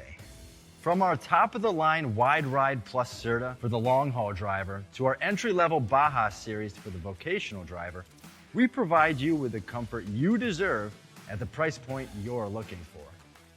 We know you're busy. You don't have time to search every distributor and dealership for the right seat, only to find the one you want won't fit in your truck. That's why we created BostromSeating.com. It's a complete seating solution. You can build the perfect seat with the features and options you desire, and we'll help you be certain it'll fit in your cab. Once you've built the perfect seat and have the part number in hand, you can shop pricing and availability. Our Where to Buy feature allows you to pick up a seat right where you are or anywhere along the road you'll be traveling. When you install a Bostrom seat, you become part of the Bostrom family. A family that includes other drivers who recognize this is more than work. It's a ride, one that requires the next level comfort and support only Bostrom can provide. Go to BostromSeating.com to design your ride with ultimate comfort for the open road. Hands on the wheel, hands off invoicing. At Transcap, we're built for high speed and service, just like you. Our fast freight factoring helps you make more money, not chase it down, because we handle all the invoicing BS and back office work. Apply for fast funding at transcap.com/getcash. It takes just 60 seconds.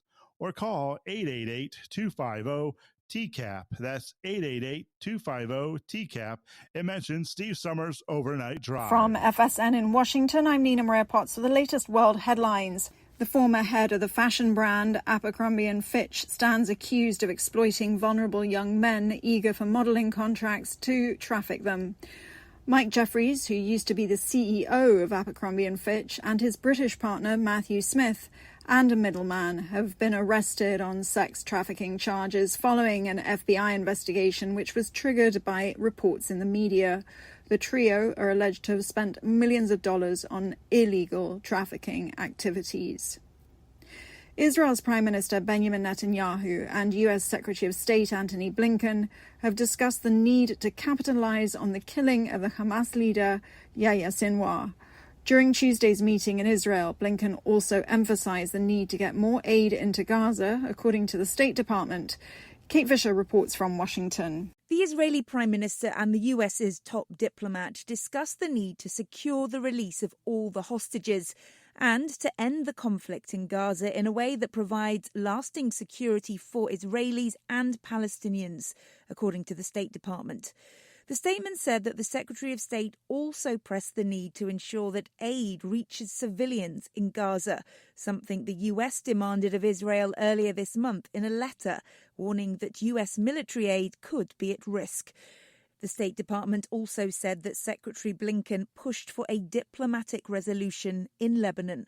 Kate Fisher, Washington. A new United Nations report released on Tuesday suggests that the impact of the year-long war in Gaza has set development back by about 69 years.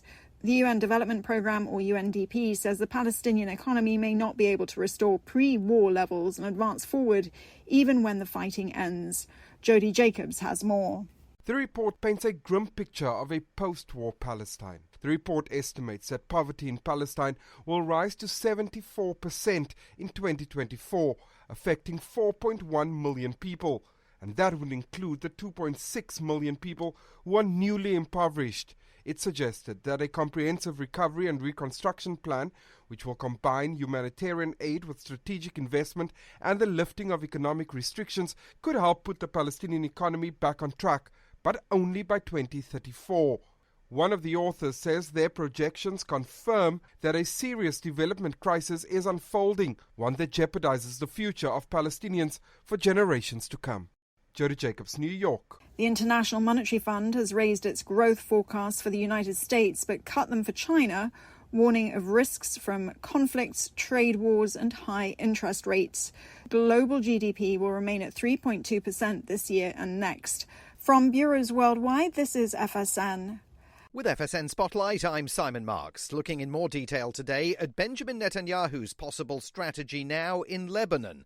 Following the killing of Hezbollah's leader Hassan Nasrallah and the Israeli killing in Gaza last week of Hamas leader Yahya Sinwar, the Americans are hoping that the Israeli leader might be persuaded back onto the diplomatic track. But Prime Minister Netanyahu insists his war will continue. Mark Lyle Grant is Britain's former national security advisor and the UK's former permanent representative at the United Nations. Lebanon, unfortunately, is one of those countries where the state armed forces are not as strong as independent militias. Hezbollah's army is undoubtedly more powerful than the Lebanese armed forces. The way that Netanyahu is talking, he has his enemies both in Hezbollah, in Hamas, in Iran to some extent, the Houthis in Yemen, on the back foot at the moment. And I don't think he is minded to ease up that military pressure on Israel's enemies at a time when they are on the ground, as it were, and allow for some sort of ceasefire which would give them some respite, potentially to rebuild their military strength. So I think this conflict will continue for some time to go. And in recent days, Israel has broadened its targets, going after financial institutions in Lebanon, believed essentially to serve as Hezbollah's banks. With FSN Spotlight, I'm Simon Marks. And a reminder now of the hour's top story. The former head of the fashion brand Abercrombie & Fitch stands accused of exploiting vulnerable young men eager for modelling contracts to traffic them. Mike Jeffries, who used to be the CEO of Abercrombie & Fitch, and his British partner Matthew Smith, and a middleman, have been arrested on sex trafficking charges following an FBI investigation which was triggered by reports in the media. And that's the latest world news. From Feature Story News, I'm Nina Maria Potts reporting. It's coming. Crisp fall mornings turn bitter cold. As you fire up your diesel, you can see your breath on the inside of the cab. Imagine looking deep into your engine. Freezing temperatures impact your diesel's fluids, especially fuel. On a 23-degree morning, the paraffin wax in your untreated fuel starts to morph from fluid to large crystals. These crystals clump together and form a gel. At minus 10 degrees, your fuel hits the point where it no longer pours like a liquid. It's so dense that the flow through the fuel filter will slow, causing hard starts or no starts. Get prepared now for the cold that is coming. Hot Shot Secret Diesel Winter Anti-Gel is a premium fuel additive that lowers your fuel's pour point to minus 65 degrees. If it's that cold out, you shouldn't be on the road. You ought to be at home in front of the fireplace. Hot Shot Secret Diesel Winter Anti-Gel Premium Fuel Additive. Available now online at HotShotSecret.com. Hot Shot Secret. Powered by science. Kreider's +1 breaks a 2-decade drought in modified. Ellingson answers the bell in Region 3. And jury and judge whistle their way to titles north and south for the Bargees. From National Tractor Pullers Association headquarters in Columbus, Ohio, this is NTPA Overnight Radio Report. The 2024 Championship Pulling Series has wound down to its traditional conclusion, the North Carolina State Fair Southern Showdown in Raleigh in 4 sessions from Friday through Sunday, October 18th through the 20th. Be there in person for one last chance at truck and tractor pulling under sun and moonlight for about 8 months. Or check it out online at fullpull.live. Either way, watch as we crown the last of our champions across Pro Puller Tires Region 4. Now, here are the modified champions from Regions 2, 3, and 6. Wayne Kreider, Churubusco, Indiana, Double Dose +1, 2024 NTPA Region 2 Modified Northwest Champion. Kreider had fallen to 4th after an 8th place finish on Friday in next door Arcola, and a 4th the next night did nothing to improve it. But Door is where the season hinged, because that's where Kreider found his stride with the win. The Big Mo carried over to the next night in Logansport and another W. With seconds in Charlotte and later Coldwater in early August, Double Dose became number 1 for the first and last time, passing Ken Miller's Corn and Soybean Special, and won for a 3rd time in Allegan. For the veteran Kreider, it marks his 2nd division championship. His first came in 2002. Brad, Ron, and Galen Bargee, Ansonia, Ohio, and Columbus, Indiana. The jury, Next Generation, 2024 NTPA Region 2 Modified Southeast Champions. The decision wasn't quite unanimous, but the verdict was never in doubt. After the Florida Series warm-up concluded with bookend wins, the jury rattled off 8 W's in the sub-region: Waynesburg, Paulding, Sandusky, and Norwalk with Brad, Wauseon, Springpole, Zanesville, and hometown Greenville with Ron, and Urbana with Galen. The result was a 27-point margin over Ken Miller's indefatigable Corn and Soybean Special. And then, with Bargee Team Vehicles judge and jury holding court at the Enderley, Ron made his first appearance there since 2005 and earned the jury's 2nd straight pull-off victory. Tim Ellingson, Myrtle, Minnesota. Relentless, 2024 NTPA Terramax Region 3 Modified Champion. In his first year of ownership of Relentless, Ellingson ran unopposed for the title, facing only Doug Christensen's Grand National Pack Rat 4 at each of the 3 hooks, which happened to be scheduled over a brutal 3-day stretch. To his credit, Ellingson won 2 of the 3 in impressive fashion. In Anoka's Session 1 on Thursday, Relentless beat Pack Rat 369 feet to 318 feet. Then on Friday, Rat got closer, but Relentless was still victorious, 335 to 305. That sent the series 90 miles away to Menominee, where Christensen exacted his revenge. Galen and Randy Bargee, Columbus, Indiana, and Ansonia, Ohio. The judge, Next Generation, 2024 NTPA Region 6 Modified Champions. 5 hooks across the middle of Florida from January to April would place this Region 6 crown. On the first trip to back-to-back Ocala and Satsuma, Galen took the holler with both judge and jury in tow and came away with 2 wins with the judge and 1 with the jury. The performance established the judge as the leader by 5 points over its trailer mate. At that moment, with 2 advertised appearances yet to go, the fate of the division hung in the balance. However, a curfew truncated a long night in Clay County and reduced the title chase to a single Sunday run. There, Randy took the wheel and finished 2nd to Ron's jury. Reporting for the NTPA on the Overnight Drive, I'm John Dunlap. Stay safe and pull hard.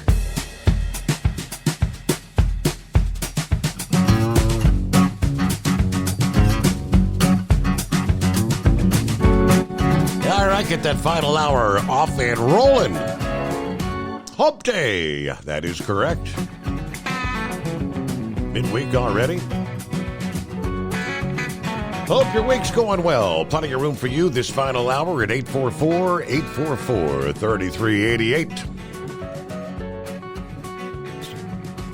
right. Spoke to Philip a bit earlier.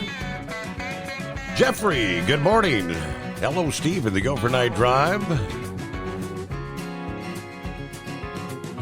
So we're talking about cargo theft as the happy holiday season rolls around. It always becomes a big thing when the holidays approach.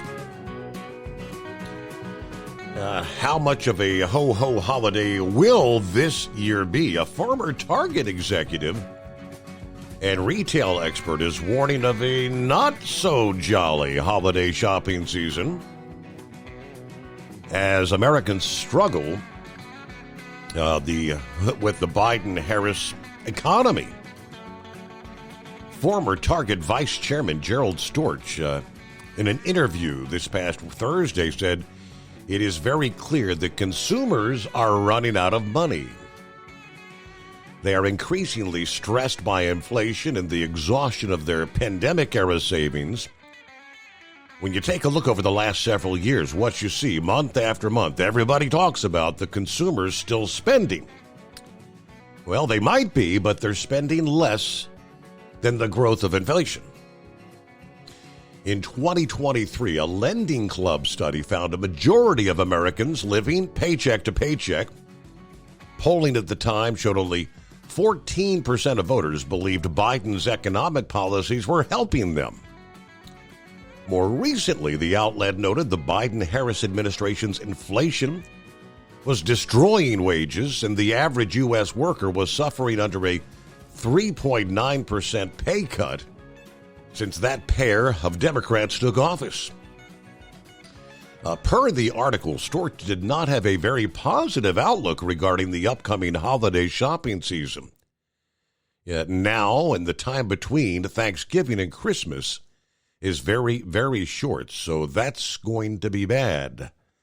The election is going to weigh on things and the geopolitical situation as well, so I think it's going to be a pretty weak Christmas. The nation has seen a wave of retail locations closing, challenges between physical locations and the growth of the internet. The consumer is spending more to get less. Yeah, look at some of these numbers year over year. Electronics and appliance stores down 4.6%. Sporting goods down 3.5%. Department stores down 1.2% less than last year. Not even controlling the 2.4% inflation increase. So from my point of view, as he put it, I don't think that's very good. In a social media post last month, former President Trump, campaigning against Kamala and Tim Walz, pointed to the cost of Kamala. Trump cited the rising cost of basic grocery staples under this administration compared to when he was leading the nation. Americans have been suffering under the rising costs of everyday essentials, food, rent, electricity, since these two took office in 2021. And I shared the headline earlier where apparently yesterday Kamala alluded to the fact that she needs 4 more years to bring prices down. Okay. Let's see. What do we have? Steve back on board here. Good morning, Mr. Summers, all the listeners out there. Hope your trip went well. Good to have you back on the air. We're looking forward to the cruise that we booked coming up in April. It's time to pour the coffee, pack the car. Let's see what we can find in the trash today. Looks like it's going to be a very nice day here in central Ohio. Everybody enjoy.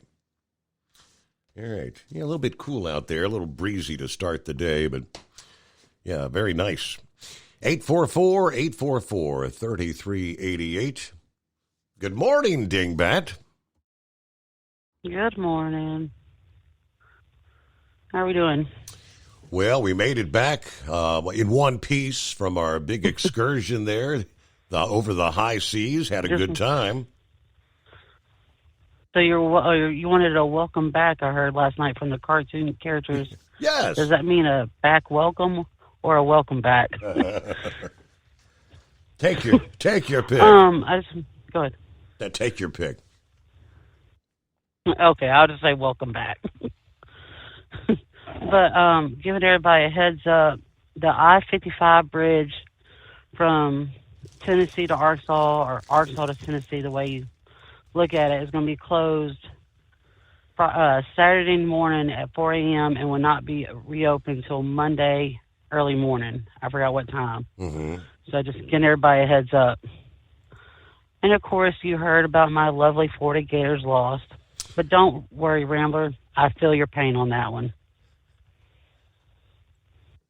I don't know. Maybe Rambler paid the price for alluding to those Tennessee Volunteers as the Volunqueers. He's known to do that a time or two. Right.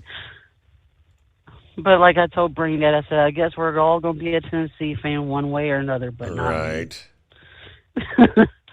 But I think a while back we were talking about delivery service because, I work for Papa John's. Mm-hmm. And so I was delivering to a mega fleet today, and the lovely truck driver thought he came before anybody else. But the funny part is when I deliver these pizzas to a truck stop or to a terminal, I give them a heads up like, hey, I'm about 5 minutes out the way. I'll be there as quick as I can. They'll give y'all enough time to get from the truck or to the gate or whatever, because there's two terminals that are about 3 minutes, about 5 or 6 minutes, give or take. If I don't get caught by a train from this one or another one, and today, like I said, I had this truck driver like, hey, he thought I should deliver to him first because there was a driver who got their pizza before us, but it was one of our competitors, known as Domino's. Mm-hmm. But it was just kind of irritated me. So, in a funny way, if you ever come to West Memphis, hopefully you'll get me as a delivery guy. I mean, chick, but I always give all the heads up. You know what I mean? Yeah. But it's just, be common courtesy to drivers like me, because I'm courtesy to you, because, after all, I am married to Brain Dead. Poor me, Tennessee fan. I don't know what to do without him. But, it's just weird how people think they should come first before them. And the funny part about this delivery, I called them 3 times. I text them, say, hey, I'm on my way. But yet when I call from the store phone, you answer. So that's kind of weird. Let that sink in. But other than that, I just want to tell everybody hi. And hopefully we will win this game this weekend. I think we're playing Georgia. I'm not for sure. Yeah, what's y'all's overall record this year? You've had a struggle, haven't you? We had a struggle, and I'm not going to lie. But you can always rub it into Brain Dead's face about that Arkansas game. I know, Big Sexy. I know I'm helping you out, buddy. All right, Dingbat. Well, there's always next weekend, as they say, right? So good luck to those Gators. It is 844-844-3388. The Steve Summers Overnight Drive. Taxes for Truckers provides full-service accounting solutions for owner-operators. Taxes for Truckers is the driver's financial co-pilot. We help independent truckers keep their taxes, filings, and bookkeeping running smoothly so they can focus on the road ahead. Drivers who want their business to run as smooth as their truck choose to partner with Taxes for Truckers for their accounting and tax filing needs. Stop overpaying taxes. Call 888-TAX-4TRK to start paying less tax today. At Hot Shot Secret, we share the science behind common diesel problems. For example, ultra-low sulfur fuels. Fuel has 2 purposes, combustion and lubrication. Ultra-low sulfur fuels have diminished the fuel's ability to lubricate. Hot Shot Secret Everyday Diesel Treatment with LX4 restores lubricity, protects your engine, and optimizes performance. Everyday Diesel Treatment is available at truck stops, Tractor Supply, O'Reilly's Auto Parts, and online at HotShotSecret.com. Hot Shot Secret, powered by science. Building relationships with their team drivers and customers still matter at IBI Security Transport. Since 1966, IBI and its team of drivers have been leaders and innovators in providing white glove service to its exclusive client base for transporting high-value freight safely and securely. Much of the IBI staff have driven trucks, so they understand both the customers' and drivers' needs. If you're seeking a career that values you as a person, not just a number, and offers great benefits and good home time, then IBI is the place for you. Call 800-582-5912 to discover why we are the leaders in team freight and start building a relationship with you. At Hot Shot Secret, we share the science behind common diesel problems. For example, fuel additives. The purpose behind most fuel additives is to impact performance of your diesel or provide protection to your fuel system. Hot Shot Secret Everyday Diesel Treatment provides both performance enhancement and protection with 6 key components. This fully formulated premium fuel treatment includes the performance-enhancing cetane boost, injector cleaner, and LX4 lubrication, as well as protection against water with a demulsifier and rust inhibitor, plus a stabilizer that minimizes fuel filter clogs. Everyday Diesel Treatment delivers a 6-in-1 premium fuel treatment for every fill-up, every time. Everyday Diesel Treatment is available at truck stops, Tractor Supply, O'Reilly's Auto Parts, and online at HotShotSecret.com. Hot Shot Secret, powered by science. Fuel filtration is a big deal. Poorly filtered diesel fuel can damage injector systems, reduce efficiency, and rob horsepower, among other things. By removing the water, air, and debris from fuel, fast fuel systems can triple the life of your injector systems while restoring power, optimizing fuel economy, and more. Not sure what your truck needs? Give us a call at 636-433-5410 or learn more at fastride.com.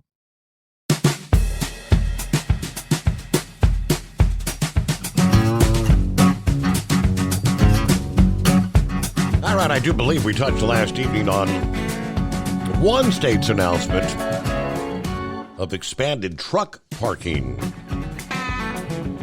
Multiple truck parking projects have been included in the DOT's latest round of Infrastructure Investment and Jobs Act funding as they continue to chip away at the parking shortage.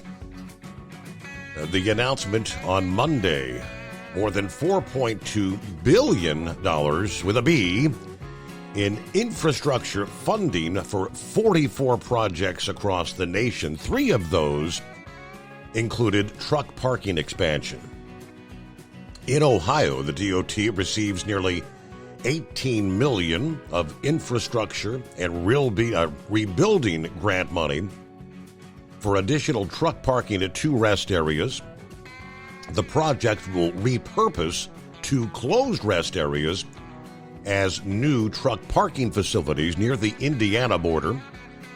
A facility on I-70 eastbound will include 100 spaces on the other side of the state near the Pennsylvania border. 38 parking spaces will be built along the I-80 eastbound. According to the Ohio DOT, 654 trucks parked in undesignated locations within 8 miles of the I-70 truck parking facility in a 1-year period. At the I-80 parking site, nearly 500 trucks parked in undesignated locations within 2 miles. Further west, the Wisconsin DOT, $12.5 million to replace 2 rest areas there, including truck parking expansion at both locations. On out west, the Nevada DOT will receive more than $275.5 million for a large widening project on Interstate 80 from Vista Boulevard to USA Parkway between the Reno-Sparks metro area and the Tahoe-Reno Industrial Center. Although the projects focus on 1 additional lane in each direction, shoulder widening, bridge reconstruction, and new pavement will also add 50 truck parking spaces along that corridor. Both the Ohio and Wisconsin project received early support from OOIDA. They had sent a pair of letters to the Transportation Secretary back in April, urging the DOT to award grants to these states' truck parking projects. Yeah, pointing out that the truck parking often falls to the bottom of the priority list and don't receive any funding. In response to the DOT's recent announcement awarding grants for those projects, Todd Spencer thanked Buttigieg and the DOT for their increased focus on resolving an issue that has plagued our industry for decades. Lack of safe truck parking has been a top concern for truckers, literally decades. And as a truck driver, I can tell you firsthand, when truckers don't have a safe place to park, we're in a no-win situation. We either continue to drive while fatigued or out of legal driving time, or park in an undesignated and oftentimes unsafe location like the side of the road or an abandoned lot. We're forcing drivers to make a choice between safety and following the federal hours of service rules. And good morning, Knucklebuster. Hello, Knucklebuster. Morning, Mr. Steve Summers. There you are. What's happening? Oh, okay. Well, you know, as a professional driver, I take the public safety as my number one priority, especially yours there, right? And then mine there. That's what I tell them police men. I just find me a ramp, go to bed on there. Most time they're not even going to mess with you there. So, but I want to talk about some stuff that goes on. Taking 30-minute breaks on that fuel island. You know, I pulled into a Love's over on I-10 in Florida today, and it was slam full trucks up there trying to get fuel. And this one truck in front of me was in there taking a 30-minute break. Actually, they took a 45-minute break the whole time I sat there. Finally, the lane next to me opened up, and I moved over. It was a woman truck driver, Steve. She had been in there the whole time taking her break. You know what she done when she come out of that? Then she started fueling up. I had already pulled over to the next slot, fueled up, and gone. So that's just crazy. So, you know, I guess she thinks she owns the whole world, right? Right. Yeah. Well, anyway, enough of all that. You can look up on the drive, but that's a big 10-4 there, buddy. You know, you can own the CB radio that belonged to Burt Reynolds, Smokey and the Bandit, eastbound and down, rolling up in Truckee there. I'll let you read the article. There ain't much to it there, so it'll tell you where to bid at it. I think it was pretty cheap going there, but it had his signature on it, so that makes it worth a little money there, right? So what's the starting bid? Do you know? I don't remember. I think it was, they said something about the price of a case of beer. Okay. I don't know what a case of beer goes for nowadays. I ain't drank nothing in so long I done forgot there. But anyway, it's not much. Anyway, I ain't going to sing Miami tonight either. I'm 100 miles from down here, so got a good... Almost down to Miami? Okay. Hey, let me get that news break. We'll be right back. The Steve Summers Overnight Drive. From FSN in Washington, I'm Nina Maria Potts with the latest world headlines. The former head of the fashion brand Abercrombie & Fitch stands accused of exploiting vulnerable young men eager for modeling contracts to traffic them. Mike Jeffries, who used to be the CEO of Abercrombie & Fitch, and his British partner Matthew Smith, and a middleman, have been arrested on sex trafficking charges following an FBI investigation which was triggered by reports in the media. The trio are alleged to have spent millions of dollars on illegal trafficking activities. Israel's Prime Minister Benjamin Netanyahu and U.S. Secretary of State Antony Blinken have discussed the need to capitalize on the killing of the Hamas leader Yahya Sinwar. During Tuesday's meeting in Israel, Blinken also emphasized the need to get more aid into Gaza, according to the State Department. Kate Fisher reports from Washington. The Israeli Prime Minister and the US's top diplomat discussed the need to secure the release of all the hostages and to end the conflict in Gaza in a way that provides lasting security for Israelis and Palestinians, according to the State Department. The statement said that the Secretary of State also pressed the need to ensure that aid reaches civilians in Gaza, something the US demanded of Israel earlier this month in a letter, warning that US military aid could be at risk. The State Department also said that Secretary Blinken pushed for a diplomatic resolution in Lebanon. Kate Fisher, Washington.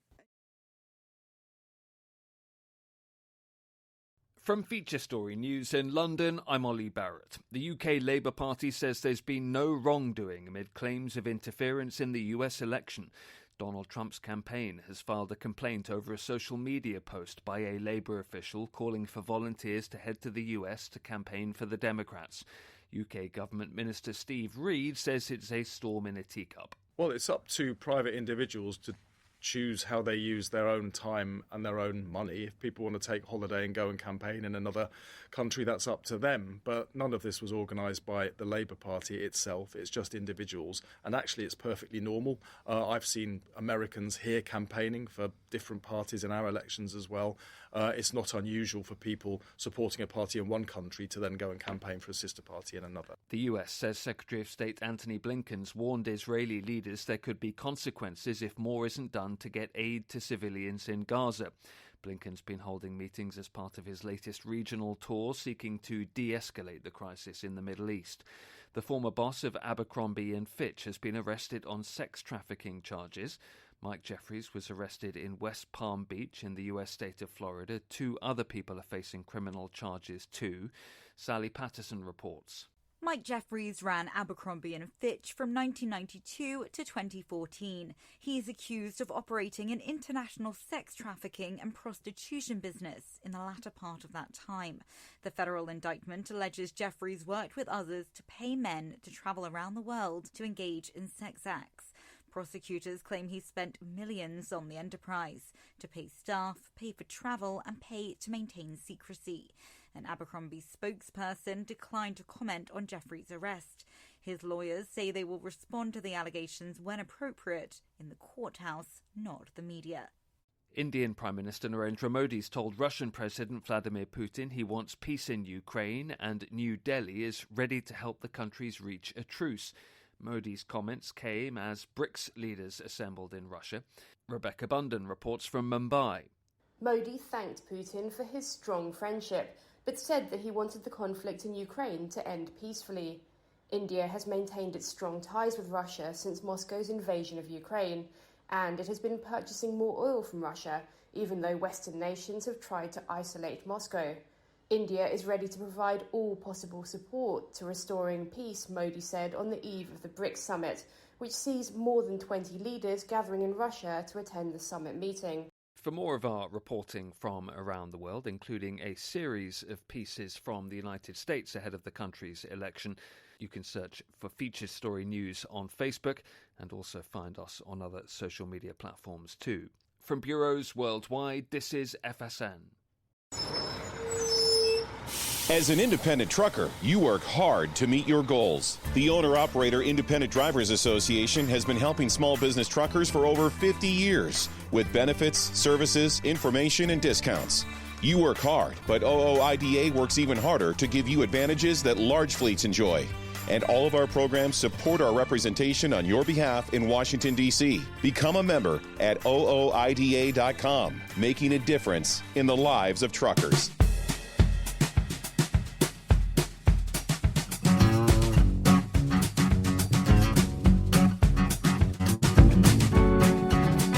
That sounds to me like that's some mighty big promises. I don't know how they're going to do it, if it's even feasible, but Walmart announcing this past day that they will start delivering prescription medications and refills, along with groceries and other items, as a single order within 30 minutes.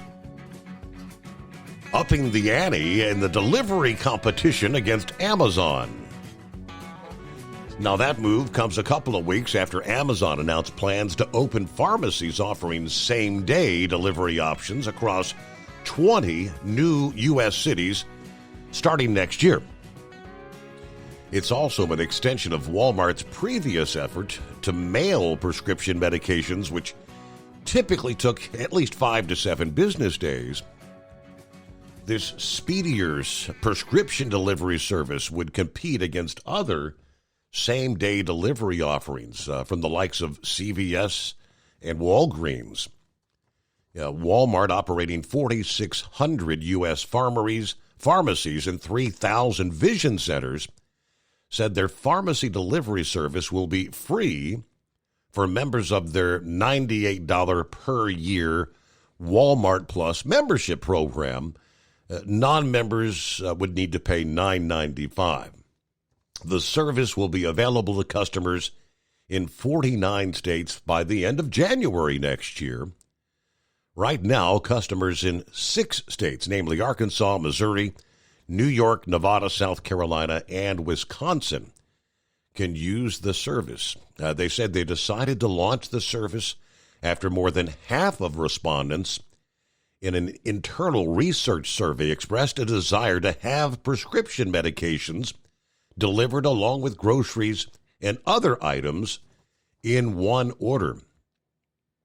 Walmart will use drivers from their Spark Driver Gig delivery network to make some of the speedier deliveries, according to a company spokesperson. The company also employs other options to deliver orders within 30 minutes, so with the likes of drones. Now, barring controlled substances, refrigeration items, and Medicare Part B products like wheelchairs and oxygen containers, they say all medications are delivery eligible. When you place a delivery order through the app or the website, you have to agree to the terms of the pharmacy staff to contact your physician and provide counseling by phone.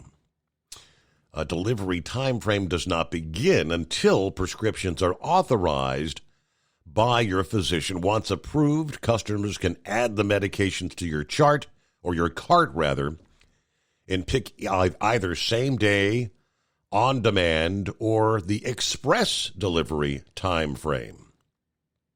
I guess that's an effort to get you to kind of, isn't that like Amazon Prime, about $100 a year kind of thing, and to get that typically 1 day, 2 day service.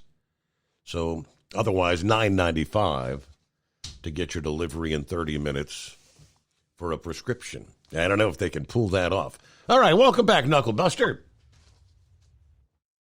Thanks for holding me over there, Mr. Steve Summers. Well, that sounds like a lawsuit in the making there, when somebody has a crash there. Well, I was rushed up kind of that 30 minutes there.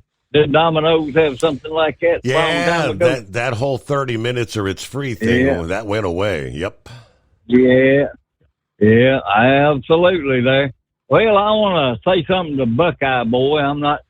I don't appreciate him calling my wife a scam artist. She is an insurance agent. Uh-oh. She's my insurance agent. She doesn't scam anybody. But anyway, if you're not smart enough to take care of your business and cover yourself with your insurance, that's not my fault, and it's not hers either. So anyway, I was a truck for a little while.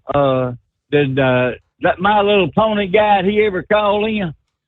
My Little Pony. Who we talking? Horse Feathers. Yeah, he did. Yeah. Oh, well, if he hadn't called in, I was going to do, hey, CTT, what day is it? It's Wednesday, buddy. But anyway, that's all my bull on it for this morning. I'm not mad at anybody, so, we'll just keep right on trucking on down the road there. Have a great morning, and that Skull Busters I got in the pantry, it's been sitting up there for a year. I think I got 1 or 2 beers left in there, so we might get around. Well, Tennessee will be out of town this weekend, so I might get to drink both of them, see? We'll see. Check the expiration date on those. They might be a little skanky beer. Mm-hmm. It's been a while since we heard from. Well, hello there, Daryl. Good morning. How's the family and how's Stryker? Some of the family fighting COVID. Stryker is back with his daddy now that they're back from the cruise. They had to kind of put him in a boarding home for that week. Okay. Well, how was life at sea? It was beautiful. Had a great time, great weather, all considered. It worked out well. Well, I'm glad. You talking about the Walmart delivery? They say Walgreens struggling just to stay in business. Mm-hmm. I saw Sometimes that. you go in there and it takes 30 minutes to get you filled. Yep. Good back on the show, Steve. I've missed you while you were bobbing at sea, and I hope you're having a good run to Christmas. Okay. Daryl, thank you so much. Thanks for checking in. Holding the phone a little too close, right? Is that what that's hitting the button? What else in the mix? 844-844-3388. Brain Dead, and I think Shorty also. A couple of guys forwarded this to me this past day, which says a new study claims Arkansas, the state of Arkansas, has enough lithium to meet at least 9 times the projected 2030 global demand for the product. Not just us. That's big. Officials said the U.S. Geological Survey study determined that the Smackover Formation has between 5 and 19 million tons of product. The study's author said the ability to meet 9 times the global demand was made using the 5 million ton estimate, the low end of the potential, provided it's commercially recoverable. Last I checked, these lithium mining operations are not the most environmentally friendly kind of things, right? You kind of go back to the days of coal and the strip mining, which they put an end to that. The Arkansas Department of Energy Environment Office of State Geologists collaborated on the project. Officials said lithium is growing in importance globally as a critical element in batteries as the world transitions to electric and hybrid. Study's author said the U.S. imports more than 25% of our lithium. Hydrologist and principal researcher for the study said this was a first-time estimate of Arkansas lithium reserves. Our research was able to estimate total lithium present in the southwest portion of the Smackover for the first time. We estimate there's enough dissolved lithium present in that region to replace all U.S. imports of lithium and then some. Now, she cautioned the study did not estimate the technically recoverable amount based on new and evolving extraction methods. The Smackover Foundation formed in a limestone deposit where there was once an ocean in the Jurassic period, roughly 200 to 145 million years ago. The high salinity saltwater deep underground, the brine, contains lithium. Energy producers have been exploring alternative means of extracting lithium from the brine, with the global producer Exxon drilling their first Smackover well in November of last year as part of their plan to become a lithium supplier by the year 2030. Now, the author said they used a combination of water testing and machine learning, a kind of artificial intelligence, to come to their conclusion, taking brine samples and comparing them with historic water sample data. They used machine learning to plot lithium concentrations with geological data to map deposits. Arkansas is at the northern end of what they call the Smackover Formation. It extends actually into Louisiana, Texas, Alabama, Mississippi, and even portions of Florida. For first I've heard the Smackover formation. It's a new one to me, but it is 844-844-3388. Hey, Kenworth owners, is your AC and heating performing poorly with little airflow in the cab? Soaring Eagle HD Truck Parts is here to solve your worries. Offering aftermarket replacement HVAC boxes and stainless steel with high output blowers receiving 50 to 100% better airflow, guaranteed.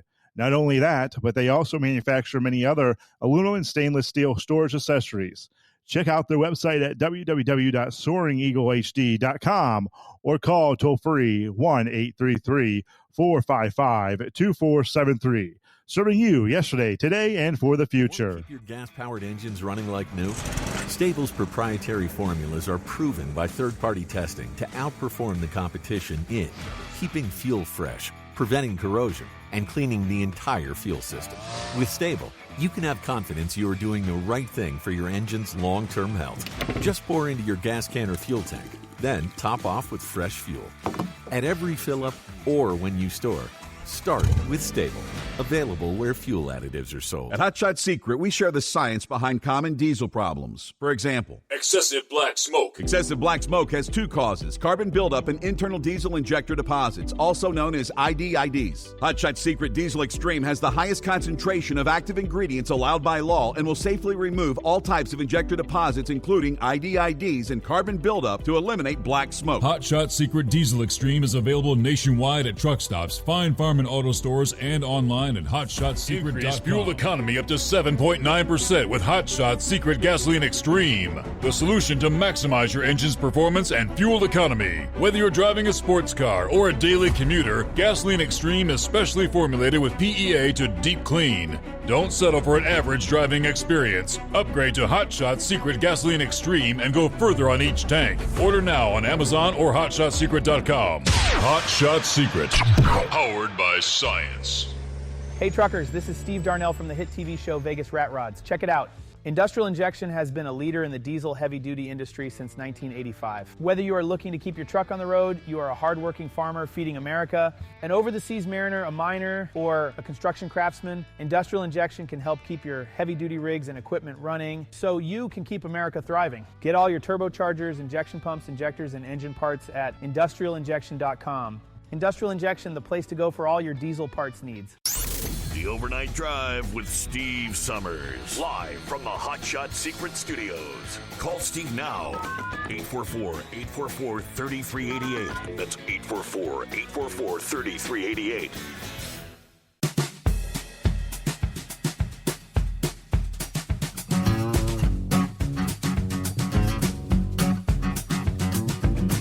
Would it be nice if we could now tell Michael Cohen to just go away, shut the hell up once and for all. For the former Trump lawyer, Michael Cohen, his effort to sue former President Trump has finally been extinguished by the U.S. Supreme Court. Without comment, the court rejected his effort to have his case heard, which means a ruling that quashed the lawsuit will now stand. Cohen had been released from prison in 2020 during the COVID pandemic, was later put back behind bars. He claims he was locked up in retaliation for a book he wrote criticizing Trump. He was seeking money from Trump, as well as former Attorney General William Barr, according to federal prison officials and the federal government. Trump's attorney, Alina Habba, responded saying Michael Cohen has exhausted every avenue of his pathetic attempt to drag my client into court time and time again. As expected, the Supreme Court has correctly denied his petition, and he must finally abandon his frivolous, desperate claims. Cohen had been behind bars in connection with his work with Trump and was sent back after home release when he would not limit his social media postings and media interviews. He claims that was in retaliation, not launching then the lawsuit. according to a Cohen aide, after the court shot down his claim yesterday, says the American people can no longer speak freely without fear of incarceration by a corrupt president and his or her willing and complicit underlings. These are basic fundamental rights that make America the beacon of democracy. Now the guardrails are gone. Now, CBS News noted that in the case, the administrations of Trump and President Joe Biden lined up on the same side to argue against hearing the case. Haba argued in court that giving Cohen his way could have chipped away at key presidential powers. Among other things, it would upend the constitutional separation of powers, curtail the president's ability to effectively perform his duties, and destroy the very concept of presidential immunity. In her filing, Haba said it was imperative that the court not hear Cohen's appeal. And they will not. And I don't know how long she's supposed to be behind bars. Is he still there? Let's see, one last time. Eagle, good morning. Yeah. Okay, how you doing, Steve? Yeah, I wanted to take one quick note about sports right quick. I want to talk about the NFL. Yeah, I don't know. Well, you probably haven't been watching too much football because you was on the cruise. But, yeah, I might have to start watching these football games on a delay, on a 5 or 10 second delay. I don't know if you noticed or not, the last couple of weeks on the NFL, they've had some devastating injuries, man. It's gruesome injuries. As a matter of fact, the guy who plays with the Detroit Lions about a week or so ago against the Dallas Cowboys, you could literally see his leg fold in half. His leg was almost detached from his the fibula. Wow. I forgot what his name was. He played with Detroit. Yeah, now I just happened to see that, and it was so bad they didn't even show a replay of that. And then in the last two games, the game that happened on Sunday, the quarterback for the Cleveland Browns, Deshaun Watson, he tore his Achilles tendon. You can see the tendon as he's making a move. You can actually see his leg. I mean, the tendon popping through the sock that he had on, which is another gruesome injury. And then I thought it was all over. And then I was watching the game last night on Monday night, and they had a wide receiver for Tampa Bay snap his leg in half right at the end of the ball game, and now his career might be in jeopardy of three gruesome injuries in less than 2 or 3 weeks. I mean, on live television. So, yeah, you got to have a strong. I don't remember things like that happening, back in the old. I don't know what's going on with the athletes that we have now. I don't know if they not conditioning themselves the way that they used to back in the 70s and 80s. But I don't remember seeing players having these type of gruesome injuries like this 10, 20, 30 years ago. So, you got to watch these games, but you got to, if you have a weak stomach, you got to be real careful nowadays. Just a word for some of the people out there that's watching these games. It's some bad injuries that have been going on the last couple of weeks. But yeah, see, I want to make one quick other note with you. That's one reason why I probably will never go on a cruise, man, because I get sick real easy, and it seemed like, because I think they use the same air in all the rooms. They use the same air system, and it seems like these viruses travel through these ships. Because didn't you say that a lot of people were sick on the ship with the COVID virus? So that's the last place a person like me need to go is on a cruise ship, because I guarantee you I won't have a good time because I'll be stuck in my room the whole time sick. So yeah, I definitely don't want to do that. But luckily you didn't get sick. But yeah, like you said, the COVID virus is still out there, for people that don't know it or not. There's a lot of people going down with the COVID virus, and luckily you didn't catch it, and hopefully you and your family will be okay with that. But yeah, that cruise ship, you just asked if you get sick if you get on a cruise, and I thank you I'll call you back tomorrow. I thank you for taking my call. All right, well, thank you very much. Yeah, and I'm not I ain't out of the woods yet. No, by no means. Of course, the wife just diagnosed yesterday. I don't know. I've kind of forgotten how many days are you contagious. I know as long as, especially when you got a fever, I think it's like 3 to 5 days that she could still pass it my way. And probably just when I think I'm out of the woods, I don't know. Knock on wood. That's all right. One last thing from Horse Feathers. Yes, hippopotamus. Yeah. I was just thinking, when Eagle was just talking, you remember back watching a team called the Washington Redskins, and there was this quarterback named Joe Theismann. Do you remember watching that broken leg? I do recall that, yes. Yeah. He had somebody come down the backside of him there, and it looked like he had 2 knees. And yeah. I don't know, I guess the dramatic effect of that was pretty good, because it seemed like all they did was replay that. But yeah, there's been some major injuries that's been on TV before, but probably that most dramatic broken leg is Joe Theismann's there. So, but anyways, yeah. So I don't know. Is there any statistics out there? Have you checked to see if there's any statistics to see if COVID is anywhere compared to that other virus that always goes around the ships? The stomach deal. Oh yeah, the norovirus. Yeah, the vomiting and diarrhea. Yeah. That's, they said that no matter what, regular old flu, COVID, norovirus, all of them are notorious for spreading like wildfire on cruise ships. Yeah. Yep. So as you say, it's an enclosed system, an enclosed little city floating on the sea, and but I don't know. I think all in all, unless you catch it in the very beginning and you miss the whole cruise out of it, that I don't know. It's kind of a price you pay at the end. But I say, I'm hoping nobody's any worse than I was, because as I say, I really didn't feel like I had much more than a good head cold. I never got into my chest, never got congestion out of it or anything. And as I say, I had the one day there that I think I had like a 99 temperature, which is just really on the basis of a low-grade fever. Yep. But anyways, that's all I was throwing back out there for you, Your Honor. All right. Well, that's a good place to. Yeah, we'll close it out there here on a Wednesday morning. Thank you.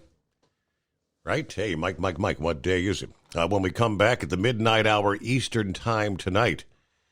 All right, we'll be looking at a Thursday, or some like to call it Friday Eve. Yeah, you start saying, hey, weekends, it's almost here before you know it. So safe travels to all, and hopefully you'll join us once again, as I say, the midnight hour Eastern tonight for our next edition, the Steve Summers Overnight Drive, live from the Hot Shot Secret Studios.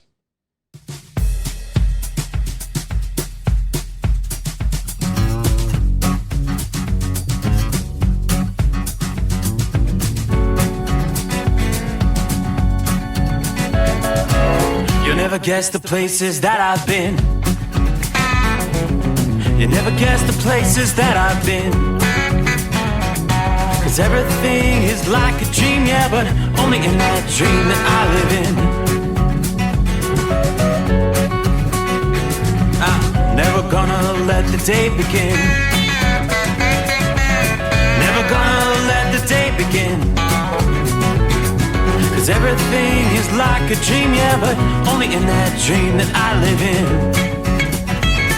Oh, don't wake me up before you go, and I'll just make this bed my home. Oh, darling, please just let me sleep. Give me my dreams.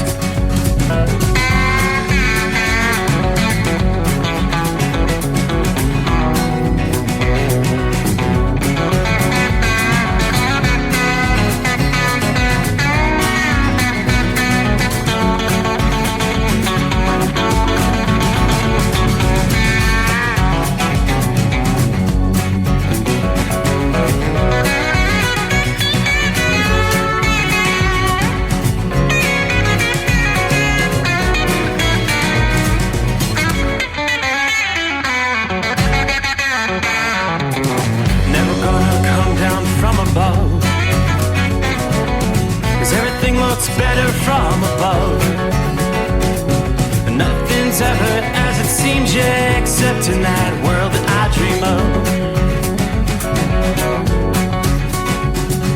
Never gonna lose the ones I love. Never gonna lose the ones I love. 'Cause everything is like a dream, yeah, but only in that world that I dream of. Oh, don't wake me up before you go, 'cause I can't face this day alone.